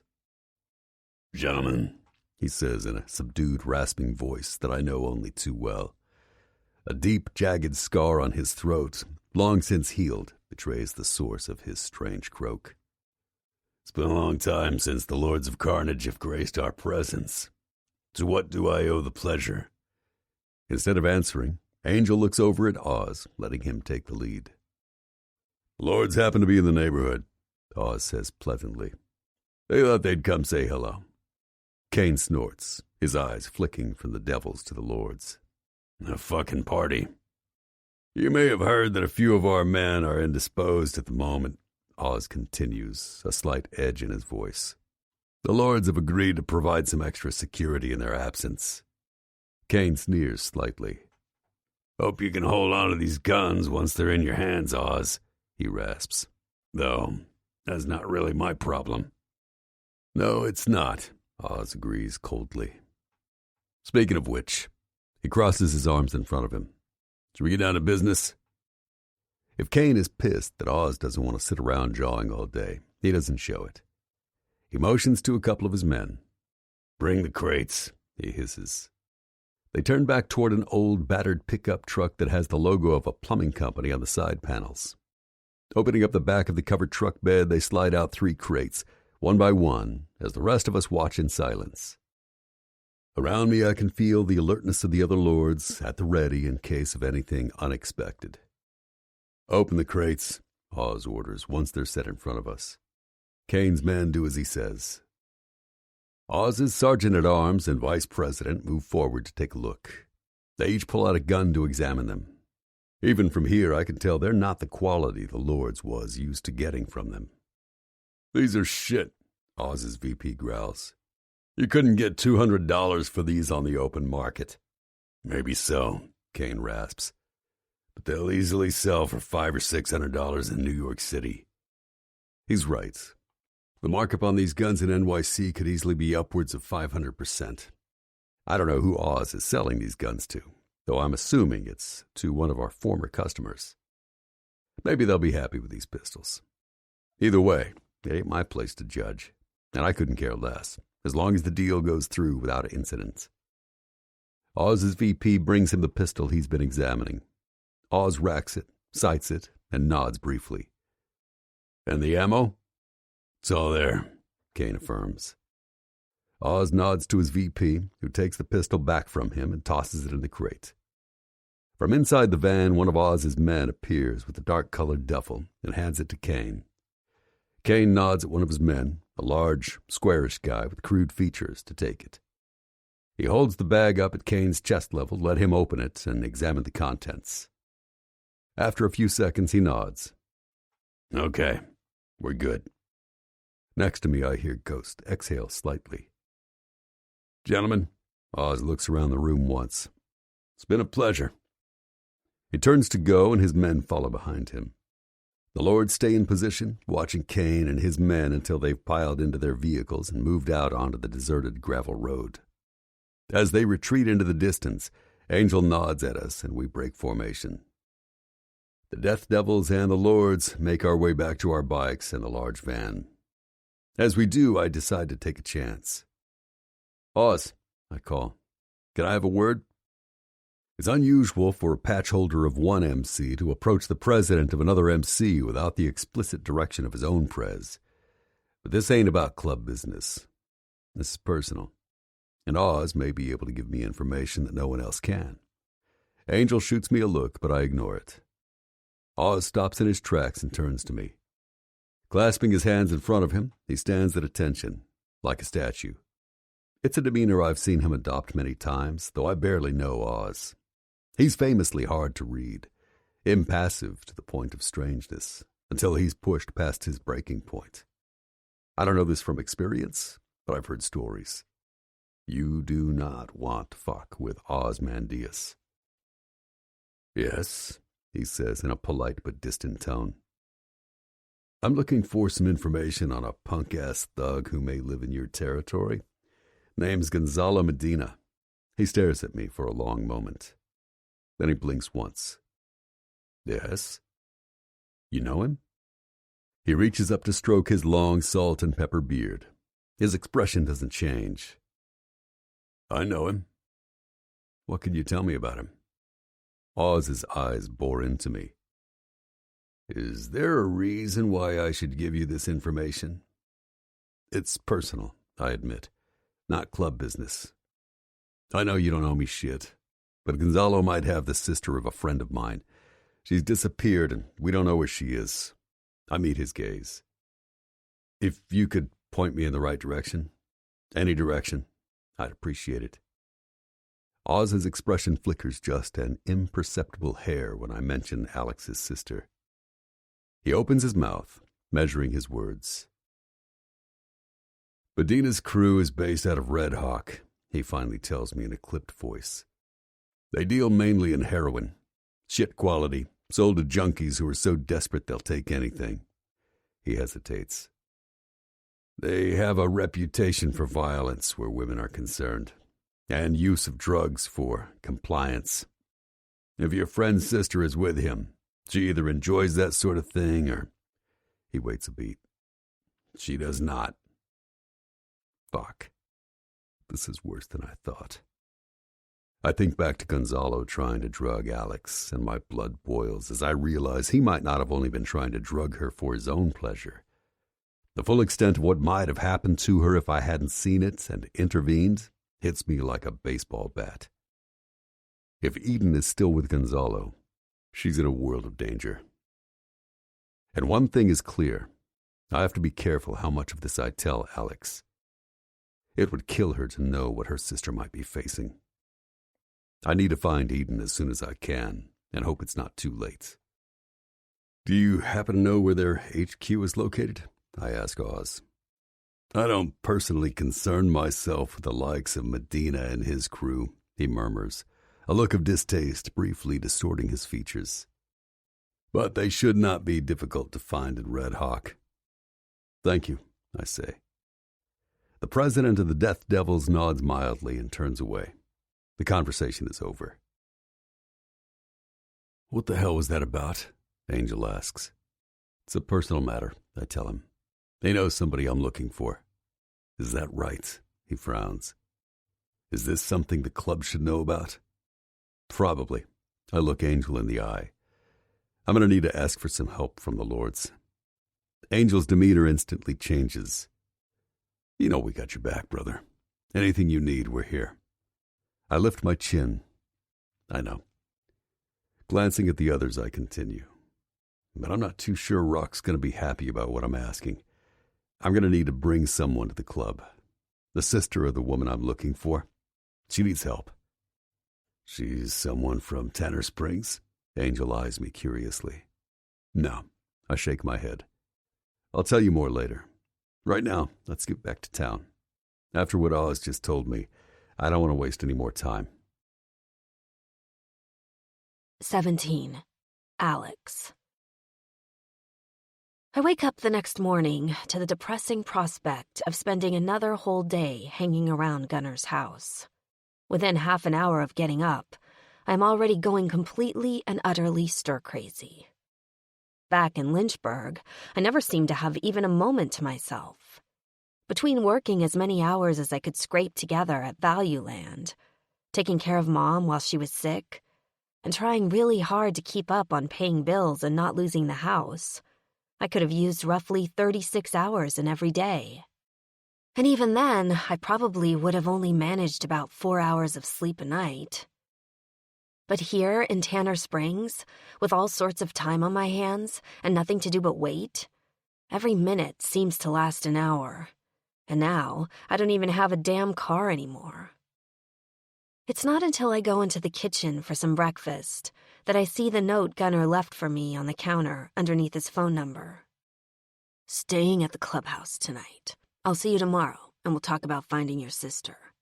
I've got a guy working on intel about Gonzalo. Text me when you see this. G." He must have come here looking for me when I was on my way to the Smiling Skull yesterday. He wasn't angry with me then. God, everything is so fucked up. I'm slogging through a meal of cold cereal and feeling generally sorry for myself when my phone buzzes. It's Gunner. The text is brief and neutral. "I'm going on a run with the club. I'll talk to you later on today." Later on today. Great. That could mean anything. Even though I'm still feeling chastised from last night, I'm frustrated enough that I can't help but send him a snarky text in response. "I'll try to fit you into my busy schedule." I know I'm being unkind. After all, Gunner shouldn't have to stop his life just because he said he'd help me find my sister. But that doesn't mean that I don't wish he could move just a little faster. Maybe he'll have some news to tell me when I see him later. A girl can hope anyway.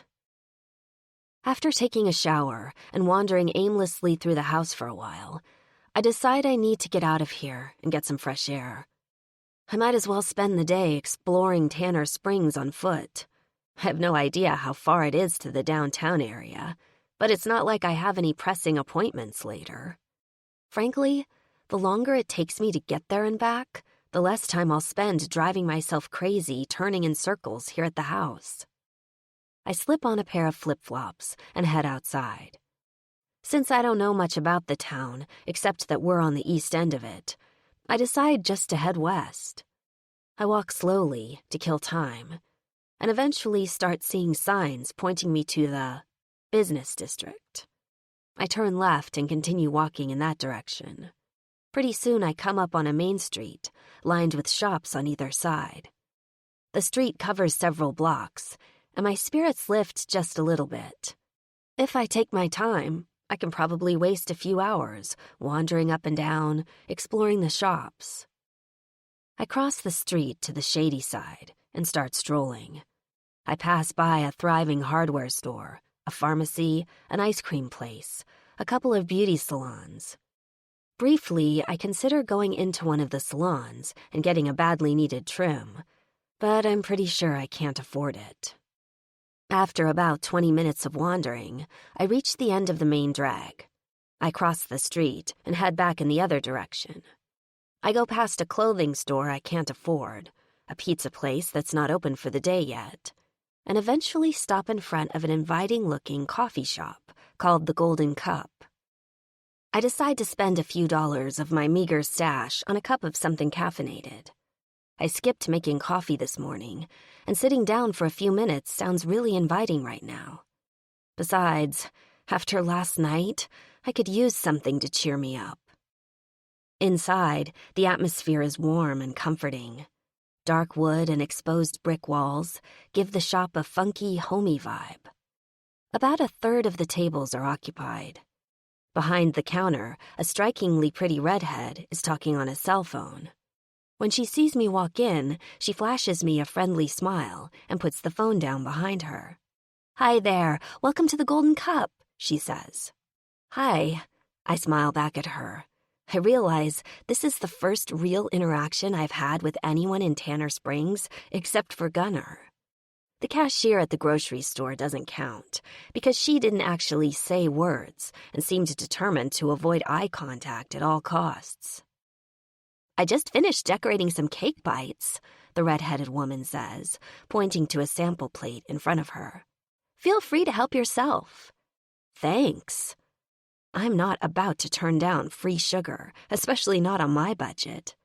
The cake bites are about the size of a donut hole and frosted in bright, happy colors. I select a blue one with sprinkles.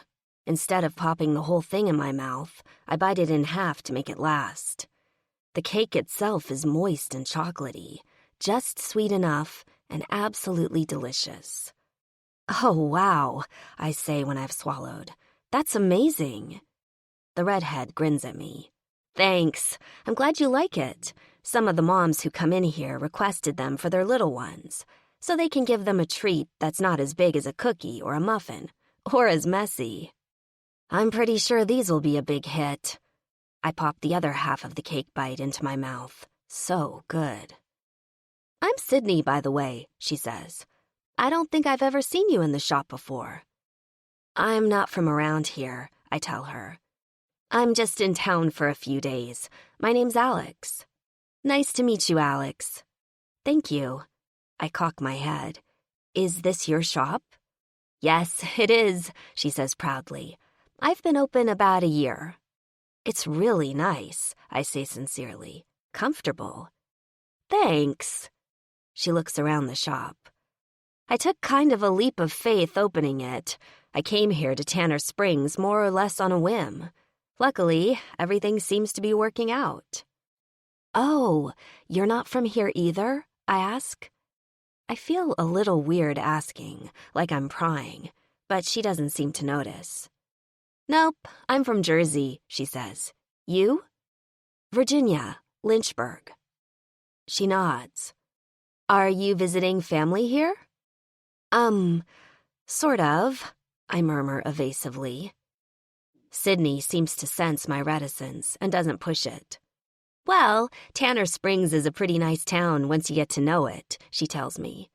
"Even though I had no idea what I was getting myself into when I came here, now I can't imagine living anywhere else."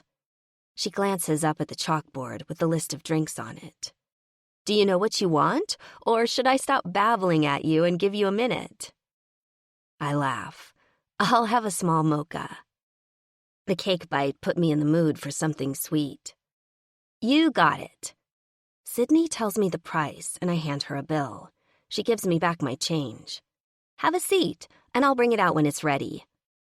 I select a table by the window so I can watch the world go by. A minute later, Sydney appears. "Here you go." "Thanks." The cup she sets in front of me smells fantastic. Sydney leaves me alone with my drink, and I sip it slowly, enjoying it to the fullest. Like the cake bite, it's delicious. I imagine she gets a lot of repeat customers here. Even though I've only traded sitting around in Gunnar's house for sitting around in a coffee shop, just being around people and having a change of scenery makes me feel less anxious and frustrated about everything. I even managed to lose track of time a little bit. I'm enjoying watching people out the window as they walk by, and the customers who come in and out of Sydney's shop, when one customer walks in who almost makes me drop my coffee mug. It's a tall, deeply tanned and muscular man with dark hair and eyes, and he's wearing a Lords of Carnage vest. And as soon as Sydney sees him walk in, she lights up like a Christmas tree. The man slips behind the counter and folds Sydney into his large embrace. He kisses her so deeply, I feel like I'm spying and have to look away for a second. When he finally lets her go, she looks flustered but happy. She beams at him and says something in a low murmur that makes him throw back his head and roar with laughter. It's all I can do not to just stare at the two of them. They look incredibly happy together. Any fool could see in an instant that they're deeply in love. My brain reels as I try to imagine how this dark, dangerous man let himself be tamed by the pretty coffee shop owner. But visibly, that's exactly what's happened. And even though you'd never guess it if you saw them separately, somehow they look sort of perfect together. The yin to each other's yang. The man leans down and says something in Sydney's ear, then kisses her again. My mind flashes to Gunnar and what happened the first night I spent at his house. Before I know it, I'm blushing crimson, even though no one's even looking at me.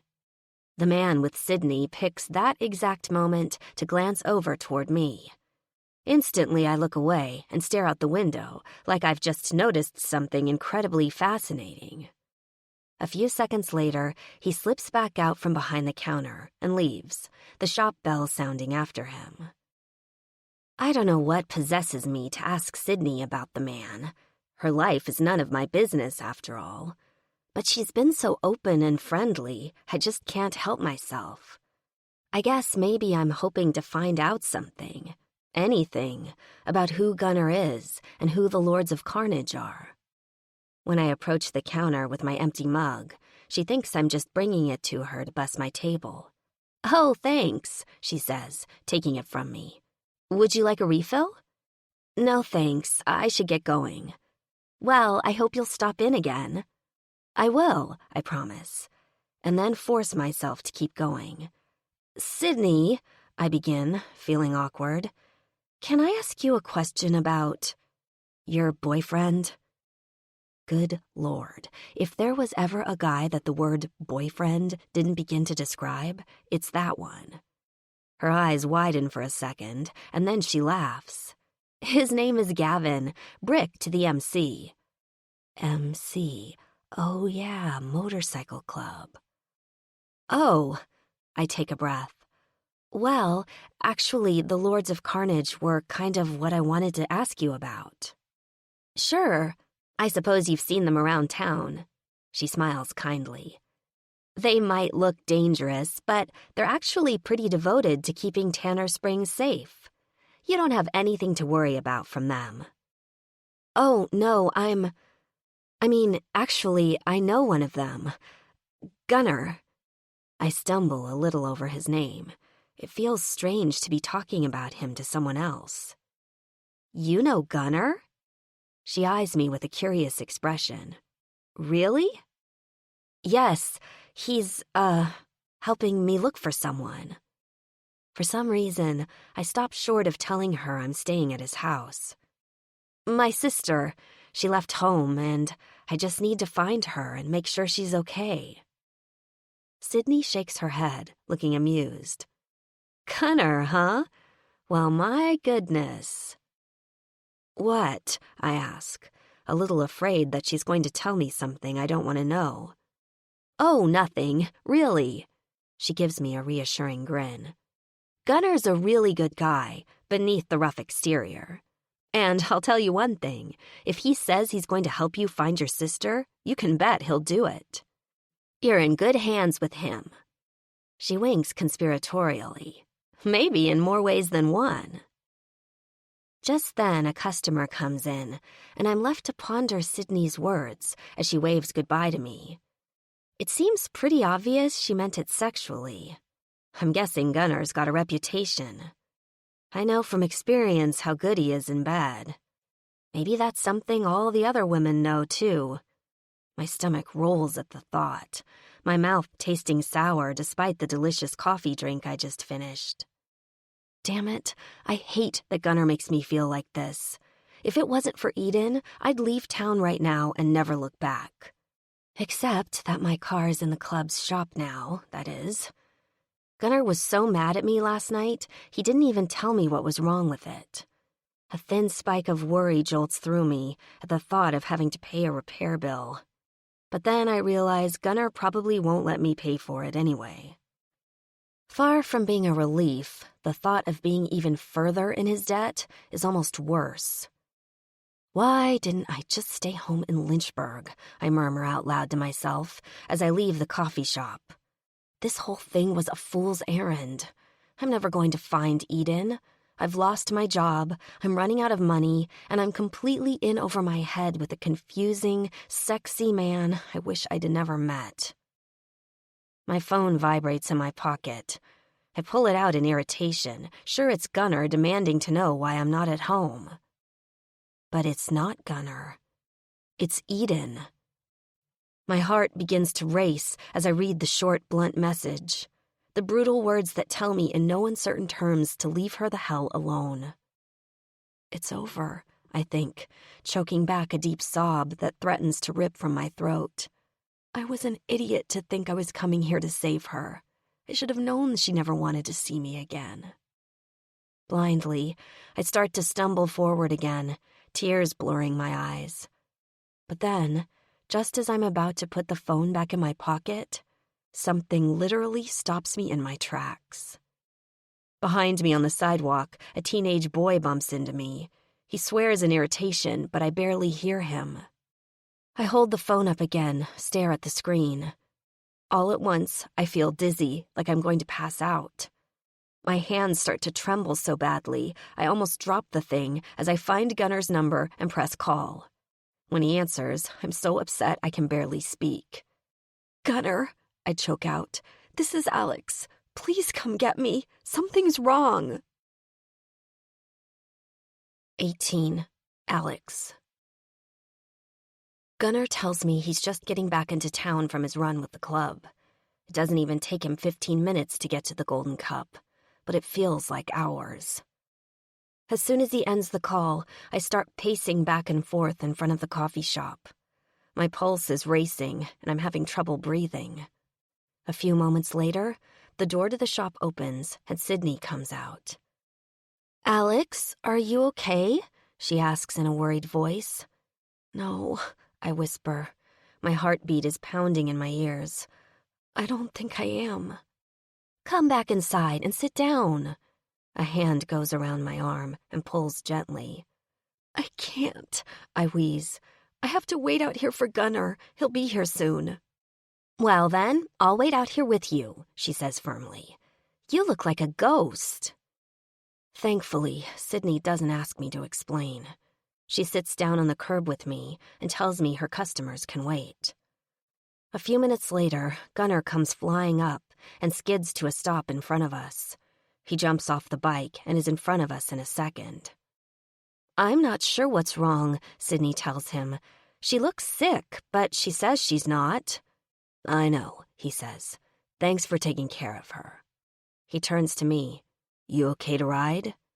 I nod. "Yes," I managed to say. "Okay then, let's go. I'm taking you to the clubhouse." This is the text I got from her phone. I pull out my cell and show Gunnar and a thin, lanky man he calls Tweak. We're at the Lords of Carnage clubhouse, sitting in a small, sparse room with a few computer monitors on a long desk in front of us. Gunnar takes the phone and peers at it, then passes it to the other man. At first, I thought it was her. I was so excited that she'd texted me, and then so crushed by what she said that I didn't look very closely. I swallow and try to push down the panic. But then I noticed how she spelled my name. Alex, Tweak reads.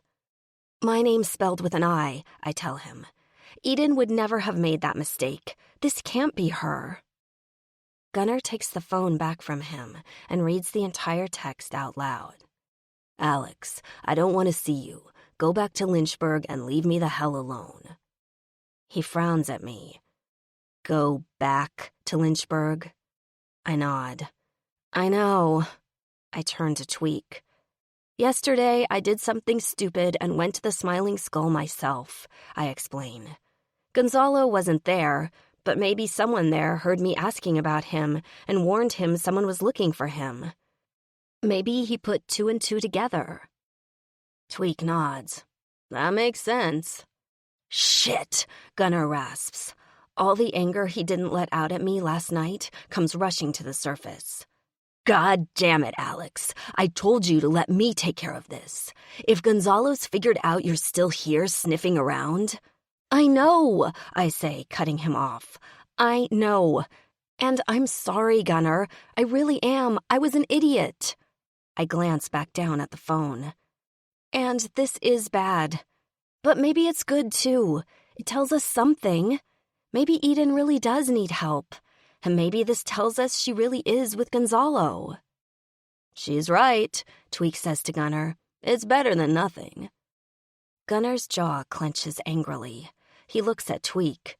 Keep looking for Gonzalo's address. I need to bring Alex up to speed on some shit. One more thing, Tweak asks me. You got a picture of your sister? I take my phone back from Gunnar and flip through my photos until I find one. I hold it out to show them. Eden's basically a brunette version of me, with light chestnut hair, darker brows, and the same wide light brown eyes that we got from our mom. In this picture, a coy, flirtatious smile graces her features, making her look like she's issuing a challenge to whoever took the photo. Tweak whistles when he sees it. She is a knockout. Gunnar flashes him a warning look. Yes, I say softly. She is. Tweak has me send the photo to him and Gunnar. Then Gunnar and I leave to let him work, and I go back down the long, narrow hallway, back toward where we came in. The large main room we enter is deserted. Gunnar walks over to a long bar counter off to one side and leans an elbow on it. I found out Gonzalo is based out of a town called Red Hawk, he says without preamble. Red Hawk's about 20 minutes south of the Smiling Skull. The town's in territory occupied by another MC called the Death Devils.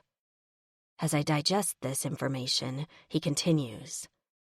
Tweak's looking for where Gonzalo lives right now. After that, he'll work on getting the location of where his crew operates out of. Operates? What do you mean? For a few seconds, Gunnar doesn't respond. We're pretty sure they're involved in drug dealing, mostly heroin. Shit. Is Eden mixed up in all that? I know she used to smoke a lot of pot in high school, and I wouldn't be surprised if she's tried other stuff too. But heroin? It's almost impossible for me to imagine her taking drugs that hard. But I have to admit to myself, I might not know my sister nearly as well as I hope I do. I open my mouth to ask another question, but just then the front door slams open with a loud bang. Male laughter reaches my ears. I swivel around to see half a dozen Lords of Carnage striding in. All of them are big, tattooed, and dangerous looking.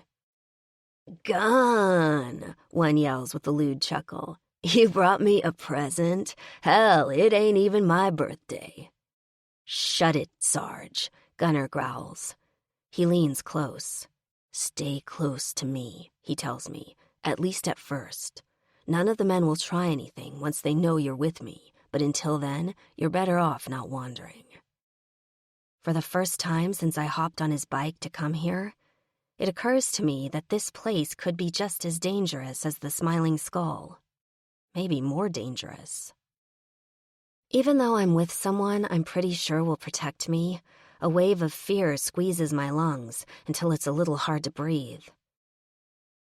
At the sound of the men entering, a few women filter in from other rooms in the clubhouse, chattering excitedly. Most of them look like plastic blow-up dolls, made up like porn stars with the clothes to match.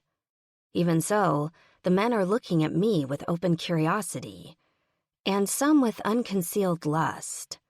A few of them give me leers that I'd be shrinking from if Gunnar wasn't here to protect me. The women examine me with expressions ranging from indifference to contempt. This is Alex, Gunnar calls in a loud voice. She's with me, understood? Another male voice calls out. Did you bring enough to share with the rest of the class? Raucous laughter erupts. Gunnar leans toward me. It's okay. The men know you're off limits now. I'm not sure I believe him, but at this point I don't have much choice. As we stand there, 3 of the lords walk toward us. My eyes widen as I recognize 2 of them. Alex, Gunnar growls, This is Angel, Thorn, and Brick." "Hi," I say in a small voice, blushing in spite of myself. "Welcome to our castle, little lady," the one called Thorn says with a wink and a roguish grin. "Remember me?" "I do." I smile shyly at him. "You were at the Smiling Skull that night." "I was," he nods. "Glad to see you've recovered. That was a bad business." "And actually, I know you too," I say, turning to Brick. At his surprised look, I continue. "I was just at the Golden Cup coffee shop. You came in to talk to Sydney." Brick frowns, and then his eyebrows raise in recognition. "You were sitting over by the window?" "Yes." He nods. "Huh. Small world. That your first time in the shop?" "Uh-huh. Sydney was really nice to me." "Good to hear." I can't believe I'm standing here just talking to these outlaw bikers like I would be to any other normal person. The strangeness of almost everything that's happened to me in the last few days comes telescoping up at me suddenly, and I have to fight the urge to start laughing half hysterically. Gunnar is looking back and forth from me to Brick like he can hardly believe it either. Just then, something across the room catches his eye. I follow his gaze and see Tweak raising a finger at us. Leaning down, Gunnar murmurs in my ear, "I know I said stay next to me, but you're good now. I need to talk to Tweak for a second. I'll be right back." I watch Gunnar walk off. Brick takes his leave of us too and goes over to join another small group of men. Beside me, Thorn speaks up. "So, you've decided to stay and experience the bustling metropolis that is Tanner Springs," he says, giving me another wink. "For now, it's a little smaller than I'm used to, I admit. But actually, I kind of like it so far." "Are you staying here in town then?" Thorn asks. "Yes." I hesitate for a second. "Actually, I'm staying at Gunnar's place for now. In his guest room," I add quickly. Thorn smirks like he doesn't believe me for a second. "Uh-huh. Funny that. Gunnar doesn't often have guests." "He's helping me try and find my sister," I say, ignoring the flush that heats my cheeks. "That's who I was looking for that night at the Smiling Skull." Thorn nods sagely. "I see. No luck so far, then?" "Not yet." "Well." Thorn raises a bottle of beer and takes a swig. "If Gunnar says he'll find her for you, he will. You can count on that. Gunnar's a man of his word." Sydney said the same thing when I was in her shop, but somehow coming from one of his club brothers makes my heart leap. "You really think so?" "I do." He lifts his chin toward Gunnar and Tweak in the corner. "He'll do what he says he will. That's a promise. And if he needs the club to help him, we're there." My eyes unexpectedly fill with tears, and I have to look away and blink several times to hold them back. For the first time since I left Virginia, I actually feel almost hopeful. "Here, and I've been talking your ear off all this time," Thorn says cheerfully. "And no one's offered you anything to drink. Would you like a beer?" "Actually, yes," I say thankfully. He goes behind the bar to grab 2 cold bottles. "Our normal bartender's not due in until a bit later," Thorn tells me. "So, I'm at your service." I can't help but laugh at being waited on by a man who's almost twice my size. "There's a smile," he says. Twisting off the cap, he hands the beer to me. "And this will make you feel even better." "I hope so," I say, as I raise it to him and take a drink. The last few days have been kind of tough. Thorn stays and chats with me flirtatiously, which should make me nervous, but somehow doesn't. By about halfway through my beer, I'm laughing uproariously at something he said, which seems to only spur him on. Suddenly, Gunnar's there, standing next to me, and eyeing Thorn with an expression I don't quite understand, but which makes Thorn burst into loud laughter. "Don't worry, brother. You've already marked your territory," he says in a teasing tone. Seemed like the lady could use some cheering up, though, so I thought I'd oblige. Yeah, well, go oblige somewhere else, Gunnar warns, in a tone I've never heard from him before. Thorn snorts and gives me a final wink, then moves away. Why were you being so rude to him? I snap at Gunnar as he pulls up a stool next to me. He was just being nice. Yeah, Gunnar muttered. I've seen his nice. That ain't it. If I didn't know better, I'd think Gunnar was actually jealous. Are you saying he was trying to make some sort of move on me? I ask, half angry. I thought you said no one would try anything if you told them not to. Thorn can't help himself. Gunnar rolls his eyes and shakes his head. He knows all he has to do is open his mouth and panties drop as soon as women hear the Irish accent. So, you're saying what? I ask, my voice rising with my anger. That I have no self-control? That I just automatically drop my panties whenever a guy wants me to? God damn it, that's not what I'm saying at all, he grunts in exasperation. Look, subject closed. No, I spit back, my chin jutting out. Subject open. Just what are you trying to say then? Gunnar's eyes turn dark and stormy. Right now, I'm trying to say you're being a colossal pain in the ass. What the hell? Gunnar's never been like this with me. I don't even understand why he's so angry with me. It can't be because he's jealous of Thorn, can it? The idea that maybe he is jealous is enough to give me a little thrill. But, unfortunately, I'm mad enough at what a jackass he's being that anger overrides everything else. You know what, Gunnar? I hiss. I appreciate that you are trying to help me find my sister, but after me waiting by myself for the better part of 2 solid days in your home with nothing to do, while you mostly ignore me, now you're pissed that I'm actually having a conversation with someone else? I plant my fists on my hips and square my stance. I can talk to whomever I want, thank you very much. And just because you think you're being some kind of hero protector doesn't mean you get to control what I do and don't do.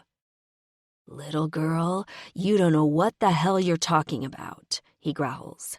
Don't give me that, I scoff. You know damn well you're trying to control me. I ain't trying a damn thing, he half roars. I'm doing. It's about time you learn that I'm already in control, darling. Gunnar grabs me roughly by the arm and pulls me toward a staircase leading to the 2nd floor. And 2 minutes from now, you'll never doubt that again. 19. Gunnar. Shit. As hard as I've tried to keep my dick in my pants and my hands off Alex for the last couple of days, seeing the fire of challenge in her eyes just now pretty much undoes me. I keep telling myself that even though Alex seems to have taken up permanent residence in my head, one willing pussy is just as good as another. And God knows there's plenty of willing pussy around me at the clubhouse. But then I see that son of a bitch Thorn making her laugh. She looks at him with a carefree, unguarded expression I've never seen on her face before. And I see red. Blood fucking red. If Thorn wasn't my brother, I'd pound his ass into the goddamn ground. And the next thing I know, I'm pulling Alex upstairs with me, with her bitching the whole goddamn way. Alex is off limits. To everyone but me. How dare you? She snarls when I've pushed her inside my apartment and shut the door. You can barely be bothered to give me the time of day for the last 2 days. And now that someone in your club at least takes a moment to try and make me feel a little comfortable here instead of just ignoring me, you suddenly give a shit? She flings her hands in the air in exasperation. That's not how it works, Gunnar. In spite of everything, I have to laugh. That's what you think is happening? I've been ignoring you? What the hell else would you call it then? She challenges. Leaving me alone in your house to just twiddle my thumbs all day? I pull her roughly against me. I can tell by the way she draws in a sharp breath that she can feel how hard I already am for her. Alex stares up at me with wide, dark eyes. Her lips part. She draws in a sharp breath. She knows what's coming as well as I do. I haven't been ignoring you, darling, I growl, leaning down and nipping the sensitive lobe of her ear. She moans and involuntarily presses herself against me. I've been staying away from you for your own good. But that ends now. You've pushed me to the limit, Alex, and it's time I showed you who's boss. I bring my hand to the back of her head and hold it as I kiss that smart mouth of hers. My tongue slides between her lips and she moans again, her hips moving against my hard length. Sweet Jesus, I can hardly stop myself from just tearing off her clothes and taking her just like that. It's barely been 2 days, but it feels like a goddamn eternity. Especially because I know what she feels like. I know how hard I'm gonna come, and I can hardly wait for it. But I will wait for it, because she needs to know who's in control. And for that, she's got to beg me for it. Strip. I want you naked. Now. For a second, I think she's going to argue with me. But then I see the look in her eyes, and I know. She's thinking about the last time we fucked, too. She wants it. She'll do anything I tell her to, because she knows how good it's going to feel. Slowly, she reaches up and slides her little t-shirt up her rib cage, past her full breasts, and over her neck. She tosses it to the floor, her eyes never leaving mine. Then, her breath shallow and fast, she reaches up and shimmies out of her bra. Her tits fall, round and heavy, the nipples already tight and waiting for me. She unbuttons her jeans and starts to push the waistband over her hips. Leave the panties, I tell her. She does as she's told, to my satisfaction. Then she's standing there, a fucking vision in front of me. I can tell she's already wet as hell for me. It should be a sin to be that goddamn sexy. On your knees, I command. Almost instantly she's down on the ground, looking up at me with lustful, willing eyes. Fuck, she looks hungry for my cock. It's going to take all the self-control I can muster to hold myself back. I yank off my shirt and kick off my jeans. Then I stand in front of her for a second, my dick throbbing in anticipation. She moves forward just a little, but then stops and waits for me to tell her what to do. Good girl. You fucking love this, I tell her. Don't you? You love being told what to do. Her face flushes pink. She looks down and bites her lip. Yes, she admits in a whisper. I chuckle low in my throat. I can tell she's surprised herself. She's used to being the responsible one, the one who takes care of her dying mother, the one whose job it is to rescue her wayward sister. Having someone else take charge is new to her, and she likes it. Being controlled in the bedroom turns her on more than she wants to admit. Suck me, I say bluntly. A sexy little whimper sounds deep in her throat as she moves forward and takes my shaft in her hand. She wraps her lips around the head of my cock, and I draw in a breath and hiss at how good it feels. Jesus Christ. Her tongue slides around the ridge underneath the head, and then she starts to suck, pulling about half my length into her mouth and as far back as she can go. I go rigid and let myself thrust as little as possible, half crazy from the pleasure, but absolutely committed to not letting myself come. Partly because I'm afraid I'll fucking drown her, and partly because when I do come, it's going to be with me deep inside that fucking luscious pussy of hers. Alex is getting worked up now, moaning softly as she sucks and bobs, the thrum of her voice vibrating against my shaft. Goddamn, one of these days I'm going to let go like this, and my head might just explode when I do. But for now, I have to stop her. I pull away suddenly, grabbing her hair in my hand as gently as I'm able to. That's enough, darling, I mutter, letting go of her hair. I reach down and take her hand, helping her up. "Bed," I order, nodding my head in the direction I want her to go. She gives a little mew of protest, but does what I say before I can reprimand her. She lies on the bed, pressing her legs shyly together. Her breasts are heaving now, the nipples taut and ready for me. I kneel down beside her and pull her knees apart, chuckling low in my throat when I see how soaking wet her panties are. "Fuck," I rasp. "You're ready as hell for me, aren't you, baby girl?" She flushes a darker shade of pink at my words, but doesn't look away when my eyes lock on hers. "Tell me, darling," I insist. "Yes," she admits in a whisper. I reach between her legs and slide the thin fabric aside with a finger, just grazing the soft skin of her swollen lips as I do. Alex throws back her head and gasps, arching her hips toward me. Fuck. She's so ready. Suddenly, I can't wait a second longer to taste her. I push her knees apart and position myself between them. Her thighs tense in anticipation. I open my mouth and take a long, slow lap at her pussy. Alex gasps again, her thighs falling open even further. I pull her hips roughly toward me and swipe at her again, reveling in how sweet she tastes, how fucking delicious she is. She cries out and angles her hips to meet my tongue. I hear, rather than see, her hands as they take hold of the bedspread and clench as she tries to find purchase. Fuck, yes. I start to lick her just a little faster, just a little harder, listening to her moans and cries get louder and more desperate. Whenever she starts to get close, I back off, just enough, and then start building again, pushing her higher and higher, then taking it away.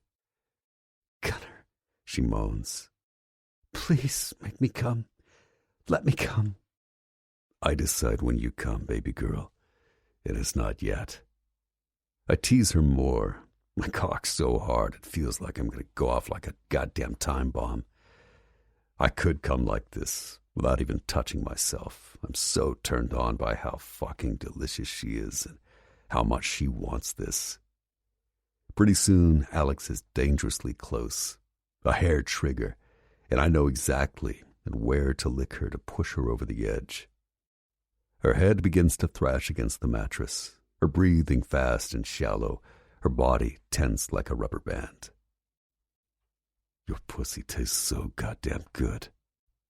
Tell me what you want, baby." "Oh, God. Gunner, please," she begs. Then I slide my tongue long and slow over her clit, right where I know she needs it, and bury it deep in her pussy as she screams and bucks like a slingshot.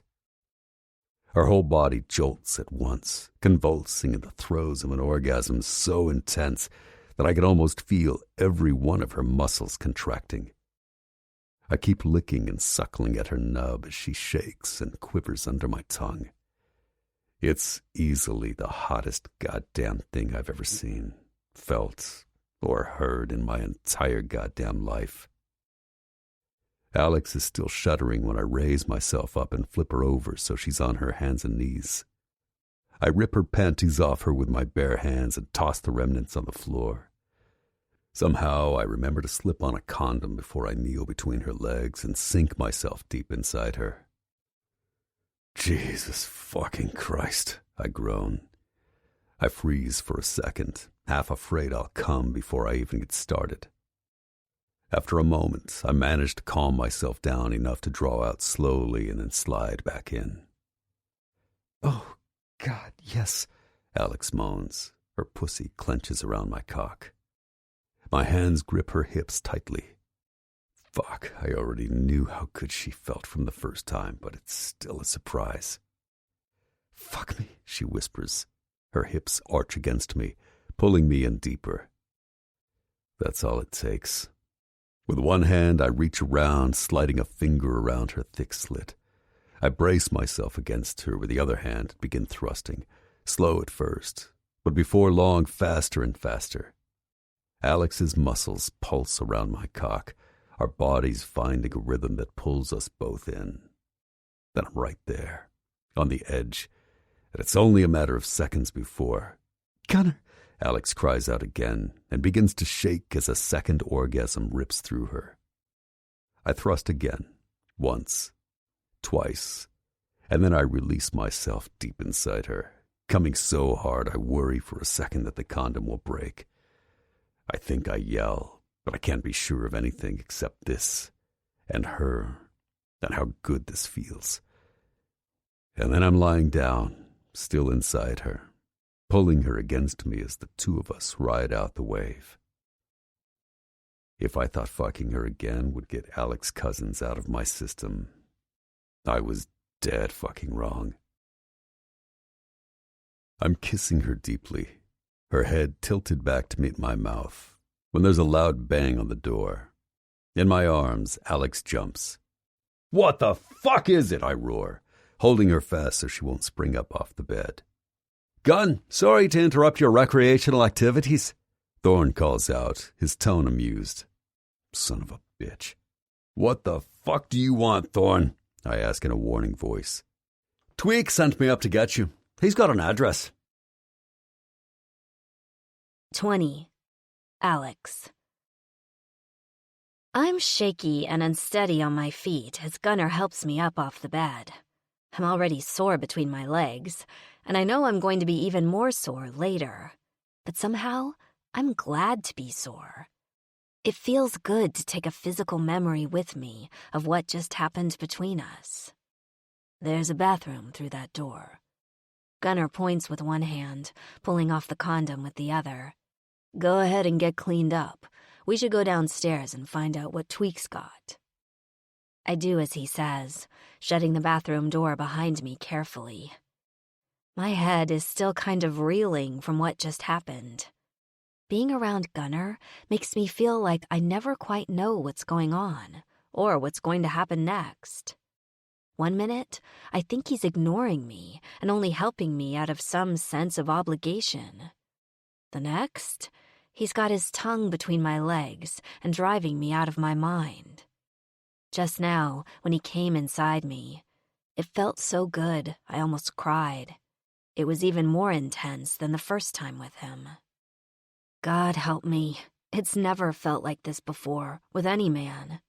It's so good that I almost wish it had never happened. Because I know this isn't a long-term thing.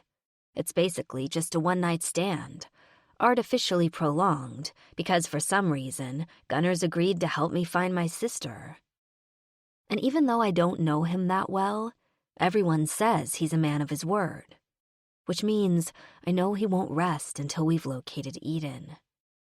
But I hope it also means that he won't pretend that this thing between us isn't something serious.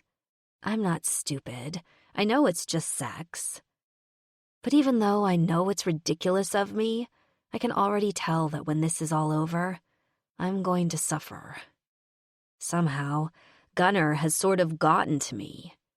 Being with him makes me wish for things I can't have. I can't help but wish that he felt the same way. If it wasn't for the fact that I can't find Eden by myself, I'd run away from this. Before I get hurt even more than I know I already will be when this is over. But I can't run until I know she's safe. Even though every day I stay in Tanner Springs, I run the risk of my heart being broken just a little more. I splash some cold water over my face and finger comb the just fucked look out of my hair. It doesn't help all that much. When I emerge from the bathroom, Gunnar's already dressed and my clothes are in a small pile on the bed.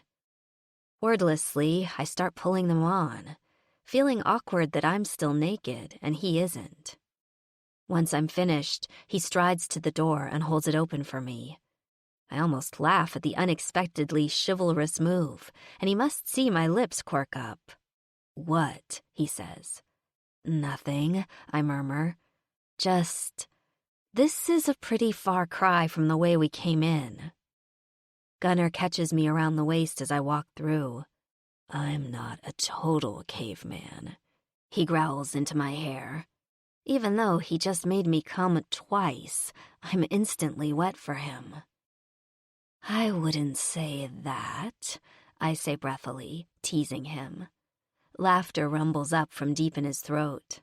Watch it, darling. He pulls me against him, and somehow he's hard again. Or I may just have to live up to your filthy expectations of me.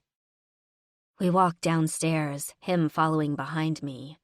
Down below, a few of the men look up and start hooting and catcalling.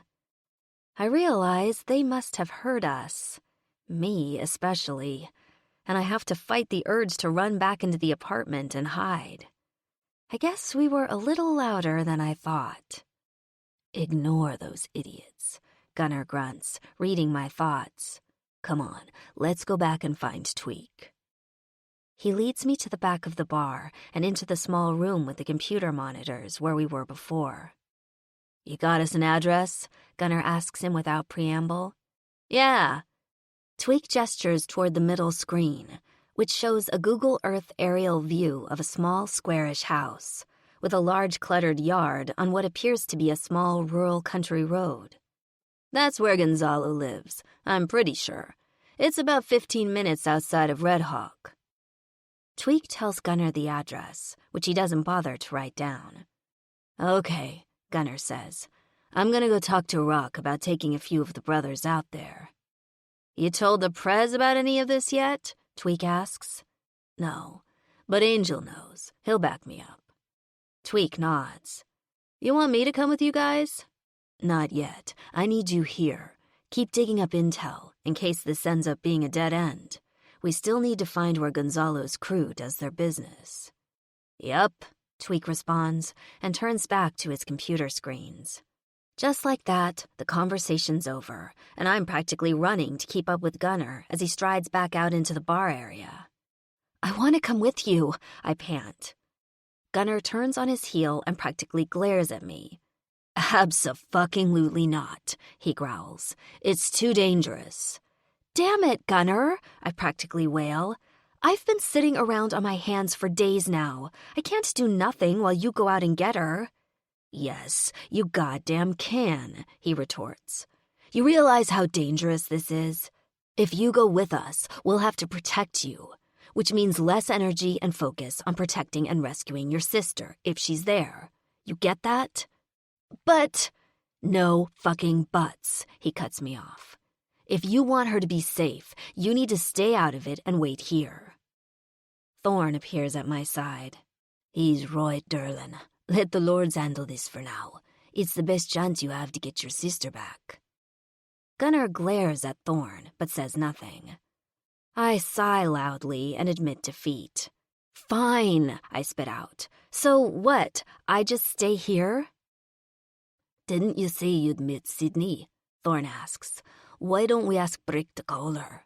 She can come here to the clubhouse and keep you company while we're gone. I smile at Thorn gratefully and look at Gunnar. Good idea, he says grudgingly. Course it is. Thorn grins, a roguish twinkle in his eye. As are all my ideas. Thorn, you're coming with me to find Gonzalo. Gunnar glowers and stomps off. I do believe he's taken me along to keep an eye on me. Thorn winks at me. I roll my eyes. That's ridiculous. Hardly. Thorn laughs. If I had a woman that looked like you, I'd get me out of the picture too.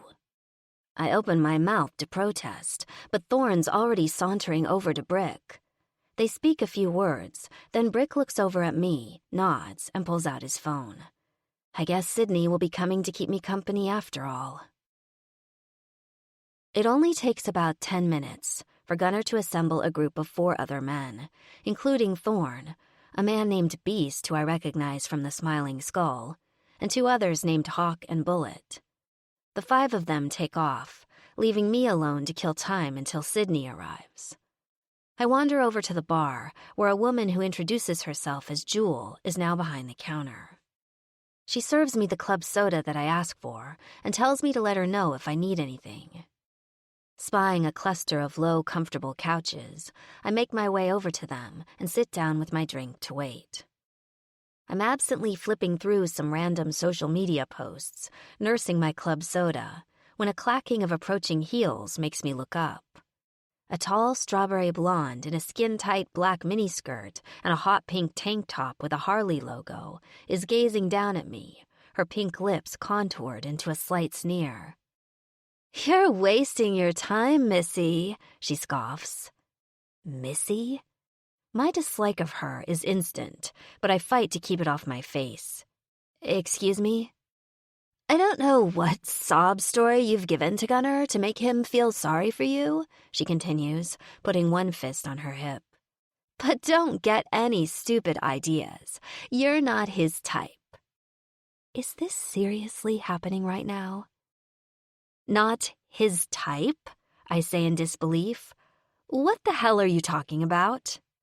"You think because he's paying you a little attention right now that he's not gonna just drop you like a hot potato once he's had his fun?" She snorts softly. "Sorry to tell you, Gunnar ain't gonna give you his class ring. He ain't gonna take you to the prom, and whatever little white picket fence future you're imagining isn't gonna happen. You may as well know the truth from the get-go." "Excuse me," I say coldly, "but his life and whatever is or is not happening between Gunnar and me is none of your business." The woman throws back her head and laughs uproariously. "Oh, Jesus Christ, you do think he's gonna put a ring on it, don't you?" She shakes her head at me, pity dripping from her voice. "Sorry, sweetheart, he just ain't that into you." "How the fuck would you know anything about it one way or another?" I spit back, and inwardly wince that I'm letting her get to me. She shoots me an ugly smirk. "Because he's been fucking me every chance he gets, for months, and I can do things to him that a little priss like you would never know how to do in a million years." My stomach jumps unpleasantly in my gut. Is she telling the truth? Is Gunnar fucking this whorebag at the same time that he's been sleeping with me? Something in my face must register my dismay, because the bitch laughs again, crossing her arms over her surgically enhanced tits with a mocking smile. Oh, hell no. I am not giving her the satisfaction of scoring a point off me. I am done with this conversation.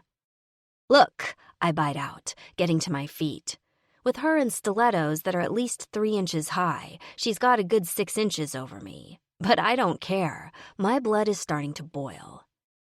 "I don't know what the fuck your problem is, but I'll tell you this. If Gunnar's fucking me, that clearly means he's not getting what he needs from you. Which, you know, I can understand." I take a long, slow look at her from the ground up, obviously judging her assets. Cheap whores like you are a dime a dozen. Maybe Gunnar just wanted something a little less common. The whore's face turns from smug to furious in a heartbeat. "You fucking bitch!" she screams, turning scarlet with rage. She takes a step forward, raising her hands like she's getting ready to claw my eyes out with her porn nails. I move into a crouch, scared but determined to give as good as I get. Just as she starts to launch herself at me, though, a set of masculine hands grabs her by the upper arms and roughly pulls her back. "Jesus fucking Christ, Heather," rumbles Brick. "What the fuck is wrong with you?" "This bitch insulted me!" she yells, pulling against Brick's steely grip to try to get herself loose. It's useless, though. It's almost like a stone statue has hold of her, because Brick is not budging. "Calm the fuck down," he roars back, holding her fast. "Let me go!" she screams as she continues to struggle. "For fuck's sake," Brick mutters in a disgusted voice. "Heather!" He brings her closer until she is mere inches from him, getting in her face until she blanches and finally calms down a little. "You knock this shit off. Alex is here because Gunnar wants her to be." He nods toward me. "You say another word to her, one more word, you are out of here, for good. You hear me?" The bitch yanks her arm back defiantly just as Brick lets go, which causes her to stumble back on her heels. She flies backwards and flops ungracefully down on the low overstuffed couch, her legs splaying out wildly. In spite of myself, I actually start laughing. It's a welcome relief from the tension and anger I was feeling just moments ago. Behind me, another female voice starts laughing as well. I turn around to see Sydney standing there. "Hey, girl," she greets me. "Hey," I grin, thrilled to see a friendly face. "I didn't see you there. I just got here." She glances down dismissively at the prone figure on the couch. "I see you've met Heather," she says with disgust. "Yeah." I nod, glancing back as well. "I've had the dubious pleasure." From the couch, Heather mutters something I can't quite hear, but that doesn't exactly sound friendly. "Dubious is right. Come on," Sydney says, rolling her eyes. "Let's go over to the bar and hang out with Jewel for a while. The club whores," she calls out the word after Heather for emphasis, "won't bother you any more now." 21. Gunner. Hawk, Beast, and I head out on our bikes. Thorn and Bullet follow in one of the club's pickups, an F-150 with a hardtop over the cab. The pickup's in case we end up having to take a hostage with us on the way back, or a body. We ride east for almost 2 hours toward the address Tweak gave me. We end up at a small ramshackle farmhouse out in the middle of bumfuck Egypt. I signal to Thorn and Bullet to hang back and park the pickup out of sight further up the road. They move silently through the thicket of trees surrounding the house's yard, coming up around the other side to watch the back. Hawk, Beast, and I park the bikes halfway up the driveway between the house and the road. Reflexively, I make sure my pistol's securely tucked into the waistband of my jeans. When I give Hawk and Beast the nod, we start walking up the gravel drive to the farmhouse. In the distance, I can hear the bark of a dog. There's an old, dusty Chevy Impala parked off to the side of the house that doesn't look like it's been used in a while. It's impossible to tell whether anyone's home. We move closer slowly, hands at the ready, scanning the house and yard for any signs of movement. In my peripheral vision, I just barely see what I think is a figure moving past one of the front windows. "Hello?" Thorn calls out. "Anybody home?" From inside, I just make out a low thud. Then a second later, a loud crack pierces the silence, followed by a whiz by my right ear. "Gun!" I roar. I drop to the ground. Off to my right, I see Hawk and Beast do the same. I pull myself over behind an old, disused clawfoot bathtub planter filled with dirt, the only cover close to me. A few yards away, Hawk rolls behind the trunk of a tree. Off in the distance, I see Bullet running in a low crouch toward the back of the house. Another bullet whizzes past me. I raise my head up enough over the clawfoot to take aim. I squeeze the trigger and instantly duck back down just in time to hear the smashing glass as the front picture window of the house shatters from the bullet. "God damn it!" an angry male voice yells. "The next one goes through your skull," I yell back. For a few seconds, there's silence. "You cops!" a craggy female smoker's voice calls out. "No, we're not the fucking cops," Beast shouts in disgust. "For fuck's sake!" In back, there's the sound of splintering wood as either Thorn or Bullet kicks the door in. After a few moments of commotion inside and another gunshot, Thorn yells to us, "We got him! It's all clear!" Cautiously, Hawk and Beast emerge from their covers, and we approach the house. Just as we get to the porch, Thorn opens the front door. "Fucking gobshite meth heads," he spits in disgust. Hawk stays out on the porch to watch for cars. Beast and I enter the house. Inside, it smells vaguely of piss and old food. The place is a fucking sty. The walls greasy and stained. Old ratty furniture looks like it was fished out of a dumpster. Bullet is training his pistol on two emaciated people with their hands up. A man and a woman whose drug-addled features could place them anywhere on the age spectrum from mid-30s to mid-50s. On the floor is a shotgun. "Check the rest of the house," I tell Thorn and Beast. They move off down the hallway, pistols drawn. Who the fuck are you? The man risks the question. None of your fucking business, I tell him. Where's Gonzalo? Who wants to know? The woman sneers, revealing uneven and yellowed teeth. My fucking Glock 27, Bullet growls, indicating the pistol that's trained on them. You're gonna want to give him an answer, right goddamn now. Gonzalo ain't here, the man says. He live here? I ask. Sometimes. He ain't been here for a couple of weeks. You have a bedroom here? Yeah, upstairs. The last one on the right. The blue one. Thorn and Beast come back downstairs. I ask him if he found anything useful in the blue bedroom. Nah, just some weed and pills. Couple of spare mags, but no guns. Must have 'em with him. What you looking for anyway? The woman asks. He got something of yours? Something like that. I take a step forward and fix her eyes with mine. You know where he is? The woman snorts. You don't tell me anything. His own mother. He just comes and goes as he pleases. You sure about that? I ask. Reaching into the breast pocket of my cut, I pull out a few bills and hold them up. $100 would buy a hell of a lot of whatever the two of you are smoking. Maybe he's over to Maverick's, the suddenly helpful man offers as he eyes the money. Strip club, out on the other side of town. Damn it, God damn it! The woman spits out. I know where it is, I tell him. He goes over there pretty often. Knows the owner. That's pretty damn vague, I say, handing him a bill. Here's a 20. I nod to my brothers. Okay, I think we're done here. I pick up the shotgun on the floor. The man starts to protest. I'll leave it by the side of the road, I say, cutting him off. Can't have you shooting at us as we leave now, can we? We have the two of them lie down on the ground and back out the door to make sure they're following instructions to stay put until we're gone. You think they're telling us the truth about not knowing where he is? I ask Bullet as we walk back out of the vehicles. Maybe. He raises a hand and rubs it across his clean-shaven skull. Bullet got patched into the club about a year ago, but he's as solid and tough as they come. He's one of the first men I'd want with me in any dangerous situation. Beast comes up beside us. His room didn't look like he'd been there for a while. Lots of undisturbed dust on shit.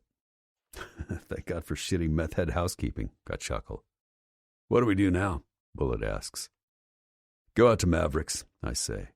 Maybe we'll get lucky and he'll be there. If not, we still get to have fun looking around. At 2 o'clock in the afternoon at a strip club, there isn't a whole hell of a lot going on. A couple of boozers at the bar, a lone woman working the pole in a stripper version of a schoolgirl uniform, 3 other scantily clad women sitting around at a back table, looking like they're waiting for some paying customers to arrive. They perk up when we come in, but lose interest when it becomes clear we aren't here for recreation. I walk up to the bar and lean on the counter. The bartender spots me and ambles over. Can I help you, gentlemen? He asks. I need to see the owner. He around? Yeah, he's in the back. Hold on. The bartender looks like he's not quite sure about leaving us alone, but he does it anyway, giving us one final glance before he heads down the hall. A minute or so later, he returns, followed by a middle-aged guy in a black shirt and jean jacket. He's wearing an obvious hairpiece, styled like he got it off a 70s-era porn actor. The man walks up to the 5 of us, his face a suspicious frown. You wanted to see me? Yeah, I take a step forward. I'm looking for Gonzalo Medina. Somebody told me you're a buddy of his. Who wants to know? He asks, his chin jutting forward. I caught a sideways glance at Thorne and the others. I don't have time for bullshit. Let's take this outside. I ain't going outside, the guy says obstinately, squaring his shoulders. I suggest that you are, I tell him, unless you want this to get ugly in front of your paying customers. He opens his mouth to resist, but I cut him off. You aren't in any danger as long as you do what we say. We just have a couple of questions. Not waiting for an answer, I stride to the door and push it open. When I get to the parking lot and turn around, I see he's decided to comply.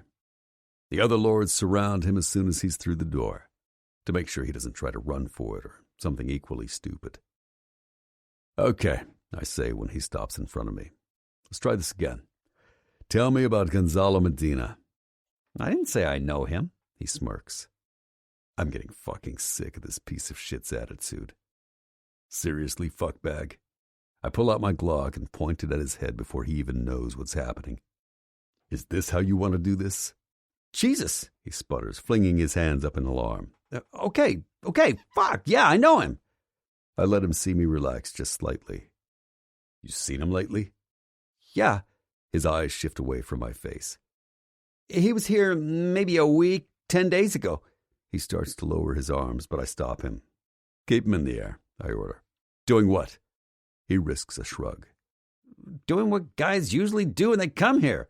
Have a few drinks, get a lap dance. He may have gone into the back with one of the ladies. With my other hand, I reach into my pocket for my phone. You ever see this woman?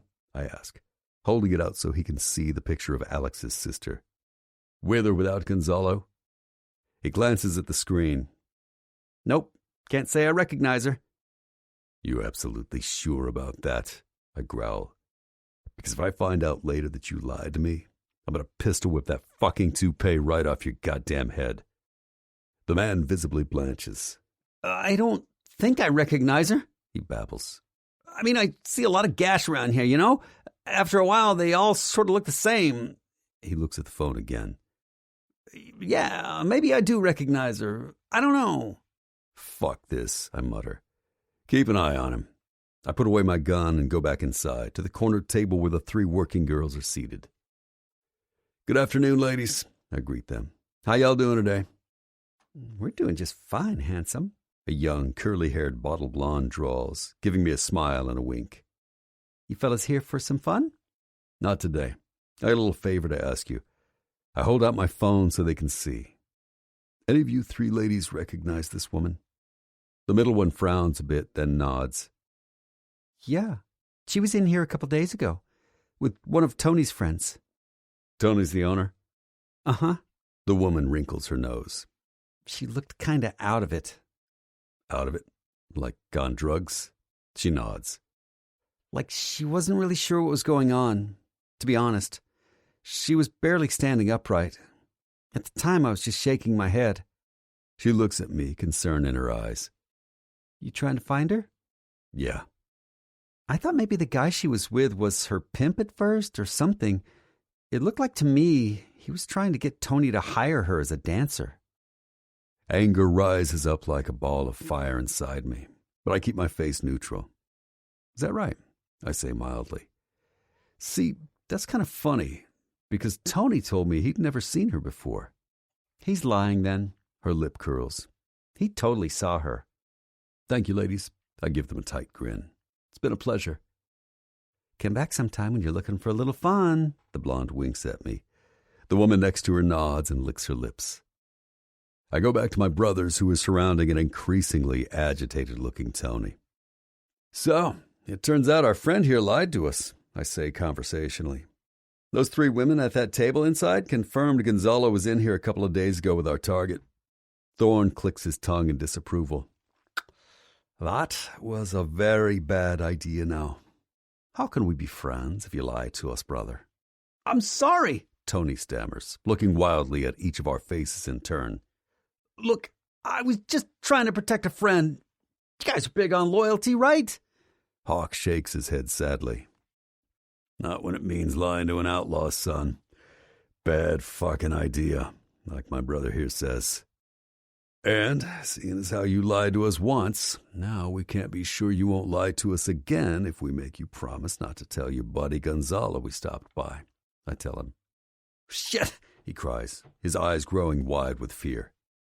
I promise. I won't tell him a thing. He's not even a good friend.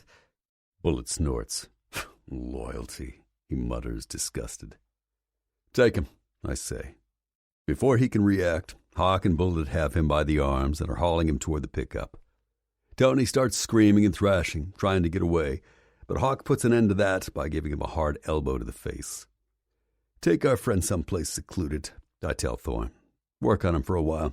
See if he gives up anything actionable. I'm going back to Tanner Springs to work on getting more intel from Tweak on where Gonzalo and his crew have their HQ.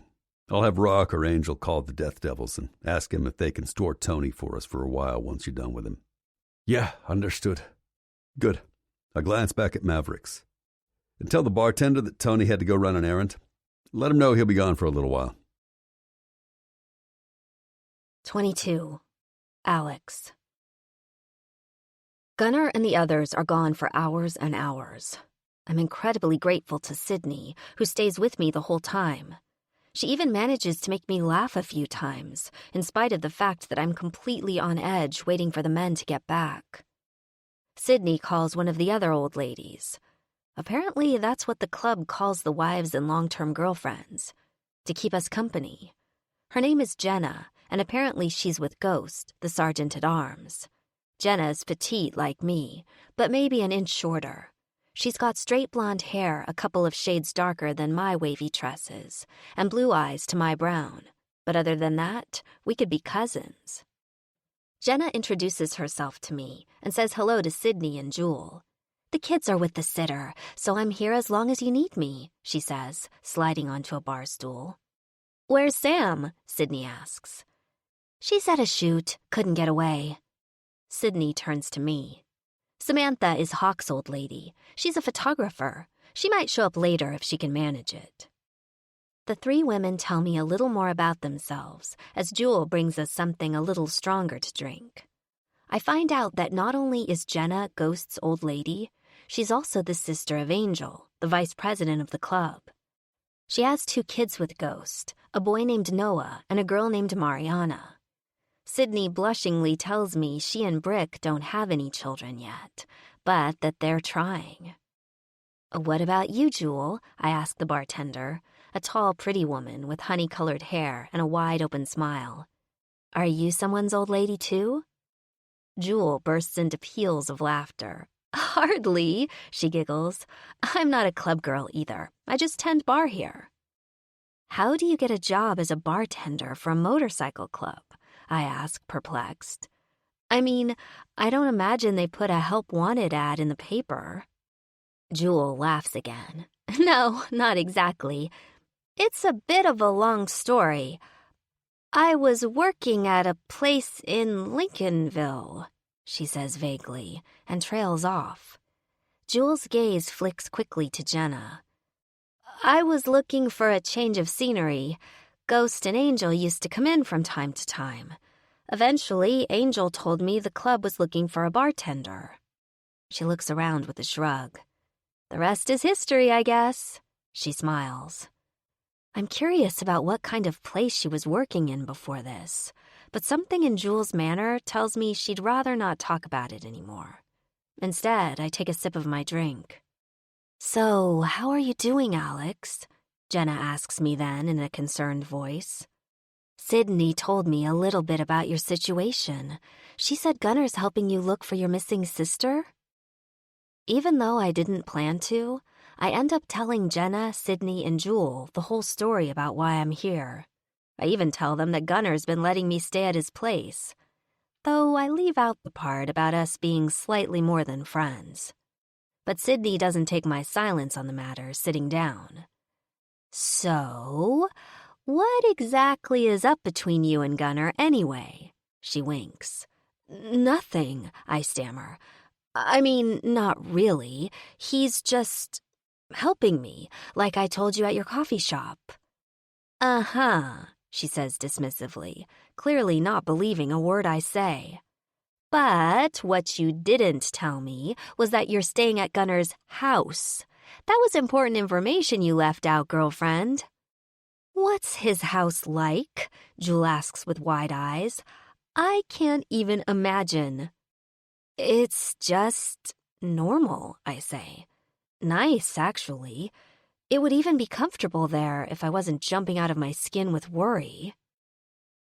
So, your sister, do you think something might have happened to her? Sydney asks, her voice gentle. I'm not sure, I say miserably. We didn't exactly part on the best of terms. She might just have decided she doesn't want to talk to me anymore. But I just have this bad feeling, you know? Like something's wrong. I just want to make sure she's okay. The guy she was with before she left, Gonzalo, he's kind of bad news. My voice shakes a little, and I swallow painfully. Gunnar told me he found out Gonzalo's crowd are heroin dealers. I'm just worried, you know? I'm scared Eden's gotten caught up in something and she's in over her head. Don't worry, Jenna says soothingly. The Lords will find her. If it's one thing all these men are, it's determined. They'll never stop until they've done what they set out to do. Back to Gunnar, Jewel begins. The other women laugh. Sorry, but I have to live vicariously through you ladies. She looks at me with an excited, expectant expression. How did you meet him? At a biker bar east of here a few days ago, the Smiling Skull. Jenna nods. I know that place. What were you doing there? Looking for my sister. I hesitate for a moment. I went there to confront Gonzalo. Gunnar, sort of rescued me. Wow, and brought you all the way back here? Sydney half whistles and turns to the others. You must have really made an impression. What's he like? You know, when you're alone, Jewel presses. Good, but... Finally, Sydney hoots, clapping her hands. She admits it. Guys, it's really not like that, I protest, feeling the heat rise to my cheeks. Apparently it really is, Jenna laughs, but not unkindly. Come on, you're among friends here. Yeah, Sydney agrees. Heather is nowhere in sight. I involuntarily grimace at the mention of the bitchy redhead. Oh, God, Heather, Jewel groans. She is the worst. In spite of myself, I can't help but ask about her. Is it true what she said? I begin, half afraid of the answer. That she and Gunnar have been... together? Together? God, no, Jenna scoffs. At least, not like that. Gunnar's never given her, or any of the other club girls, a second glance, or any other woman in my experience. She gives me a knowing grin. Except for you, that is. Sydney agrees. Exactly. Girl, he rescued you and brought you to his house to help you find your sister. Sorry, but you are kidding yourself if you don't think he's serious about you. But I've only known him a few days, I protest. Psh, Sydney scoffs. When these men know what they want, they go after it. They don't mess around. My heart leaps at her words, but almost immediately, I make myself squash down my hope. I'm sure the women think they're making me feel better, but it's not helping at all that they're putting ideas in my head. Especially because I think they're seriously misinterpreting what's going on here. I mean, sure, he clearly likes having sex with me, and our bodies are unusually in tune with each other, and he seems to think I'm easy on the eyes. But to go from that to thinking he's serious about me, I can't imagine that's true, as much as part of me wants to believe it. The sound of a motorcycle engine getting closer makes Sydney and Jenna turn their heads toward the front door of the clubhouse. Speak of the devil, Jenna says with a wink, as Gunnar comes striding in a minute later. His eyes immediately begin scanning the large room until they lock on me. With a slight nod and a curve of his lip, he starts to walk toward us. "Ooh, damn," Jewel murmurs. If only one of those men would look at me like that. I don't say anything in response, because my insides are already turning to jelly under the heat of Gunnar's stare. He's across the room in a couple of seconds. Between my legs, a familiar throbbing begins, so instantaneous, I'm almost sure everyone else can see what he's doing to me. I glance away quickly and try to compose myself. Ladies, his deep, sensuous voice greets us. Thanks for keeping Alex company while we were gone. Where are the others? Asks Sydney. They're gonna be just a little while longer, Gunnar says evenly. They should be back by the end of the night, though. Sydney nods. Well, I think I'll run back to the coffee shop to check on things there and go on home. Thanks for coming to keep me company, Sydney, I say sincerely. I would have been going crazy here by myself. Anytime, she smiles at me. I mean it. I think I'll head out too, Jenna says, rising. I need to go pick up the kids. She looks at Gunnar, then back at me. We'll leave you two alone to debrief, she says, innuendo clear in her voice. I glance at Gunnar to see his reaction, and to my surprise, he's grinning wolfishly. See you two later. Jenna turns to the bartender. See ya, Jewel. Bye, girl, Jewel replies, and moves off down the bar. We watch as Jenna and Sydney walk toward the exit. Gunnar turns to me. His eyes are blazing with what I realize is unconcealed lust. Come upstairs, he orders. Are you going to tell me what happened while you were gone? I ask, but already I'm getting some other ideas. Yeah, he growls, pulling me against him so I can feel the hot, hard length of him. I'll tell you everything, but first things first. 23. Gunnar. I have to tell Alex what we found out about Gonzalo, but that can wait a few minutes. For right now, the only thing I want to do is give us both a few minutes of not thinking about any of this. So that's what I do. There's a question in her eyes as I take her upstairs, but I think she knows if I'd found Gonzalo or Eden, I would have told her straight away. When she realizes what I have in mind, her eyes grow hooded with desire. When I close the door to the apartment, her body surrenders to mine instantly.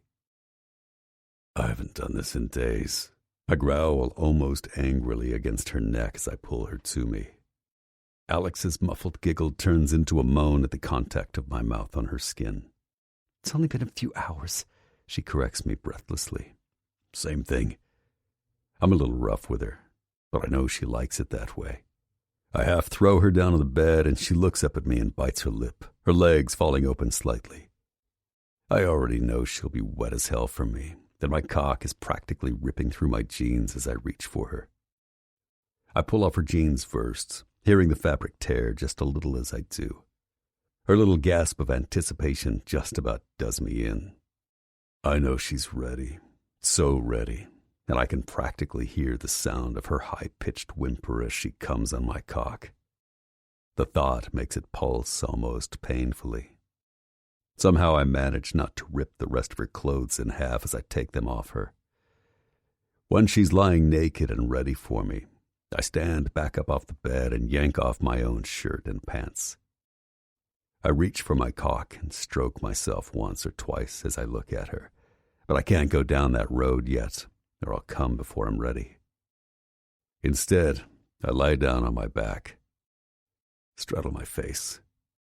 What?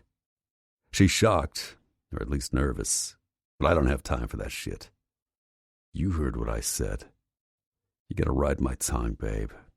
Do it, or I'll pull you over here myself. She knows me well enough to know I'm not going to take no for an answer. Slowly she does as she's told and places her knees on either side of my head. I grab her hips and pull her toward me before she has time to resist, then plunge my tongue inside her to taste her sweet juices. Alex gasps again, more loudly, but the gasp turns into a loud moan as I slide my tongue back outside and begin to lap at her pussy. I'm not sure if she's ever done this before, but it doesn't take long till she's so far gone that she loses all self-consciousness. Her body tenses for a moment, and then she starts moving her hips to meet my tongue, moaning and writhing as I make contact with her hardening clit. I can tell before long that she's already close, so I hold on to her hips tighter so she has to slow down a little. Her breath comes faster and faster as she tries to buck against my mouth. Her juices start to flow hot against my tongue, and her moans become half-anguished cries as she begs me wordlessly to give her what she needs. I speed up, licking her harder, my cock so hard I could almost come just from doing this. Her whimpers are so goddamn sexy as she rides against my mouth. I could listen to them for the rest of my life, knowing I'm the one making her feel this way. "Don't stop," she whispers. "Oh, God, Gunner." Her voice comes out ragged. "I'm so close." I plunge my tongue inside her one final time, then lap at her with long strokes, teasing her where I know she needs it the most. She tenses for just a second, then her entire body jolts at once, her hips bucking over and over, losing herself in the throes of her orgasm. She's calling my name as she comes. It sounds almost like a prayer. When she's just over the crest, I grab her hips again and pull her downward onto my cock. I thrust up inside her, hit with an almost blinding burst of pleasure all at once. I only manage to last for a few seconds before I'm coming inside her, so hard it's almost painful. Her pussy contracts around me and everything goes blank. The two of us falling together, her clutching at my shoulders, me holding her hips tight against me. We stay like that for a few minutes, not talking at all, not wanting to say the words that will bring the world back, not yet wanting to let it in. In silence, all I hear is her breathing and the rustle of her hair against my chest. Finally, Alex whispers something so low I can barely hear her. "You're going to ruin me for other men, Gunner Storgard." In my chest, my heart starts to pound at what I know I'm about to say back. "That's the idea, darling." "You found people who know Gonzalo?" Alex is asking me. "What did they say?" We're sitting up in bed now. We're still naked, but she's got the sheet pulled up around her breasts, which is probably good, because I wouldn't be able to concentrate on what we were talking about if I can see her tits. "The other brothers are questioning one of Gonzalo's friends now," I say. "Questioning?" she asks, raising a brow. "Interrogating," I clarify. "They'll get anything he knows out of him, one way or another. Once they have some information, they'll get hold of me right away." Alex shudders slightly. "I'm not sure I want to know any more about that." I nod. "Probably not. But the point is we're getting closer. Once we have Gonzalo, we'll be able to determine for sure whether he knows where Eden is." "What if he won't tell you?" "He will," I growl. "I'll see to it myself. It'll be a fucking joy to beat it out of that motherfucker." "Why did you come back here alone?" Alex asks then. "I wanted to see you," I say honestly. "Give you an update on the situation, so you wouldn't be going crazy wondering what was going on." "You could have done that over the phone," she smirks. "True, but I couldn't have done this," I reply, reaching for her. "We forgot to use a condom," I tell her. "Again." "I didn't forget," Alex says breathily. "I wanted you like that. And besides, I'm on the pill." "I forgot then. I didn't even think about it. But the time I was inside you, my dick had taken over. I'm pissed at myself. I don't forget shit like that. I don't need entanglements, and definitely not in the form of a little version of myself running around. But that's twice in a row that it didn't even fucking occur to me to use protection. All I could think about was being inside Alex, losing myself in her. I think back to what she said a few minutes ago. "You're going to ruin me for other men, Gunner Storgard." I think maybe the feeling's mutual. "What's this?" Alex asks, grazing a finger lightly over the scar on my leg. "Bullet hole." Her eyes widen in shock. "Are you serious?" "Yeah," I shrug. "It's no big deal. I got shot during a run. Smiley took care of it." "Smiley?" "Yeah, one of the Lords. Charter member." I grin at her reassuringly. "A few stitches and I was good as new." Alex doesn't say anything for a few moments as she continues to stare at the bullet scar. I let her look. This shit is who I am. It's my life. No use trying to hide it from her. There was a woman here at the clubhouse earlier, she says finally. Her voice is soft, troubled. Heather? Fuck. I don't even need to ask anything to be pretty sure what Alex is going to say next. She was, kind of a bitch, Alex continues. She said, Alex, I cut her off before she can go any further. I'll answer any questions you have. But before I do, I just want you to know something. Heather means not one damn thing to me. Never has, never will. For some reason, I have to know that Alex understands this. I can't have her thinking she and Heather are even in the same fucking category. Hell, it's fucked up that Heather would even breathe the same air as Alex. Alex shakes her head a little. She said the two of you were together. Sydney and Jenna said that wasn't true, but I want to hear it from you. She looks up at me, her eyes open and vulnerable. I just want to know, she says, her voice cracking a little. Whatever the truth is, I just want to know it. Babe, I kiss the top of her head. I won't lie to you. Heather's a club girl. That's what she's here for, because she's got a thing for bikers. The girls are there to scratch an itch when we need it. Yeah, I stopped short of saying fucked her. I don't want to see Alex flinch at my bluntness. It's, happened a few times with her, but not since I met you. I know I don't really have the right to ask, she murmurs. But you can ask whatever the hell you want. I reach over and lift her chin so she's looking straight into my eyes. There's nothing between Heather and me. I pause for a second. And there won't be. I'm done with her. She can't hold a candle to you, Alex. No woman can.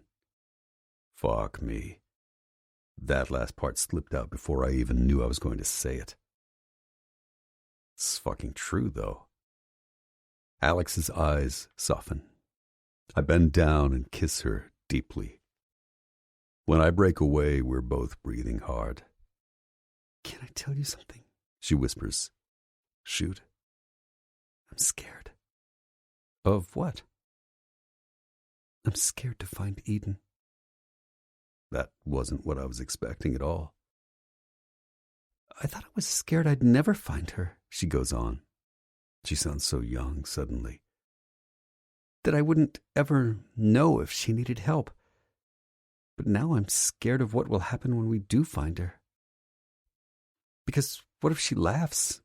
What if she tells me I'm a stupid idiot for thinking she wanted to be found in the first place? What if she tells me to fuck off? Alex's eyes fill, and tears begin streaming down her face. I've already lost my mom. If Eden tells me to go to hell, then I've lost my sister too. When Alex looks up at me now, her face is terrified. She's the last family I have, Gunnar. If she doesn't want me, I'll be all alone. There's an ache in my throat as I listen to her words. I don't have much in the way of blood family either. It's just been my ma and me for as long as I can remember. But for almost as long as I can remember, I've had the club too. Smiley taught me how to ride a motorcycle. I started hanging around the Lords when I was a teenager. After my stint in the Marines, I came back and passed into the club. Alone is something I've never been. Silently, I pull Alex to me and let her cry. I don't tell her it'll be okay, because I don't know if it will. But there's one thing I do know, deep in my bones, even though I don't say it. As long as she wants me to be there for her, Alex won't be alone. 24. Gunnar. Sometime after midnight, I'm woken up by a text from Thorne telling me to call him. I ease out of bed, not wanting to wake Alex, who's snoring softly beside me. Pulling on my jeans, I go downstairs into the main part of the clubhouse. Evidence of last night's partying is still strewn around the place, from half-drunk bottles of beer and whiskey to a few overturned chairs and other shit lying on the floor. Sarge is asleep on one of the low leather couches. He's got the head of one of the club girls in his lap, who looks like she fell asleep after giving him a blowjob. I snort in amusement and decide to go outside to have a smoke and make the call. When Thorne answers, it's clear from the highway noises he's on the road. "Morning, brother," he greets me as cheerful as ever. "Fuck morning. Still the middle of the night," I shoot back. "You got any news for me from that Tony fucker?" "Yeah." Even through the phone, I can hear the grin on his face. "He talked. Kind of a disappointment, actually. It didn't take very much to break him. Turns out he's kind of a pussy." I can't help but laugh. Oh, am I not surprised? "And you were right about the hairpiece. We disposed of that abomination properly, by the way." "Thank the Lord," I say, lighting my smoke. "So, what's the word?" "We've got the location of where Gonzalo and his crew hang out. We're keeping Tony on ice for the moment so he doesn't get any bright ideas about warning Gonzalo that we might be paying him a little visit." "You have any idea whether Alex's sister is still with him?" "I think she is." He pauses for long enough that I start to get pissed. "Well, keep going." "It's pretty bad, brother," Thorne admits. "Turns out Gonzalo's crew gets their kicks drugging women and using them for their own pleasure. Not to mention selling them to their buddies for cash or in exchange for favors." "Fucking hell. Sex trafficking?" "Yeah." Thorne blows out a deep breath. "Pretty small operation at the moment, but that's not exactly going to be a consolation to your girl or her sister, is it? When we finally got Tony to start talking, he told us Gonzalo brought the sister to a strip club to get Tony to hire her. But the girl was so drugged up, Tony assumed she was a junkie, so he refused." Jesus.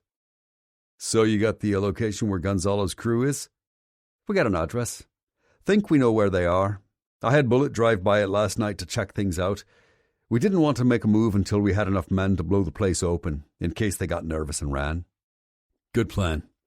I run a hand roughly through my hair. We need to move on this fast. "Okay, look, the four of you stay in the area. I'm going to talk to Rock about this first thing in the morning. I want to bring some more men before we go in to get eaten. I'll call you back as soon as I have a plan." "Understood." "Thanks, brother." "No thanks necessary, Gunn." He pauses. "Unless you're interested in giving me the secret to beating Beast at arm wrestling." In spite of the tension I'm feeling, I burst out laughing. "Not a chance." Well, it was worth a try." Thorne hangs up, the sound of his chuckle the last thing I hear before the click. I'm not about to fall back to sleep at this point. I'm way too keyed up, and I need to think through a strategy for going in and getting Eden from Gonzalo and his crew. So I go back upstairs and pull on the rest of my clothes in the dark, then head back outside into the cool night. It's time for a ride. The noise of my engine cuts through the silence as I ride through the mostly sleeping town and out onto the highway. It's been a long time since I've ridden at night like this. It's one of my favorite things to do. The moon is full, or close to it, and the sky is cloudless. I could practically ride without headlights. The road is so illuminated by the moonlight. Riding through the night like this feels timeless, in a way that riding in the day never does. I don't come across a single car for almost an hour. I keep going, barely paying attention to where I'm turning right or left. I avoid the towns, preferring to be alone with my thoughts. Thoughts of Alex and her sister, and what it will mean when the club has found her and brought her back. I think about Alex going back to Lynchburg, to her old life. A life she's told me is practically non-existent. Everything she had there is mostly gone now. Even her job, she says. Right now, Alex is at the clubhouse, in my apartment, sleeping in my bed. The sheets are warm from her body. Her pillow smells like her hair. In spite of myself, I get hard just thinking about her there, and the ache almost convinces me to turn back around, to wake her up in the night and take her. I know the sounds she'll make. I know how fucking good it will feel when I come inside her. I don't want to lose that. Fuck. I'm not going to lose that. Alex is going to stay here in Tanner Springs with me. We'll get her sister back here, and then we'll take it from there. I don't turn the bike around. I keep riding. And I plan. When I get back to the clubhouse, it's after 8 in the morning. Sarge has disappeared from the couch where he was sleeping. Some of the club girls are cleaning up the mess from last night. From the kitchen, I can smell the aroma of bacon. The chapel door is closed, and I can see from the shadow underneath that the light's on. I take a chance that the prez is in there and knock. "Yeah," Rock's voice barks from the other side. Steeling myself, I turn the knob and push the door open. Inside, Rock and Angel are seated at the large table, mugs of coffee in front of them. They look up at the sound of my footsteps. Angel lifts his chin at me. "Morning, Gun," he murmurs. "Morning," I say, stepping inside and closing the door behind me. "You mind an interruption? I need to talk to you." "We're going over the details for the next run with the Death Devils," Rock tells me, and motions for me to sit. "Oz needs a few of us to run the gun shipment to his buyers today." "How many men you need for that?" I ask. "Shouldn't need any more than 4 or 5, Rock answers. "I'm going on this one. Figured I'll take Ghost and you, maybe Stryker and Brick." I hesitate. About that. I got a favor to ask you. To ask the club." Rock frowns. I know he expected me to agree automatically, which I should have. "Yeah?" he scowls. "What's your fucking favor?" I glance over at Angel, hoping he'll back me up. "I need some men to come with me on a run of my own. Today. It's important, and it's kind of urgent." Rock's look is sharp, angry. "How the fuck didn't you come to me about this sooner?" "I didn't know about it myself until a few hours ago." Leaning back in my chair, I tell Rock and Angel everything I know, starting from Alex's unexpected appearance at the Smiling Skull to Thorne's phone call a few hours ago. As I talk, Rock's expression doesn't change. They both ask questions, and I wait for Rock's anger that I've already used the club's resources and men to go after Gonzalo. When I've finished, I say, "So, now that we know where they are and what's probably happening to Eden, I don't think we should wait any longer before we go in. We're holding Tony, so he can't contact Gonzalo, but it's still possible Gonzalo can find out some other way if we don't act now." "So, this is the sister of the bitch you brought into the clubhouse yesterday?" Rock grumbles. I know for him it's just a word, but if it was anyone other than my club president calling Alex a bitch, I would leap over this fucking table and beat him so bad it would be the last word he ever said. "Don't call her that." I rasp the warning, half rising in my chair. The fury in my tone is just beneath the surface, and I can tell they both hear it. I hope Rock heeds my fucking words, because Prez or not, if he does it again, I'm not going to be responsible for what comes next. "Guns, family," Angel breaks in, his voice loud and firm. "We got your back, brother." Turning to Rock, he continues. "We don't need all the brothers to go on the Death Devil's run, like you said. The Lords can spare a few men to go find Gunner's old lady's sister." "Old lady?" Rock scowls, a little tension easing in his jaw. He looks to me for confirmation. "That true?" I take a deep breath. "Yeah. It is true. Or as good as true, anyway. Even though Alex and I haven't gotten anywhere near a conversation like that, I know it's coming. She's mine. I think I knew it somewhere down deep, even that first night at the Smiling Skull." "God damn it," Rock mutters. "Don't pull shit like this again, Gun. You don't decide what this club does. I do." "I know." I nod briefly. "It wasn't something I planned." "How many men you need for this?" "Thorne, Bullet, Hawk, and Beast were already out there," I say, ignoring the flash of anger in his eyes. "I need 3 more." "I'll go," Angel breaks in. "Maybe Tank and Lugnut?" Rock frowns darkly at the table, then barks. Okay. He rises from his chair and walks toward the door. You keep me in the loop on this, he warns. I will. Then Rock is gone, the door slamming behind him. The echo of his boots retreats into the distance. I stand up myself and blow out a breath. I could use a cup of coffee, I say to Angel, nodding toward his mug. I'll come with you. I need a refresher. The two of us head toward the kitchen.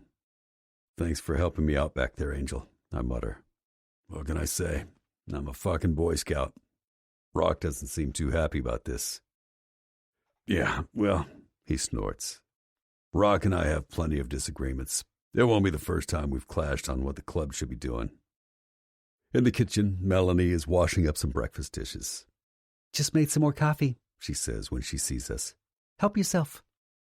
I grab a mug and wait for Angel to refresh his, then fill mine to the brim. We're heading back down the hallway to the main room, and I almost bump into Alex as she rounds the corner. I start to make a joke about how bad she needs coffee to be running like that, but one look at her tells me coffee isn't what she's after. Alex's face is white as a sheet. Gunner, she says in a strangled voice. It's Eden. 25. Alex. My hands are shaking as I hand the phone to Gunner. His eyes lock onto mine as he listens wordlessly to the voicemail. I close my eyes, knowing what he's about to hear. Alex, it's me. My sister's voice breathes urgently into the phone. She sounds scared but confused, her cadence slower than normal. It's clear she's trying to talk without anyone hearing her. Please, please help me. I don't know where I am, but Gonzalo. Oh my God! And then the phone goes dead. The message ended. It's definitely her, I say, trying as hard as I can to swallow the lump in my throat and not burst into tears. She left it last night, I whisper. I didn't see it until just now.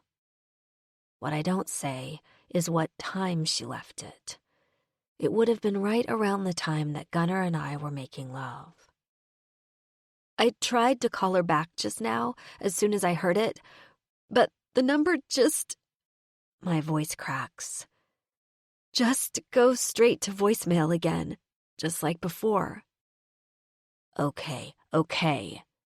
Gunner's brow creases intently as he listens to the message a second time. This is good. Good? I cry. How can it be good? It's good because she said Gonzalo's name, he retorts, grasping me by the arm. We know where he is, Alex, or at least where he probably is, and we're pretty sure that's where Eden is, too. He holds up the phone. This makes it more certain that she's with him. As scared as I am, I can see that he's right. You know where he is? I whisper. Are you sure? Pretty sure, he nods. I'm taking some men there this morning. If Eden's there, we'll have her by the end of the day. I'm going with you, I say firmly, wiping the tears from my eyes.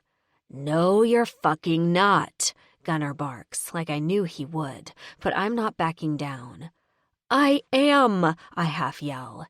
You can't stop me from coming with you, Gunner. You can't. I've been waiting for too long.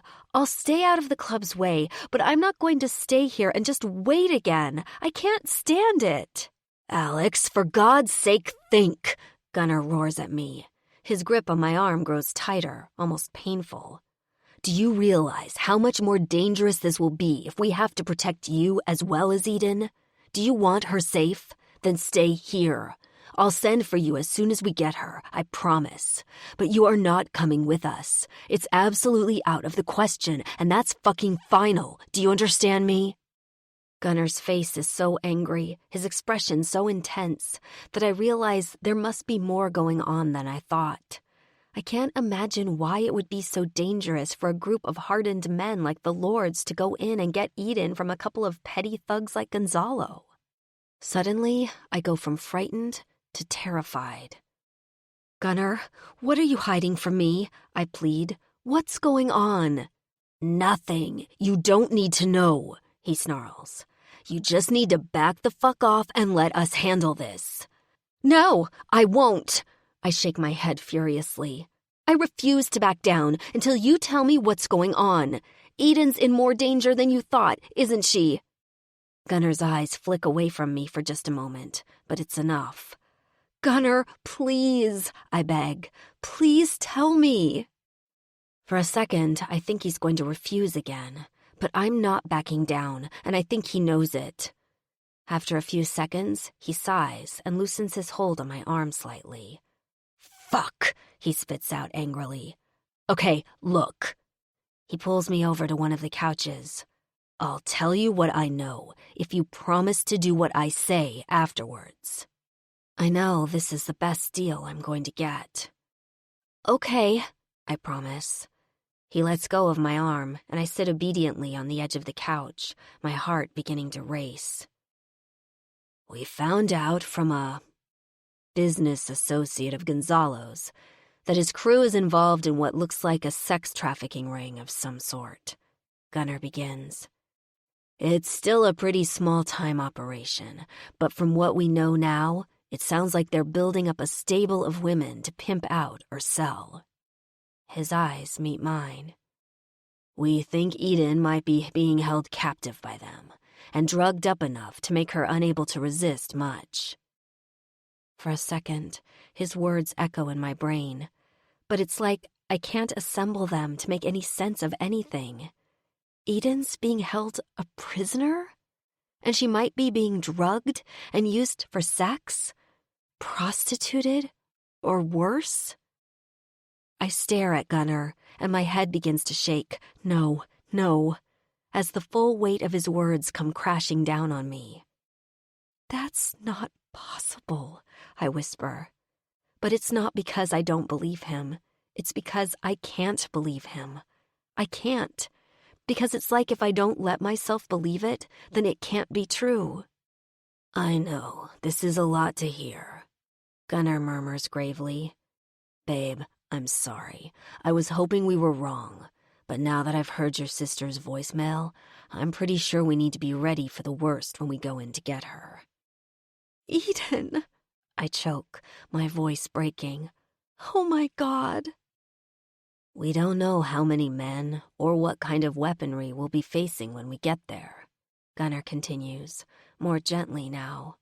I can't afford to have you come with us, Alex. It's too dangerous, for you and for Eden. If you want us to get her out of there, you need to let me handle this my way. Any protest I was about to utter dies in my throat.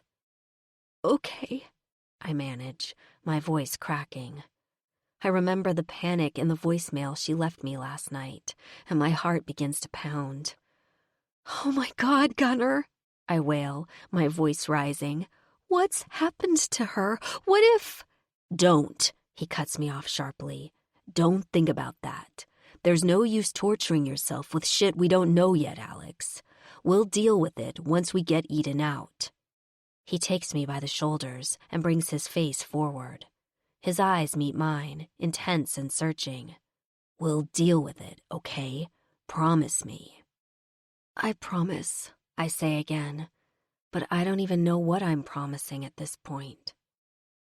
I let Gunner settle me back onto the couch, my mind reeling. I'm gonna make a call, he says. I don't want you waiting here at the clubhouse. You won't be able to relax here. I'm gonna get a hold of someone who will wait with you until we're back. Who? I ask numbly. Sydney? Jenna? My ma, he responds. She's a nurse, and from what it sounds like, we may need her help detoxing Eden when we get her back. 26. Alex. I'm still mostly in a daze as Gunner makes a phone call, comes back to the couch, and leads me outside. Let's go, babe, he says as he walks me to his bike. Ma's home, and she says to come on over. You'll be in good hands with her until I get back. I don't remember much about the ride over to Gunner's mom's house. I couldn't even tell you what side of town it's on. But When he pulls up at a tidy, pale green house with black shutters, a woman in a distressed t-shirt and faded jeans comes out to greet us. "Hey, baby," the woman says to Gunnar, presenting a cheek for her to kiss. "This must be your friend?" The woman looks like she might be in her mid to late 40s. She's hardly maternal looking, with an abundance of brown hair shot through with some artfully placed silver streaks. Despite her casual dress, she's well put together and in very good shape. "This is Alex," Gunnar says, nodding toward me. "Alex, this is my ma, Lucy Storgard." "Pleased to meet you," I murmur awkwardly. I'm not sure how much Gunnar has said to her about why I'm here. "Okay, let's cut the formal shit," she smirks at me with a knowing look. "Come on, honey, let's get you inside. From what Gunnar's told me, you've got a lot on your mind and need a little distraction." Gunnar's mom turns and heads up the sidewalk. When she gets to the front door, she looks back and motions me inside. I glance up at Gunnar uncertainly. "Don't worry, she doesn't bite." He grins. "At least as far as I know. Smiley might tell you different." I frown in confusion at its last remark, but before I can ask him what he means, Gunnar reaches up and cups my chin lightly in his hand. "I'll be back soon, babe. We'll get Eden. You know that, right?" "Yes," I breathe, trusting him. "Good." He leans down and brushes my lips with his. "Now, get inside and get ready. Ma's a tornado, but she'll definitely keep your mind off things until we get back." Reluctantly, I watch Gunnar pull away on his bike and go up the sidewalk to join Lucy. She practically pulls me into the house, and inside of 5 minutes, I'm sitting at her kitchen table with a sweetened iced tea in front of me. Her dog, a black and white pit bull named Zappa, is sitting expectantly at my feet like he's waiting for a treat. "So, honey, how you holding up?" Lucy asks, leaning back in her chair with a look of sympathy in her eyes. "Gunnar told me about your sister. You must be pretty worried." "I am," I admit. Tears sting my eyes, but I force them back down. Beside me, Zappa whimpers in sympathy. I reach down absently and pat him on the head. "Gunnar and the Lords will bring her back," Lucy says with certainty. "You can bank on that. They don't stop until they get what they came for. You'll see." "I know." I give her a tremulous smile. "Thank you for taking me into your home. Gunnar's right. It would have been hard to wait for them to come back all by myself." "No problem at all, honey." Lucy reaches over and pats my hand. "It'll give me a chance to get to know the woman he's playing hero for." "He's been really kind to me." Even though I'm not crying, my nose is threatening to run. I sniff once, and Lucy immediately gets up and comes back with a box of Kleenex for me, which I accept gratefully. I don't know why he's doing all this, but I'm so thankful. I never would have found Eden if it wasn't for him. "How'd you meet my son?" Lucy asks. I tell her about going to the Smiling Skull that first night, hoping to find Eden. When I tell her about being drugged by Gonzalo and Gunnar saving me from whatever horrible plans Gonzalo had for me, she starts to smirk. I keep going, explaining how Gunnar stayed overnight at the hotel to make sure I was okay, and then how he eventually invited me to come back to his place and use his guest room until I could figure out how to locate my sister.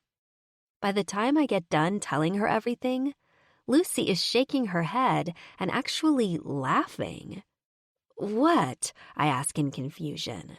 "Good Lord," she crows. "Honey, I should have known it the second he called to tell me he needed me to watch over some woman while he went on a run." Should have known what?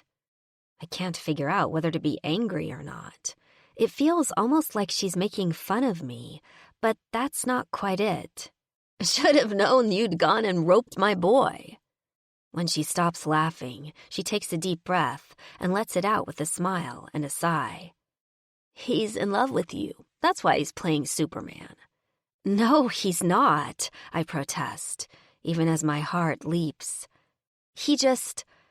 I don't know, I think he just felt sorry for me." That's horseshit, she snorts. You mean to tell me the two of you have been sleeping in separate bedrooms this whole time like a nun and a priest? Well, I stare down fixedly at my glass, frozen. Of course, Lucy is right about that, but how do I admit it to Gunner's mother, even if she already knows? Mortified, I risk a glance back up at her face and see that she's cocking her head at me, a triumphant look on her face. That's what I thought. But, I mean, I swallow and decide to just say it. Sex isn't love, after all. Of course not, she agrees. But do you honestly think Gunner did all of this just so he could get you in the sack? No, I know better than that. It's obvious to me that Gunner can get sex whenever he wants. My mind involuntarily turns to Heather, and I resist the urge to grimace in disgust. And jealousy. Exactly, Lucy nods, like she can read my mind. So, what? Do you need me to paint a picture for you? My boy's fallen for you. You think he'd do this for any of the bimbos he normally sleeps with? I don't know whether to be horrified by Lucy's bluntness or to be relieved by it. But one thing is certain, she's not about to let me just change the subject. I don't know, I shrug, my face contorting into a frustrated frown. I don't know what's going on at all, really. I mean, I shake my head helplessly. I was trying to find out from Gonzalo where my sister was, and then all of a sudden this biker was punching him, and then he was telling me I was roofied, and then... I spread my hands wide. Here I am, in the middle of all this, sitting in his mom's kitchen, waiting for him to save my sister. And when he does, when he comes back with her, what then? I don't know, help Eden, get her off drugs if she's on them. And what about you and Gunner? Lucy prompts. I think back to what Gunner said to me just before he brought me here to Lucy's, just before he left to go find my sister. We'll deal with it once we get Eden out. We'll deal with it, okay? Promise me. We. Maybe Lucy is right. Maybe she sees something I've been afraid to look for. I guess, I say slowly, we'll find out if we're a we or not. As non-maternal as Lucy seems, after lunch she surprises the hell out of me by suggesting we bake cookies while we wait for Gunner to come back.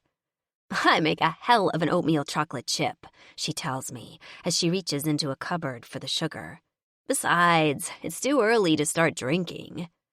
She puts me to work, sifting the dry ingredients while she mixes the wet.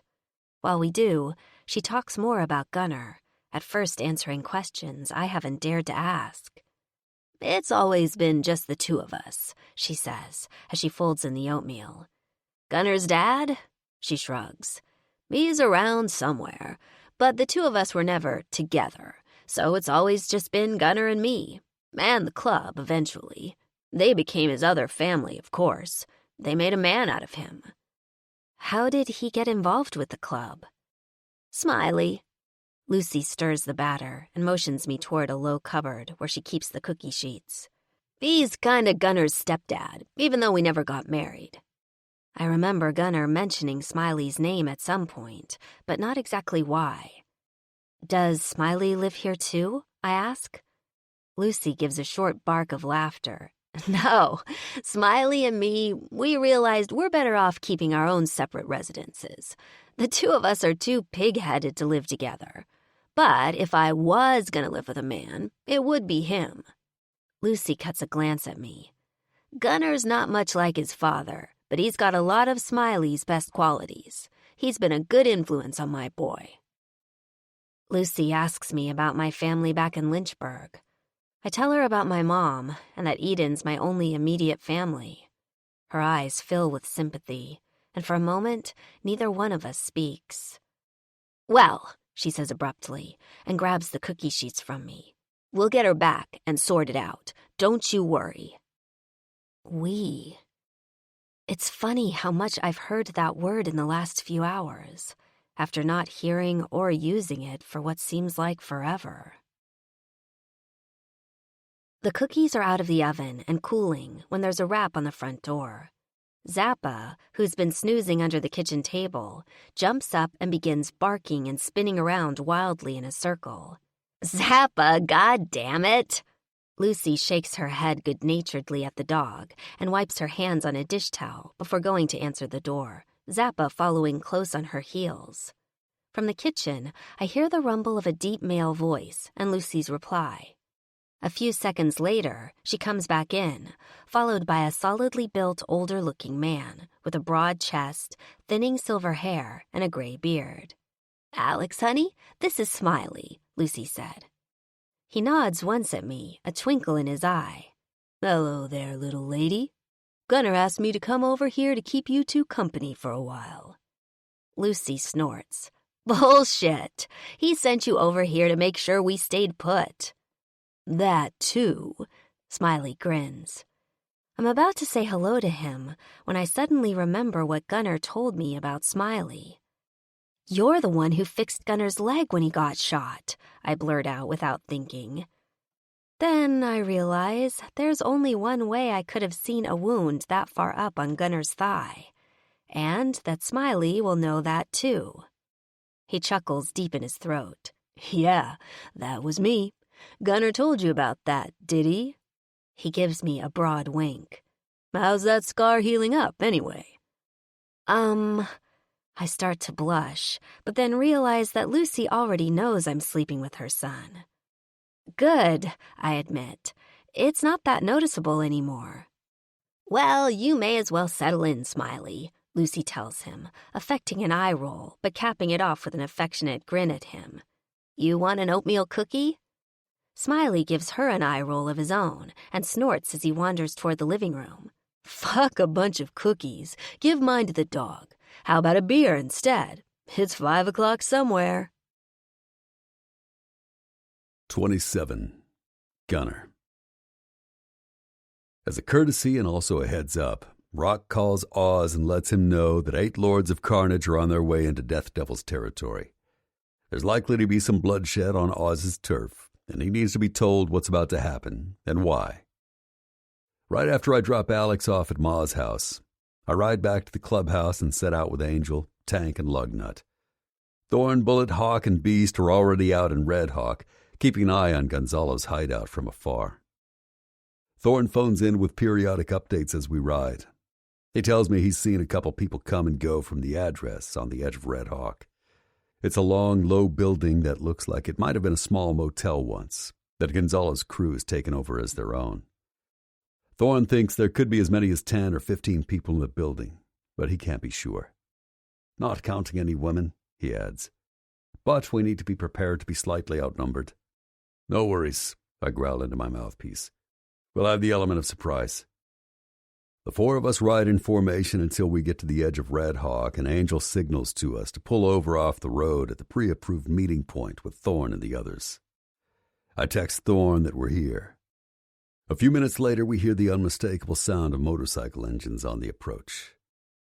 As we watch, 2 familiar bikes pull off the road and stop. Hawk and Beast get off and join the cluster of us, determined expressions on their faces. They're as ready as we are to do this. The destination is about 3 miles up, Hawk tells us, his eyes going to each one of us in turn. Thorn and Bullet are still in position, watching for any signs of movement. There's a main part of the building that we're seeing men come and go from, but there's also 8 individual rooms with their own doors that might be occupied. We haven't seen anyone going in or out of them, but that doesn't mean anything. Angel nods. "Gunner, Hawk, Beast, and I will take the main area with me. Tank and Lugnut, you start checking the rooms together. Thorn and Bullet will remain in position in firing range in case anyone tries to escape. Once we've secured the main area, we'll break off and check the other rooms with you. Everyone good with that?" he asks, turning to me. "Yeah." I look at the others. "We're looking specifically for this woman," I say, holding out my phone to show them Eden's picture. "But I'm guessing there may be others. It sounds like they may be drugged, and they could be acting erratically, so watch for sudden movements, but be careful not to shoot before you're sure what you're aiming at. When we're all clear on what we're doing, we get back on the bikes and get back into road formation. Hawk leads us the rest of the way, pulling us around to a deserted parking lot less than a block away, but hidden from the hideout. The pickup Thorn and Beast drove here is parked at the edge of the lot, and we pull in behind it. Hawk and Beast lead us through a deserted alleyway in silence. Around me, I can feel my brothers tensing, mentally preparing for what comes next. About 150 feet on, we meet up with Thorn and Bullet, who are crouched silently behind a sagging storage shed. Thorn nods once at us, and then lifts his chin at a building across another parking lot. This is it. Just before Angel gives the signal, a movement from the buildings makes us freeze and duck back under cover. From one of the rooms, a large, burly man emerges, locking the door behind him. He climbs into an old Chevy pickup and takes off in the opposite direction from where we're hidden. "Check that room first," I mutter to Tank and Lugnut. All of us look at Angel. He takes one more look toward the building and nods at us. It's go time. I crouch low and run at a fast clip toward the building. Angel, Hawk, and Beast are close behind. Hawk and Beast position themselves on either side of the front door, guns drawn. I reach down and silently try the handle, which is unlocked. I look up at Angel, and he lifts his chin just slightly in understanding. In one motion, I wrench down the door handle and fling open the door. "Don't fucking move!" I yell as loud as I can as I burst through the doorway. The 5 men inside jump up instantly. 3 of them reach for their guns. I choose one and take aim, winging his arm as he reaches behind him. He roars in surprise and pain. His pistol clatters to the floor. "I fucking said don't fucking move!" I shout again. The others raise their hands high in the air as they realize there are 4 of us training guns on them. I stride over to the first man, who's clutching at his bleeding arm, and kick his pistol toward Angel. For good measure, I clock him across the face with the butt of my gun. He screams and staggers back, falling against a card table, which collapses under him. Off in the distance, there's a muted thud that sounds like someone kicking open one of the room doors. Bullet moves forward and starts searching each of the men one by one for firearms. I look with disgust at the one now lying on the floor and turn to the others. "Where the fuck's Gonzalo?" I demand. "Who the fuck's that?" one of them spits back, but I can tell from the look on his miserable face that he's lying. "Are you fucking kidding me?" I snarl and fire a round into his foot. He screams in pain. "Jesus Christ!" a third one yells. I aim the gun straight at his head. He blanches and looks like he's about to shit himself. "Where's Gonzalo?" I bark again. "You want to be the first fatality?" "He's in one of the rooms," he manages to stammer. A shot rings out somewhere else in the building. "Fuck," I rasp, instantly thinking of Eden. Angel glances at me. "We got these guys," he says. "Take Thorn and Bullet and go find her." I do as he says, bursting through the door and yelling for the 2 men to follow me. They cross the small parking lot, and together we round the side of the building where the doors to the rooms are. By now, 3 of the rooms are open, their doors standing wide to show that Tank and Lugnut have cleared them. I try the knob of the first one I come to, but it's locked, so I kick it open. It's a shitty, dingy place that reminds me of the motel Alex was staying in that first night, only about 100 times worse. The room looks empty as far as I can tell. "Clear it," I nod to Beast, and go on to the next room. This time I don't bother checking the lock. I just raise the heel of my boot and drive it against the thin wood close to the jamb. Inside, on a low-slung bed with a sagging mattress, a single figure lies prone. Her dark, stringy hair is splayed out against a flat, dirty pillow. She's dressed in a short, revealing skirt and a tiny crop top. The sexy clothes would be almost funny on her if they weren't so goddamn sad. I take a step forward, thinking at first that she's asleep, but the girl's eyes are wide open. She's breathing kind of quickly, her chest rising and falling like a small animal's. Though she looks almost nothing like the photo Alex gave me, I still recognize her. "Eden," I murmur. Her eyes flick toward me. Her pupils are like pinpoints. Once she sees me, an expression of fear mixed with resignation settles across her features. She closes her eyes. Her breathing speeds up a little bit. I glance down at her arms, seeing the telltale marks. Eden, I'm not going to hurt you, I say in a low, reassuring voice. I'm here to get you out of here. She opens her eyes again. The expression doesn't change. I don't think she believes me. Your sister sent me, I continue. Alex. She frowns slightly. It looks like it's taking her a supreme effort to make her facial muscles work. Alex? She repeats uncomprehendingly. Yes, Alex. I pause. She got your phone call. She sent me to rescue you. A small sigh escapes her lips. Her face muscles relax slightly.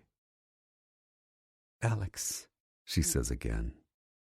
Come on, Eden, I croon, taking a slow step forward so I won't scare her. Let's get you out of here. As I move to the mattress to scoop up her small, thin form, I hear another gunshot, and then another. I don't let myself worry about who's doing the shooting. I have confidence in my brothers. Eden lets me help her up without complaint. She smells slightly sour, like old sweat and vinegar. Where's Alex? She mutters, her head lolling to one side. I'm taking you to her, I promise her. Don't worry. Just help me out by putting one foot in front of the other, and we'll get you there. Okay? Okay, she slurs. I half carry Eden out into the sunlight. Looking to the left, I see that the last door has been kicked in. Lugnut is at the far end, and when he sees me, he comes jogging toward us. That her? He asks, giving her a long look. I nod. Yep. Good deal, he says simply. She okay? No, I tell him, but she will be. Lugnut looks back at the other rooms. There's 2 more girls here. All the rooms locked from the outside. Looks like they were planning to fill them up and keep the girls like slaves. His face contorts into a mask of disgust. We found Gonzalo with one of the other girls. He shot Tank in the shoulder, but he'll be okay. Says he can still ride. What about Gonzalo? He snorts, his expression turning hard and angry. Pissed himself. He's waiting for you. Second to the last room on this side. Angel rounds the corner and comes to join us. You got her? He asks when he sees Eden. Yeah. I look down at Alex's sister, who's barely conscious beside me. Take her to the truck, I tell Lugnut. We need to get her out of here. Will do. Lugnut carefully takes Eden from me, putting his arm under her and lifting her. She looks almost like a child in his arms. Eden rests her head on his chest as he carries her toward the truck. Angel and I watch them go. The other girls will need some help, I say to him. I've got an extra burner phone, Angel says. When we're out of range, I'll make the call to the police and tell them to come get the girls and arrest the others. Tell Thorne to take my bike back, I say to Angel. I'm going to ride in the truck with Eden. Beast emerges from the last room and heads toward us. We better get out of here. Too many gunshots. People will be getting curious. Yeah, better get going. Angel starts back toward the main room of the building to round everyone up. Yep. I turn toward the second to the last room on this side. The door is shut. Be along in a second. I gotta pay Gonzalo a visit first. Gonzalo remembered me right away. He shit himself when he saw me. I'll never tell Alex what I did to Gonzalo, or Eden for that matter. All they'll ever know is that he's gone, and that he'll never hurt either one of them, or any woman, again. And that's all they need to know. Alex doesn't need to hear that shit. She's good. She's a breath of fresh air in a dingy dive bar, a ray of light in a dark, ugly world. It's my job to protect her from the ugliness. Felt good, though. When I get to the truck, I see that it's Lugnut and not Bullet behind the wheel. Bullet's taking my bike back for me, he says. I don't ask, and he doesn't elaborate. On the way back to Tanner Springs, Eden nods out in the back seat of the truck's super cab. As Lugnut drives, he looks back at her from time to time in the rearview mirror. She's pretty young to be going through this, he says at one point. Yeah, she is. Your ma gonna help her through it? He asks me. Yeah. He waits a beat before answering. My brother was hooked on that shit, he eventually murmurs. Worst thing about addiction's the psychological pull. He glances at me. She's gonna need all the help she can get. She'll get it, I assure him. Let me know if you need me, Lugnut continues. I can come over. Keep an eye on her if you need. I appreciate that, brother. I clap a hand on his shoulder, then pull out my phone and place a call. Smiley, I say when he picks up. She's in pretty rough shape, but we got her. Hooked on junk. You're going to have to patch up Tank's shoulder when we get back, too. Grab Alex and my ma and meet us at the clubhouse. 28. Alex. Smiley takes a single phone call in the middle of the afternoon. About an hour later, I see him and Lucy talking in the kitchen for a few minutes, in hushed tones. What? I demand, as soon as Lucy walks back out into the living room. Tell me what's going on. They've got Eden, Lucy says, coming to sit down on the couch beside me. They just got back into town. They're at the clubhouse now. Oh my God, I cry, my hand covering my mouth, dizzy with relief. Is she okay? She will be, Lucy says vaguely. What? Is she hurt? My voice comes out high-pitched, desperate.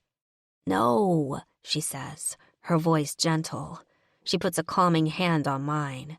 No, honey, she's gonna be just fine. The three of us take Lucy's car to the clubhouse. My fists are clenched so tight in anticipation that the nails bite into my palms. We'll be there soon, Lucy comforts, reading my thoughts, looking back at me with a kind smile. When Smiley turns into the lot, I'm out of the car before he's even thrown it into park. Gunner's outside, leaning against the wall, waiting for me. I race toward him and fling myself into his arms. Thank you, I start to cry, my face pressed against his chest. Shh, babe, it's okay. It's gonna be okay. He holds me close, rocking me a little back and forth. Is she inside? I ask after a few seconds. I need to see her. I pull away and start to take a step toward the door, but Gunner stops me. Yeah, babe, she's inside. He nods. His face is grave. But I want to talk to you a little first. By now, Smiley and Lucy have come up beside us. Is Tank inside? Smiley asks Gunner, who nods. He's waiting for you. Says he ain't too bad. He rode back no problem, so he must be right. I'll be the judge of that, Smiley murmurs and continues inside. Gun, Lucy murmurs, putting a hand on his shoulder. I'm gonna head into town for some supplies. I'll be back soon. He seems to know what she means. Okay, thanks, Ma. Grab some clothes, too, about Alex's size. She nods. Got it. What? I demand as Lucy walks away. I'm sick of not knowing what's going on. Gunner, what is it? Gunner pauses a beat. When we found your sister, he begins.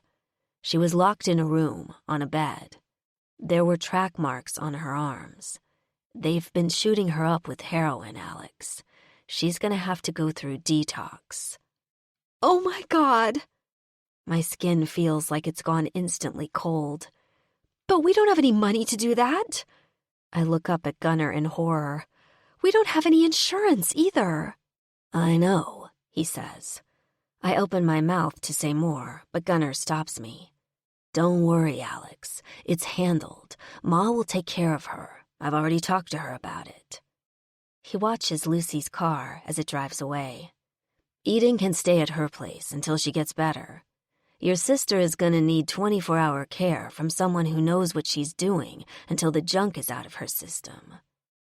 But I start to argue, but the words die in my throat. I can't do this alone. I don't have anywhere to take Eden. I don't have any money, and I wouldn't know what the hell to do anyway. This is something I can't refuse. Eden's life depends on it. Thank you, I whisper. Shh.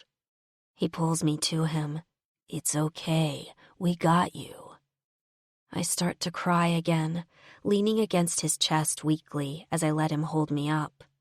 After a minute or so, I take a deep breath and let it out. Pulling away from him, I wipe my eyes with the heels of my hands and look up at him. Can I see her now? Sure.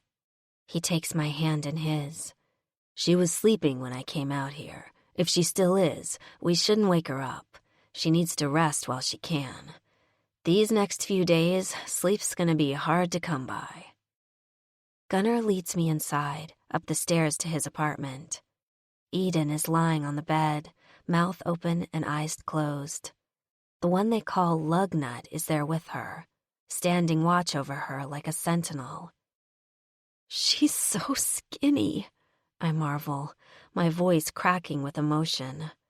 I move closer. Her chest is rising and falling rapidly. She's wearing a tight miniskirt and a tiny top that barely covers her chest, showing her ribs. Her feet are bare, dirty. Do you think...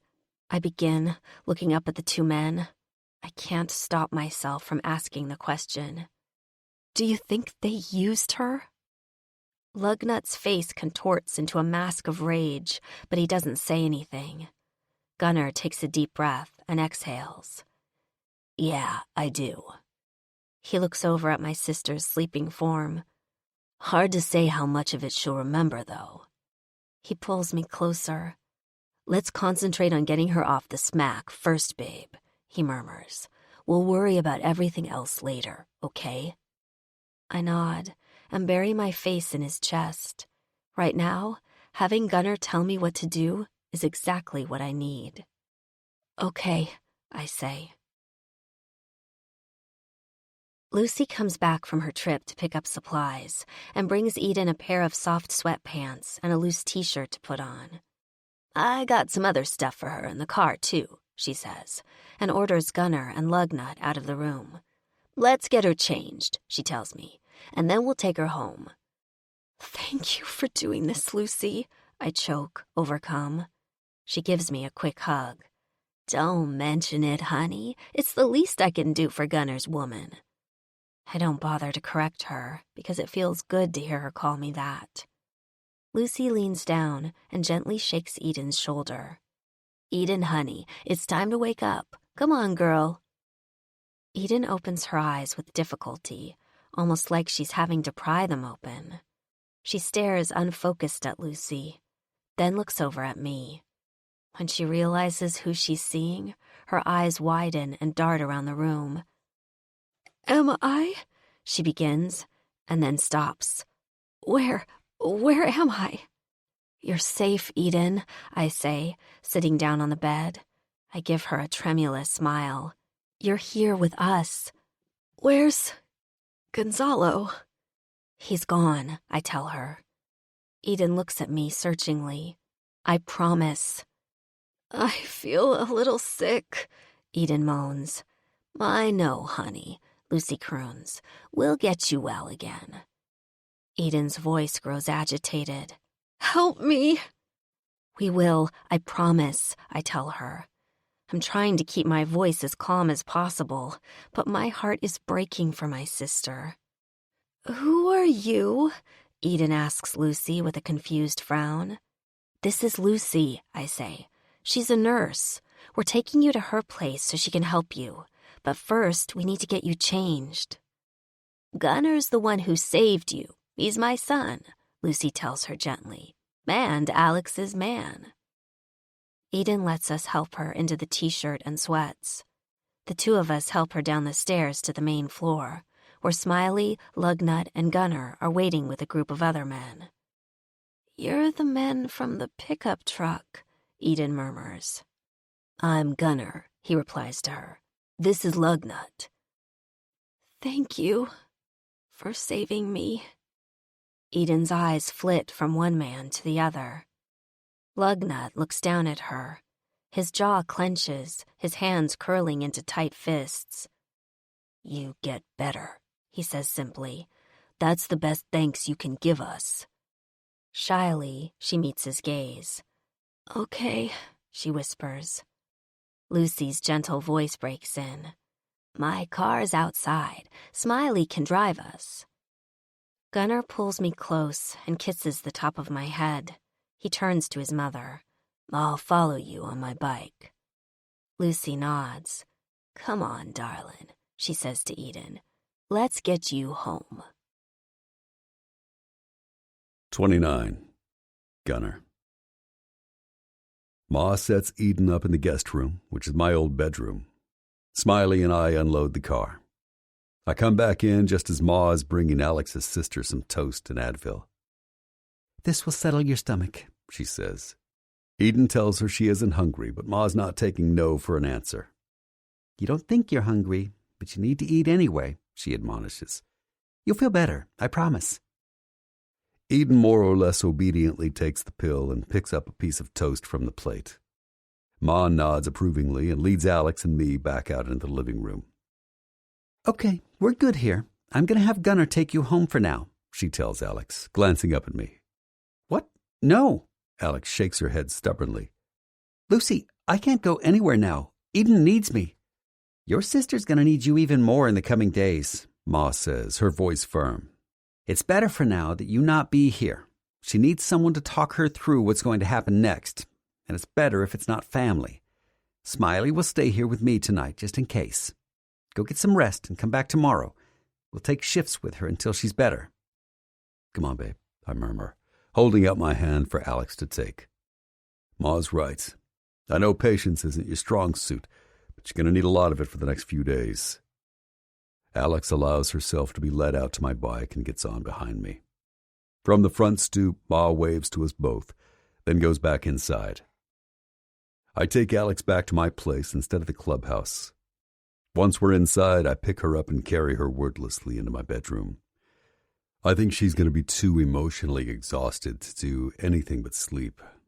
But when I set her down on the bed, she looks at me with those light brown doe eyes of hers, and I instantly know what she wants. Alex reaches to cup the rising bulge in my pants. "Please, Gunnar," she half whimpers. "I just need to forget for a while." Groaning, I pull her into my arms and look down into her fucking gorgeous, fawn-colored eyes.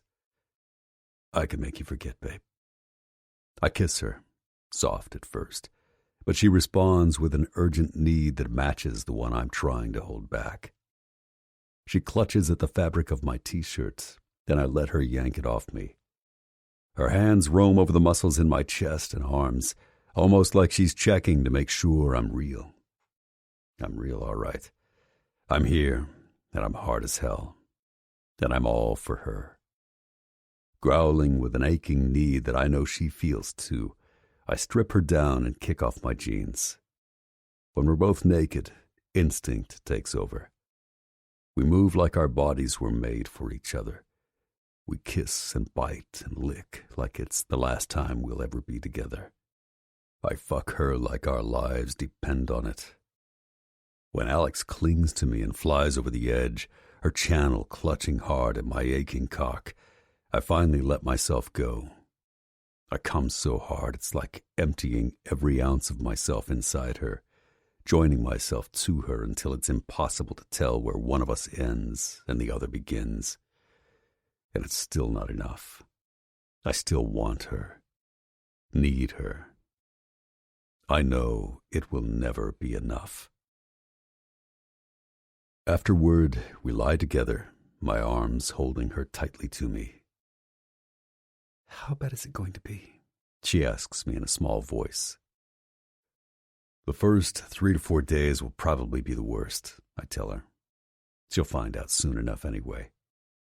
It makes sense to be honest with her, so she knows what's coming. I'm assuming Eden wasn't using junk until Gonzalo started shooting her up, so she won't have been addicted for very long. She should be detoxed in a week or so. Saying Gonzalo's name makes bile rise up in my throat. Even though he's already dead, I wish I could kill him a second time. Gonzalo Medina and the disgusting trash he ran with will never hurt any woman again, though. Thanks for listening. Before we move ahead, take this peaceful moment to simply be. This free audiobook continues shortly.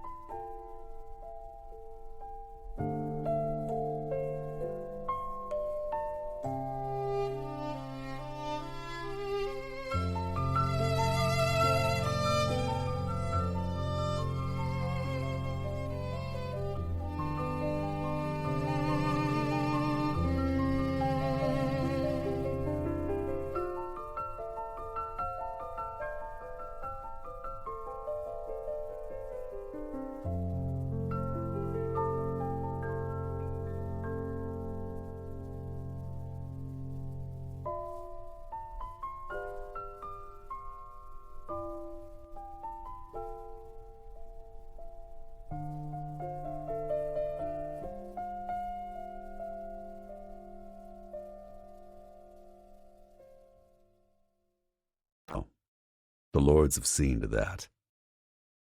I shake those thoughts from my head. I need to stay present for Alex. Eden will need some help to stay off, though, I continue, reaching up to stroke her hair. Heroin's a powerful drug. It creates a pull in you that's hard to resist once you know what it's like. We're going to need to be strong for her, until she can be strong for herself.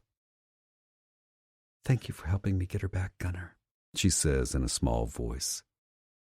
I know I keep saying it, but thank you. Of course, babe. I kiss the top of her head. The familiar scent of her shampoo fills my nostrils. I'd do anything for you.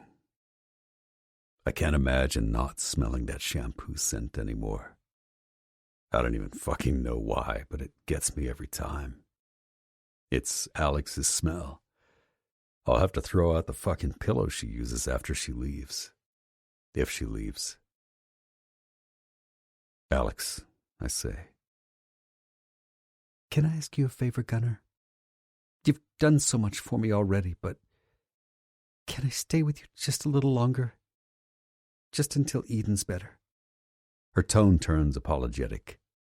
Your mom offered, but she really doesn't have the room with Eden already there. I'm feeling kind of choked up. I need to say something, but I'm trying to think of the words. Yeah, of course, I say instead. I just assumed you were going to stay here. Thank you. She reaches over and gently kisses my cheek.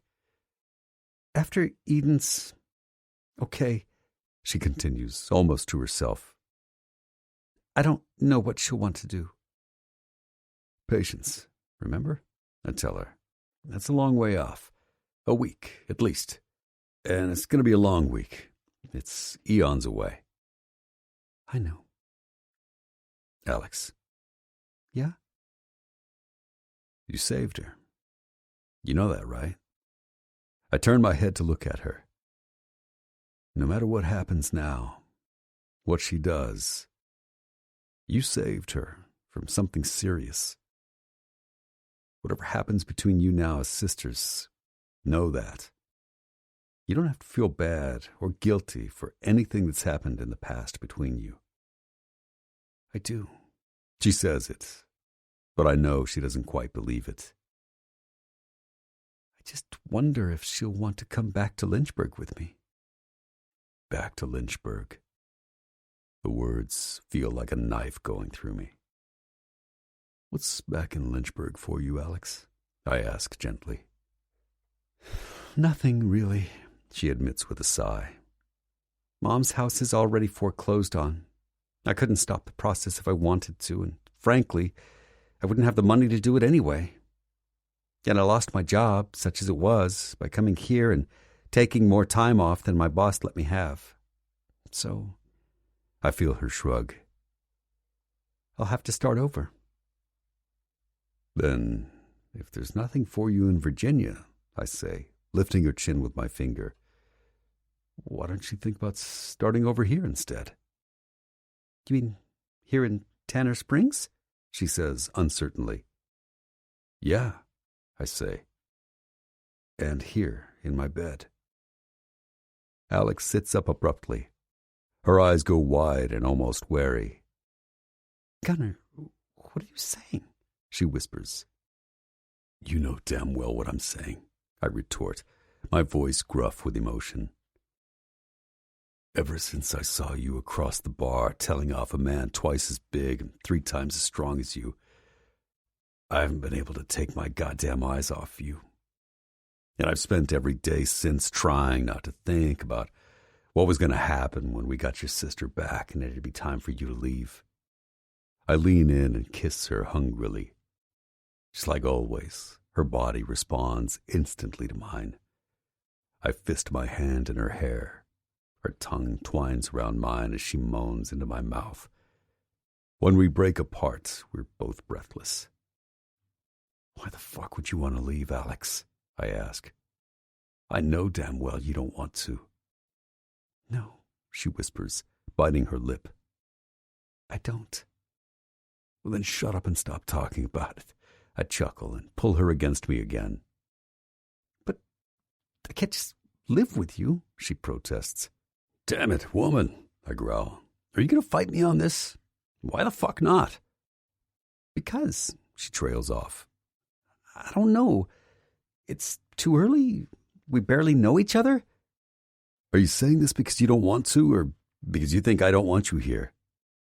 I'm saying it because... Alex lets out a shaky breath. I guess because I'm a little scared. Scared of what? I frown. Of me? Scared that this isn't real, she murmurs. Her eyes go moist. That I'll want it too bad and it'll just go away. Evaporate. I haven't had anyone to count on, care for me in so long, Gunnar. On my own, it's hard, but...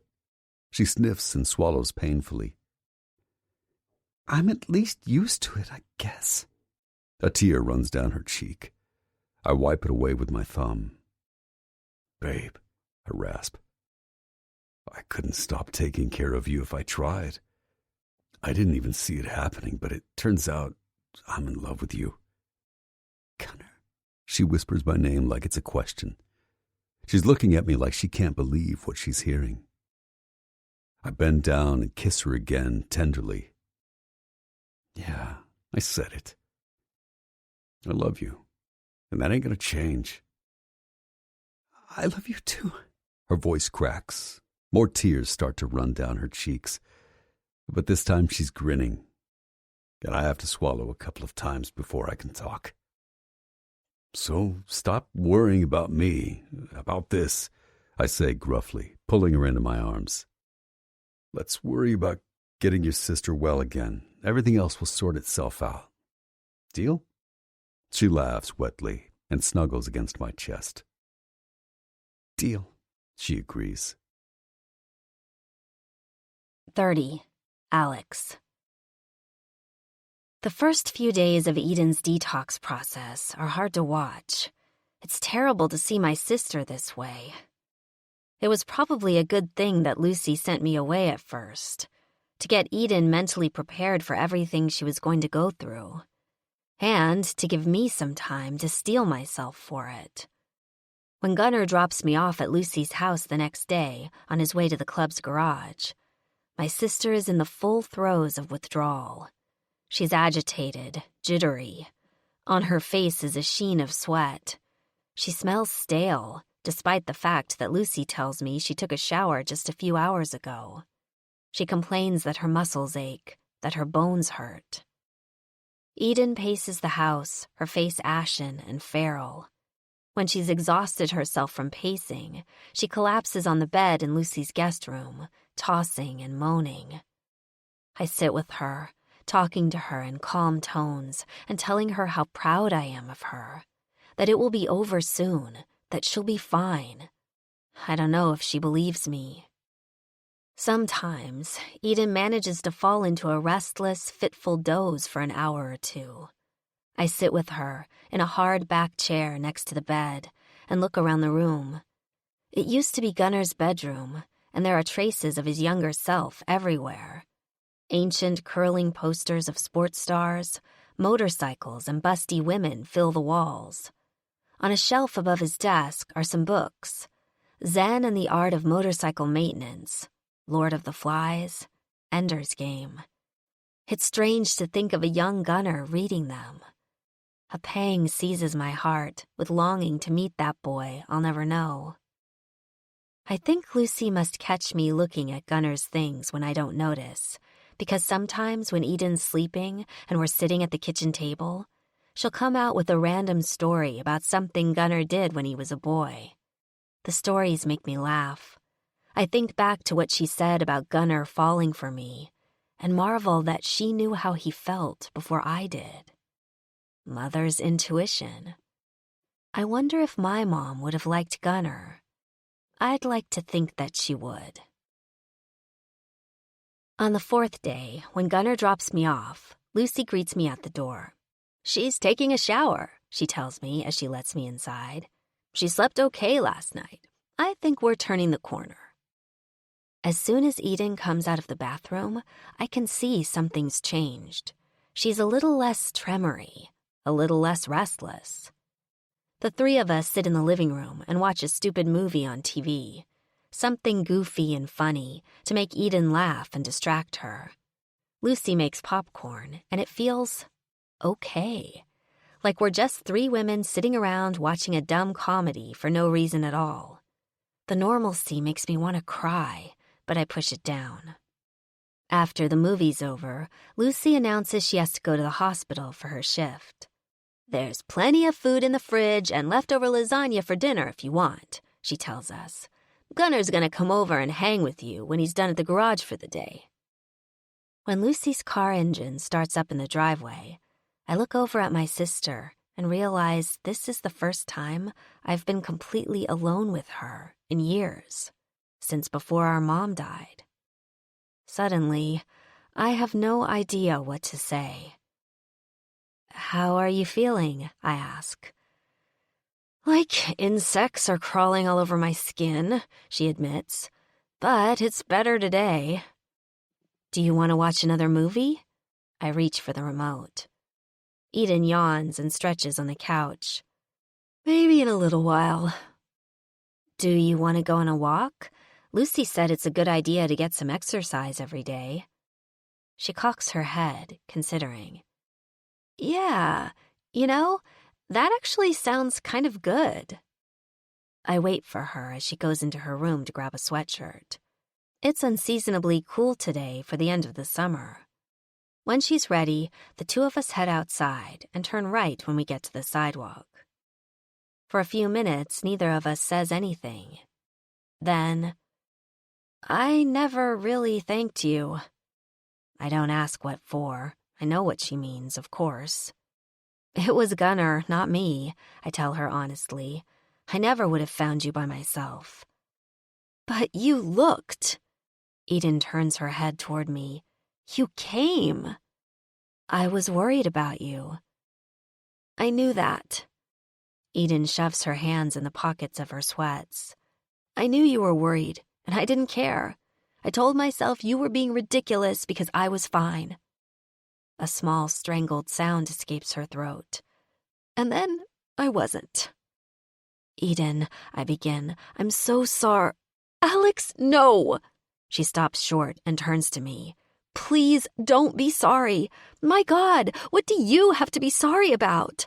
I'm the one who should be sorry. Her face is anguished. I'm the one who just left when Mom got sick. I'm the one who treated her like shit and then just disappeared. She shakes her head violently. I thought I fucking hated her. And you. She starts to cry, tears streaming down her face. But I just hated myself for being such a piece of shit all the time. I didn't know how to be anything but angry. Without even thinking, I put my arms around her. We stand like that, the two of us, on the sidewalk in the middle of a neighborhood we've never been in before. Her weeping against my shoulder, and me just holding her.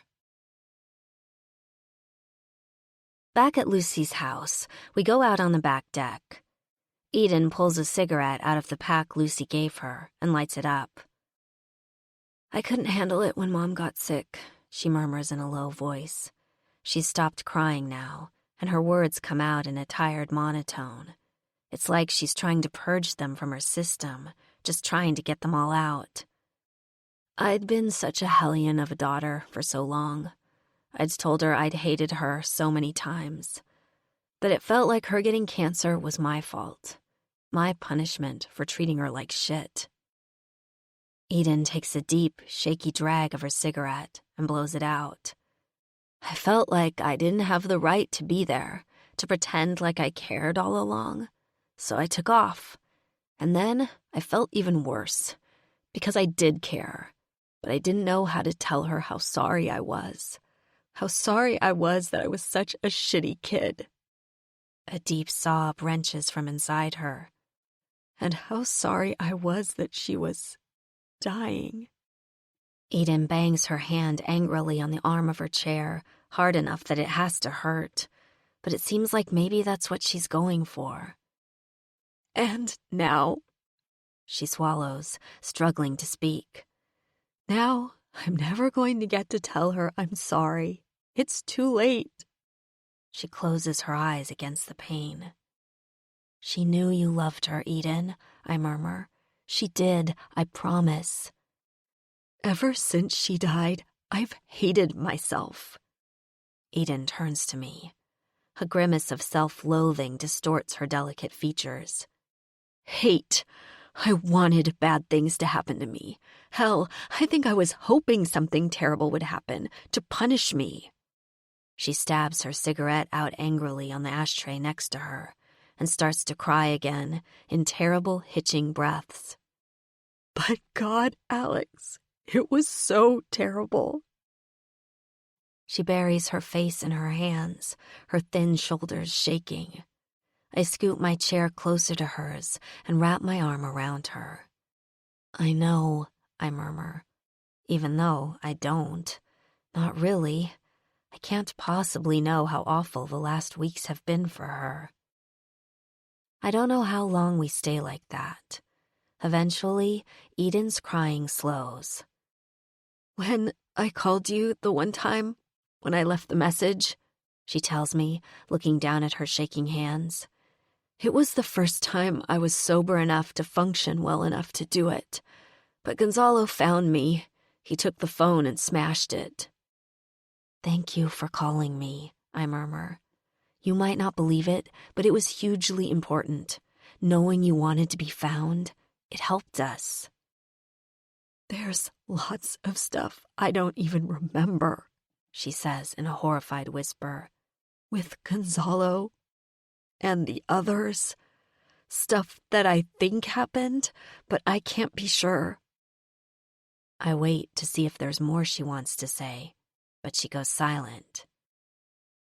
"You know, Eden," I begin after a moment, "you know what the best possible thing you could do for Mom is? Know she would want you to be happy. She would forgive you in a heartbeat." I pause. "And she would want you to forgive yourself." For a second, she doesn't answer. "I know," she whispers, "but it's hard." "I know," I say back. We just sit there for a while, neither of us talking. Eden lights another cigarette and smokes it. "Want to go in?" I ask when she's finished. "Sure." She pauses. "We could watch another movie if you want." "Good idea." We go back into the living room. I flip through the options on the screen, and we argue over the selections. For a moment, it's like we're just two normal sisters again. I'll take that moment and file it away with the others. Someday, maybe there will be a lot of them. We finally settle on a romantic comedy neither of us has seen before. As I press play, Eden looks over at me with a tremulous smile. "Mom would be happy to know we were together again." "Yes," I answer softly. "She sure would." 31. Gunner. Eden eventually turns a corner in her recovery. One night, I go to pick up Alex after my mom gets back from her shift at the hospital. The two sisters are huddled together on the couch, watching a horror movie. Alex jumps up when I walk through the door, pausing the movie to come and give me a kiss hello. From the couch, Eden gives me a shy smile. "Hi," she says. "How you doing?" "Better." She nods. "Thanks." The way she's looking at me, eyes wide and intense, it's clear that she's thanking me for more than just asking about her health. It's the first time the two of us have really spoken since we brought her here to Ma's house. "Lugnut was asking about you today," I tell her casually. It's true. Lugnut has mentioned Eden a few times since the day we got her out of Gonzalo's clutches. If I didn't know better, I'd think maybe he has kind of a thing for her. "He was?" Eden's face is a mix of embarrassment and curiosity. "Yeah," I flash her a grin. "He'll be happy to hear you're doing so well." "She is, isn't she?" Alex says proudly. Her arms are wrapped around my waist. I kiss her forehead. "She is indeed." Ma comes out from the kitchen. "Okay, you two go on home now. Eden needs to get her rest, and Alex does too. I have another shift tomorrow." "You two don't have to watch over me every minute, you know." Eden fake pouts, but it's clear she's not serious. "We're not watching over you," Alex admonishes her. "We're fighting for the pleasure of your company." Eden rolls her eyes. "Yeah, right." It's so typically sister-like that I almost don't pay attention to how remarkable it is that Eden is just joking around like this. And then it hits me again that she's detoxing from fucking heroin. Maybe, just maybe, I think, everything's going to be okay between Alex and Eden. I want Alex to have a sister again. I want both of them to have this. "Well," says Alex, yawning and giving my waist a squeeze. "Okay then. I'm beat. Take me home, handsome." I can't help but laugh. "Whatever you say, babe." We ride home with her pressed against my back. Even though we're both tired, she makes a show of stripping off her clothes for me and squeals with laughter when I lunge across the room and grab her. I lie back and pull her down so she's straddling me, watching how fucking gorgeous she is while she rides me. We come together, her eyes never leaving mine. Afterwards, she's asleep in 30 seconds, snoring softly in my arms. That snore, I decide, is one of my favorite sounds in the whole damn world. The next day, Alex asks me to take her to Sydney's coffee shop before I drop her off at Ma's. I am dead tired, she says dramatically as we leave the house, and I am in dire need of a fancy coffee drink. You're going to have superior balancing skills to carry that coffee all the way to Ma's house, I point out. I trust you to drive slowly and avoid the potholes, she retorts saucily. After all, you're the one I'm going to spill it on if you don't. When we get to the Golden Cup, I climb off the bike and go in with her to say a quick hello to Sydney. It's a busy morning at the shop, and almost all the tables are full. Young people sit in front of laptops with earbuds cloistering them from the world. Pairs and trios of middle-aged women chat in front of steaming beverages and plates of pastries. At the counter, Sydney is scrawling something on a small poster with a black marker. "Hey, you two," she calls when she sees us. "What are you doing here?" "I am in desperate need of caffeination," Alex informs her. "Please, a latte before I collapse." "Coming up." Sydney looks at me. "Anything for you, Gunn?" "Nah," I shake my head. "I'm going to need both hands. I've been informed that my job is to drive smoothly enough that she doesn't spill her drink and burn the shit out of me." "Good point." Sydney winks and turns to the espresso maker. "What's this?" Alex asks, pointing to the poster Sydney was writing on. She holds it up and shows it to me. Help wanted. "Are you hiring?" "Yeah," Sydney answers, filling the little espresso deal with coffee grounds and fitting it snugly in its slot. "Two of my baristas graduated high school a couple of months ago. They'll be leaving for college soon." She shrugs. "I'm looking for a couple part-timers or one full-timer to replace them." Alex glances quickly at me, then back at her. "How do you feel about hiring an out-of-work grocery store cashier?" She smirks. Sydney stops what she's doing, her face breaking into a wide grin. "So, you planning on sticking around for a while then?" I throw a possessive arm around Alex. "Looks that way," I say. "Well, damn." Sydney puts her hands on her hips. "This is a good thing, and not exactly unexpected. I'd hire you in a heartbeat, doll," she nods, turning back to Alex. "But I have to warn you, the pay's not great." "Well," Alex pretends to consider, "it's probably better than the $0 I'm making right now, so I'm not exactly in a position to negotiate." Sydney snorts. "Can you work afternoons and weekends?" I'll have to check my very busy schedule, but yeah," Alex nods. "I'm pretty wide open." Sydney starts to laugh. Momentarily abandoning the coffee drink she's making, she grabs the sign from Alex's hands and rips it up with a flourish. "Done," she says, tossing the pieces in the trash. "You're hired." Alex is fucking jubilant that she has a job. To be honest, so am I.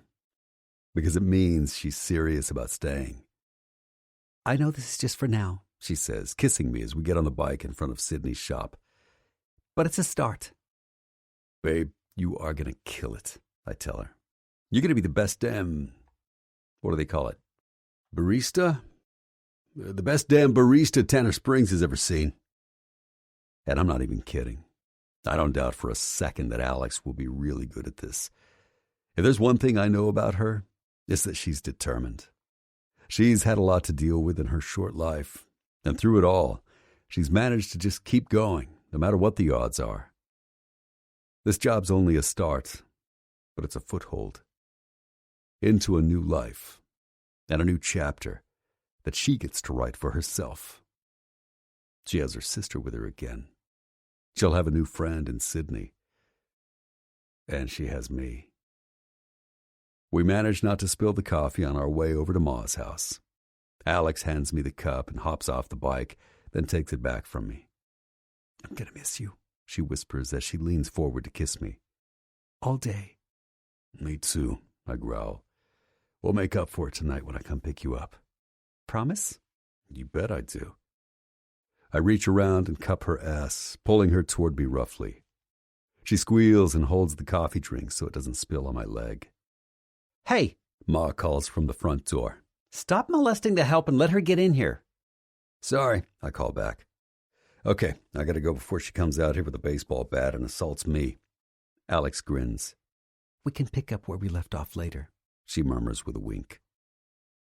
I give her a final kiss, catching her lower lip between my teeth, then let her go. I'm counting on it, babe. On my way over to the garage, I think back to the night when Alex told me in a moment of sadness how badly she wanted to find Eden, but how scared she was too. Because she was afraid that if Eden didn't want her help, the last of Alex's family would slip away from her and she'd be alone. Now, Eden's back in the picture, and they're mending their relationship. And if I have anything to say about it, Alex's family is going to include me and everyone that comes with me. My ma, the club, all these people will have Alex's back from now on. She won't have to face everything by herself anymore. And most of all, I'm going to make it my goddamn life's mission to make sure Alex Cousins is surrounded by happiness, and that she knows every second of every day she's got a man who will do anything for her. As long as I'm alive, she'll never be alone again. Epilogue. Alex. 2 years later. Has it been long enough yet? I don't know, I say. I started counting in my head, but then I kind of got flustered and lost count. Eden shakes her head and sighs dramatically. You know, sis, there's this little invention called a clock that you could use to do that for you. Shut up, I toss back. I'm nervous, okay? It has to have been 3 minutes already, Eden urges, and the instructions said to read it as soon as possible after the time. She glances toward the bathroom. Go look at it. I stand up shakily from the couch and go down the hallway. Inside the bathroom, I take a deep breath and pick up the little white stick.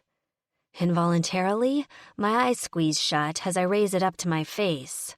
I am seriously freaked out. If it's a yes, then everything is about to change forever. If it's a no, then I'm afraid I'm going to start crying with disappointment. I take another deep breath, let it out slowly, count to 3, and open my eyes. It's a yes. Oh my God, I scream. Oh my God! What? Eden comes thundering down the hallway. I'm pregnant, I scream and thrust the stick out at her. Okay, 1, gross, you peed on that, she says, recoiling. But 2, oh my God, I'm gonna be an ant, she yells, throwing her hands in the air. Put the gross pee stick down and hug me. I start laughing half hysterically as I toss the test in the sink. Eden flings her arms around me and hugs me so tightly I almost can't breathe. We're both laughing and crying and jumping up and down in place until Eden bumps her hip on the sink. Ow! She cries out, reaching down to rub her thigh bone. That hurt. Let's go jump somewhere else. We go back out to the living room and she grabs my hand and pulls me down on the couch. Holy shit, this is amazing, she crows. You're going to name her after me, right? I snort loudly. You know, it might not be a girl, right? You really want me to name a boy Eden? No, I suppose not. She frowns. Besides, having 2 Edens in the family might get confusing. Yeah, and actually, I continue, glancing at her, I was sort of thinking about naming him or her after Mom. Eden's face grows soft. Oh, Alex, that's such a good idea. My throat constricts with emotion. Thanks, I say, hearing my voice crack a little. Gunnar and I talked about it once, back when we first started thinking about starting a family. We thought maybe Patricia if it's a girl, and Patrick if it's a boy. Patricia Storgard, Patrick Storgard, Eden muses, testing out the sounds. That's really nice. What about middle names? Gunner's mom, Lucy, for a girl, Lucas for a boy. Eden reaches over and squeezes my hand. That's lovely. Mom would love this, you know. I swallow painfully. I think so, too. Speaking of Gunner, does he know you were thinking you might be pregnant? Not this time, I say, feeling suddenly giddy at the prospect of telling him. We've had a few false alarms. It started to get kind of depressing, getting all excited and then being let down. I figured I'd wait until I actually had some good news to tell him. So he has no idea? Eden asks, her eyes wide. He is going to lose his shit. I grin at her. Yeah, he is. Does he want a girl or a boy? He'd be fine with either, but you know what? I think he actually wants a little girl. It's true. Whenever Gunner and I have fantasized about the future, he tends to talk about our baby as a girl. He tells me he wants her to have my eyes and my smile. Gosh, it's gonna be funny to see huge tattooed Gunner cradling a tiny baby, Eden murmurs, shaking her head. I can't wait.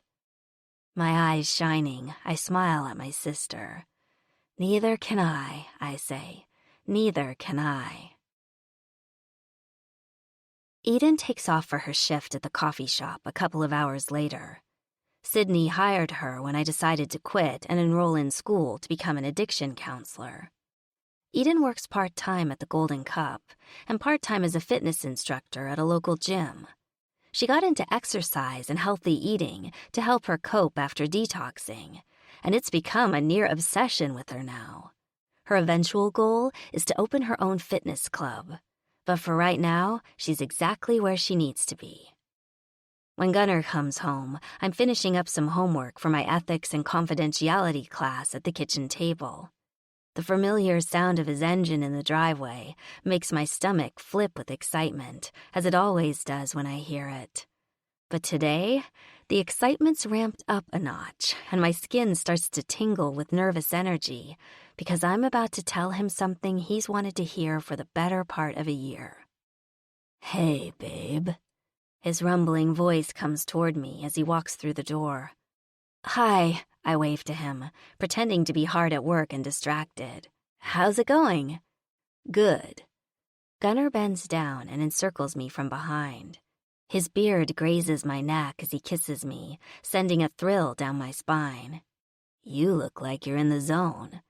Yeah, I murmur. I really need to finish this project. The deadline to send it to the professor is midnight tonight. I glance up at him. Could you take care of making dinner? I set everything out on the counter for you, just spaghetti. Spaghetti's our go-to simple dinner, but it's also the first meal I ever made for him, back when he decided to let me stay here in his guest room while I was trying to find Eden. Of course, he rumbles. His lips warm against my throat, his beard prickling my skin. It takes everything I have not to moan and reach for him, but that'll ruin my little plan. The pot for the water is already on the stove, I tell him. Just fill it up and put it on to boiling. For a second, I think he's going to decide to take a shower before he starts the water, like he sometimes does when he gets home from work. I can hardly stand to wait any longer before sharing my news with him, so I actually sigh audibly with relief when he goes to the stove and grabs the pot. Removing the lid, he picks it up and frowns when something jangles in the bottom. What's this? He asks, picking up the object. It's a pair of baby booties with tiny bells on them. Pinned inside one of them is the pregnancy test. I don't turn around right away. Instead, I subtly angle the darkened screen of my laptop so I can watch his reaction in its reflection. Gunner stares at the booties. For a moment, he doesn't move at all. Then, the pot clatters loudly as he drops it onto the stove. Then, I'm in the air, in his arms, as he laughs loudly and swings me around. You're fucking kidding me, he growls as he pulls me against him. I would not joke about that, I laugh, loving how excited he is. You're a sneaky little minx, aren't you? How long have you known? Not until this afternoon, I answer. I wouldn't keep that from you, Gunnar. But I've suspected for about the last week. I wanted to be sure before I told you. He cups my chin and looks deeply into my eyes. He nods, and I know I don't have to explain why. Holy shit, I'm gonna be a dad, he rasps. Laughter bubbles out of me. Holy shit is right, I agree. Looks like we won't have a guest room for much longer. He bends down and kisses me, deep and tender. You know, my mom is gonna lose her mind when she finds out she's gonna be a grandma. I nod. We should wait until I'm a little further along to tell her, though. Lucy has been asking us to give her grandchildren from almost the second after we tied the knot at the courthouse last year. As painful as it is that my own mother won't be here to meet her first grandchild, I'm so thankful that Gunnar's mom is such an amazing mother-in-law, and she's going to be an even more amazing grandma.